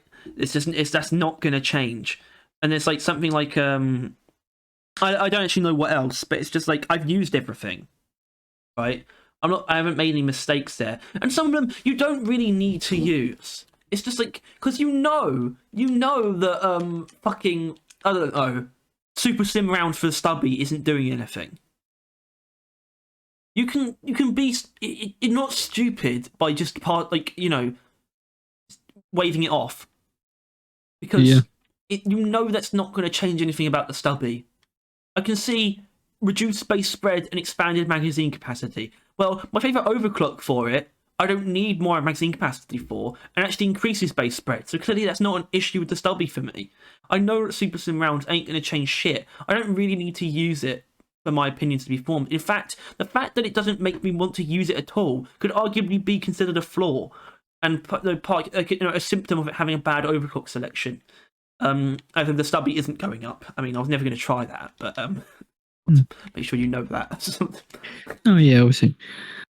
I mean, yeah. So we finished that now, but it really comes down to I don't know. Yeah, like B is. Let's go from the bottom up, though. You're right. Yeah, Sabata is never going to move. It's more of a point than anything. In that mostly I though genuinely believe that it is a gun that should be removed from the game. And or by that being reworked, obviously they're not going to remove it, but like there is no redeeming features to that gun fundamentally. So yeah, but then C is obviously it's a fucking gun, but its overclocks are lacking, its mods are lacking, it's just lacking in a lot of ways. Obviously there are some builds about it that's strong, right? Like if you're fighting, like, oh, you don't know about this. Like obviously, Jumbo and fucking special powder for the boomstick, lead spray, and what's the ammo one that's actually usable? Is it compact mags for the Burt? Well, there's really only two good overclocks for the Burt. Yeah, that's the problem with it, though. That's the problem. Yeah, I know. Lead spray and what's the other one? Yeah, I think it is compact rounds. Yeah, compact rounds. Compact snags. Combat slags. Slugs. Combat slugs. Combat mags. Combat mags. And then the Stubby, I don't think it has any merits, but I think you even fire booster and. I mean, it has ammo. It's got a lot of ammo. I guess. And compared to the other two. Yeah, it makes certain builds like if I'm like, for example, I'm never going to use the other two primaries if I'm using Fat Boy or Hyperpropellant. That's why Stubby gets some credit from me. That it makes certain things feel slightly more usable on my secondaries. And then these ones are like fine. Like I'm not like B is like some of them have really good peaks though. That's the thing. Yeah, B is like like B comes down to whether or not its peaks are just very limited in number or all around it's just kind of meh. Yeah, I should say I think the only sort of dubious one in B is actually the coil gun, only because if it didn't have the potential that it had, it would probably be in C tier. The only reason it's there, that doesn't actually fit in terms of principle in B tier. It's only because I covet its secret strength, and it can't be denied. It's what it can be is so ridiculy powerful. Which essentially is the same for Cryo. I guess so. I mean, I don't think Cryo is that hidden though. Not hidden, but it's just as limited in builds as the C tiers, but its strength is too overwhelming. But I don't know. It's just B is just fine but lacking. A is fine more than fine, even most of the time. Just Ace is very, great. very Ace solid. is the standard. Everyone It has should a at least couple, everyone should at least be an one or A. two overclocks that are lacking, and or like a mod selection's not pristine, but it is what it is. And then S, I would say is absolutely flawless, which is why I struggled with the Thunderhead, because I genuinely I cannot label a single mod or overclock on the Sludge Pump and the Wave Cooker that isn't viable, and or just is completely just usable. Meanwhile with a Thunderhead, I mean Carpet Bomber kind of not great, and I'm not sure about some of its other mods. Oh, I mean the armor mod doesn't work. Yeah, arm breaking's great on the Thunderhead. Is it? I thought it's not broken. didn't work. It's not broken. Oh. No. Thunderhead is primarily direct damage though. I guess, yeah. That's why it works. Because the area effect isn't trying to use the. But still, though, yeah, Thunderhead is still absolutely exceptional. But it's still the one that I just have the hardest time putting in S. But it's also not a top because it's 2 years running. Not armor breaking. Sorry, Thunderhead. I do think it has a pretty good mod selection and a good overclock selection, but I feel like those things kind of stop at good. As in, I feel like it's really A tier in terms of how much of it is really great. Plenty of S peaks. The Thunderhead does get by somewhat on Cryo Cannon logic in its tier, in that its damage output is too much to ignore, and it's not like it actually it far from falls apart when you actually look at its selection and mods and overclock. It's actually pretty decent or even good, but it's also just incredibly powerful on top of that. It's just the most powerful thing there is. Yeah. In terms of raw most strength. Ammo efficient, most output, most everything. It's just absolutely fucking overwhelming in all regards, basically. So I guess that means there's no choices that you would immediately question. And if you saw this tier list, I mean, I guess it is ours, so it's pretty hard to think about it. Yeah. If I saw this tier list, not really. I tell you what, someone will have an issue with something. I'm going to do Spins one because we're clearly wrapping up now. Right, okay, sure, good. Actually, I just put it out, but I know. Comments. Have a guess what one you think he has an issue with. What weapon? I can't be bothered to say it because I don't know if it's obvious or not. Actually, I wouldn't think that wasn't an interesting one. Yeah, I'm pretty sure it's A. A tier. Okay, because I was going to say Boomstick. But it's an A. Okay. Hold on. So it's A tier. He thinks it should be higher or lower. Higher. He thinks it should be higher. Spins. Do you know what his main is? No. But if we're going by this, I could have a guess. I'm going to say it's not breach cutter. Is that correct? Yeah. Not breach cutter. I suppose I will put it down to engineer. Okay, engineer. Because I thought it might be the shard diffractor. But it is the shard diffractor. It is the shard diffractor. Yeah. Yeah. Spin says, and if you guys commented on the video after 2 hours of release, then it's actually it's 4 hours now.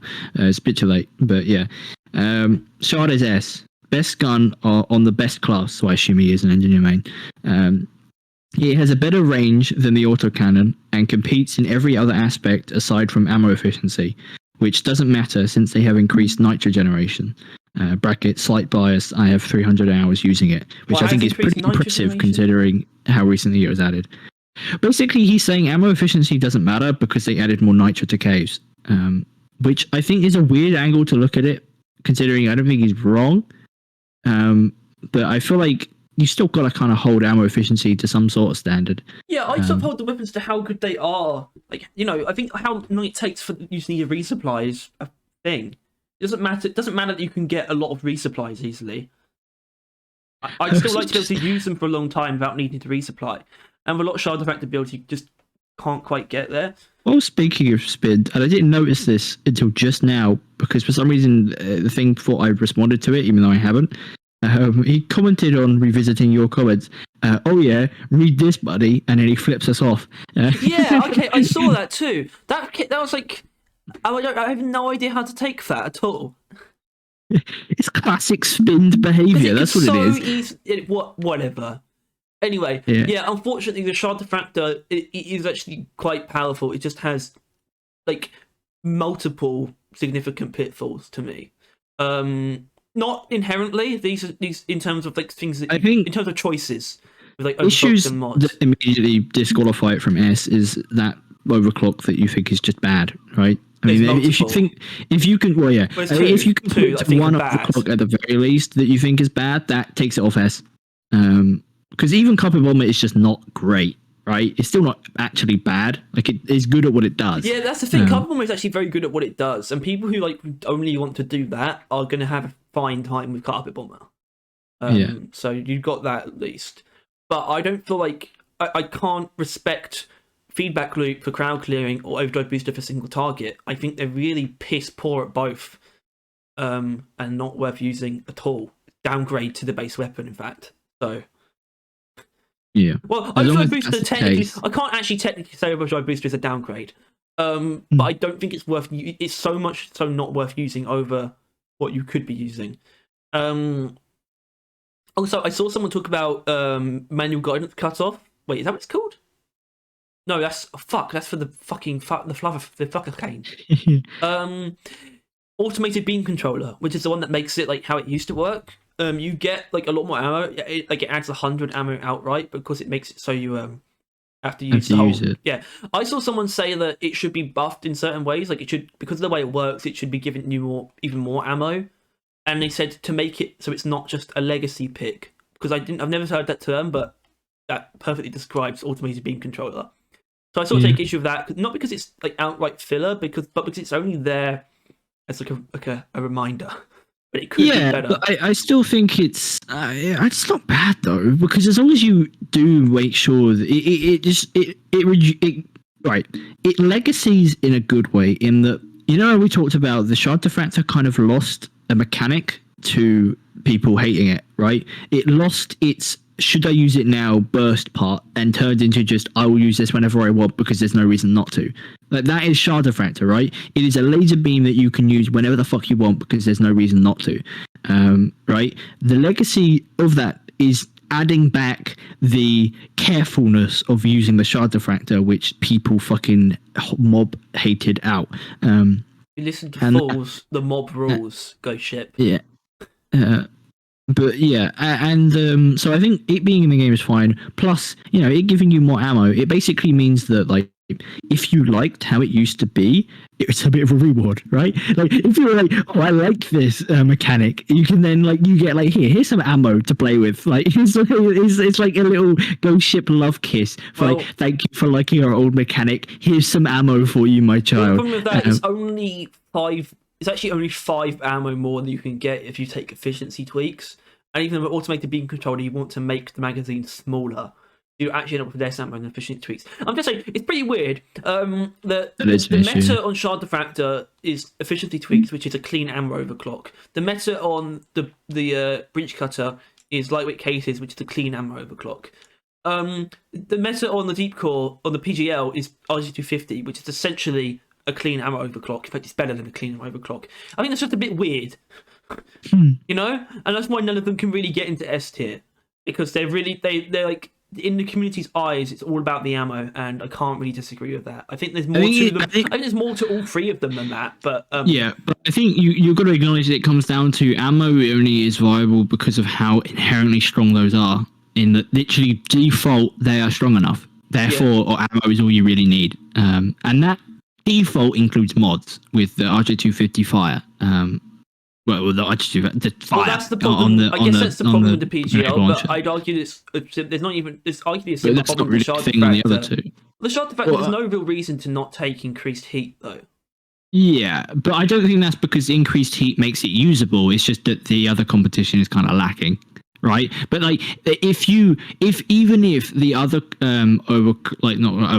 other mods on the PGL was like good, you would still have to pick fire to make RJ250 work, right? And then therefore get the best ammo mod. Like it's basically a required pick, especially even apparently for hyperpropellant as well, right? You said that I should be using fire on it. There's no reason not to. Yeah, like it's makes it better. Yeah.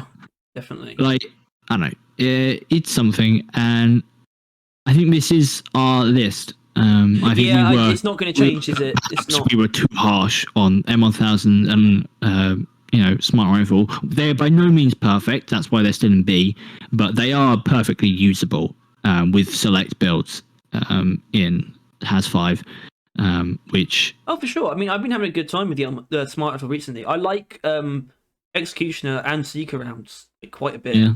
I like and both I of enjoy those. I've always liked Executioner, by the way. Chamber on M1000, so Executioner has always been good, by the way. And people didn't quite get. I mean, I don't see why people would get that, from just looking at the list, like without any explanation. Yeah. But Executioner has always been like fantastic. But I feel like the thing, because obviously I think we plan on posting this again, seeing what people there's no reason not to, definitely. But I'm really not sure how much it would change with it only being 1 tier up.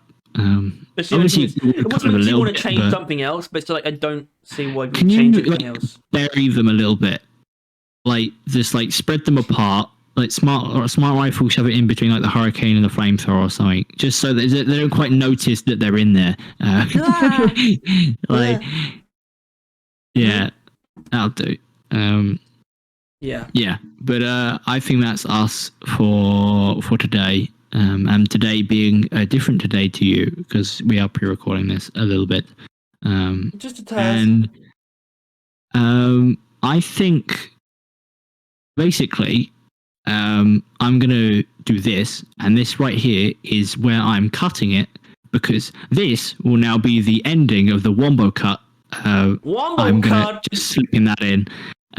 This is if you just sat through you either marathoned it or you're at the Wumbo cut right now. Thank you for watching what I can only assume will be 8-hour long video or series of videos for our tier list. Pretty rad of you. If you got this far and you disagree with us, that's impressive. I imagine you'd have to kind of agree with us and everything. I don't see how you could sit through fucking the same length video as Patrician TV's Morrowind analysis, and be happy. If you don't disagree, if you don't agree with us, I don't see how you could do that really, unless you're sick in the head. And also, I don't see how we could do a fantastic job at convincing you. Yeah, and if not, and this might be interesting, comment what we are doing wrong, if you know what I mean. How, if we aren't convincing you, why aren't we? And if that comes from you knowing more than us, which I'd like to see you try. You don't know more than me. Unless you are a higher level than Harry. No, I'm not kidding. I don't think anyone actually knows more than me about this game. I imagine there were some people, but maybe not the people that would watch us. No one knows more than me to a valuable level. I've absorbed a lot of content from people. First of all, in terms of the history, so you got DRG Historian, but also just a lot of the stuff in terms of the weird technical shit. I've watched all of Lazy Maybe shit. I just looked into a lot of stuff about how things work. The wiki and Carl.gg get into the real grit of the weapons and the mechanics that's not really explained to you. I understand this stuff on a level that the average player definitely doesn't, and I have a level of experience with most of this stuff that most people don't as well. I definitely know more than 99% of people who play this game. I'm assured of that. I'm assured.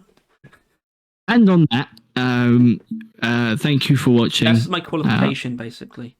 That was Harry's penis. He just whipped it out in front of you. It was 10 hours long. It was 10. Yeah. I don't think it's going to be that bad, but it might not be far off. No, my penis is 10 hours long. That's impressive that it's so long it's measured in time. I know. I know. Yeah. I'm the only person who has that going for them. I got 0.2 seconds, I think. Yeah, sorry about that. Yeah, thank you for watching. This was a long one for us and a long one for you. I hope you enjoyed. We'll see you again next year, maybe. It's 10 hours long because that's how long it takes you to process the size. That's what I mean by that. Yeah. Or how long it takes to find it. It's so small. You'd pull out a fucking microscope. Yeah. Alright. Have a good one. A microscope. Go take a break. Not even a magnifying glass. Go take a break. If you've watched all of this in one sitting, go take a break. Take a shower. And showers are overrated. Go just stand up. Just stand up. That's all you need to do. Just stand up. And that'll be enough. Then watch it again. Yeah. Oh. Yeah, bye. No. Also bye.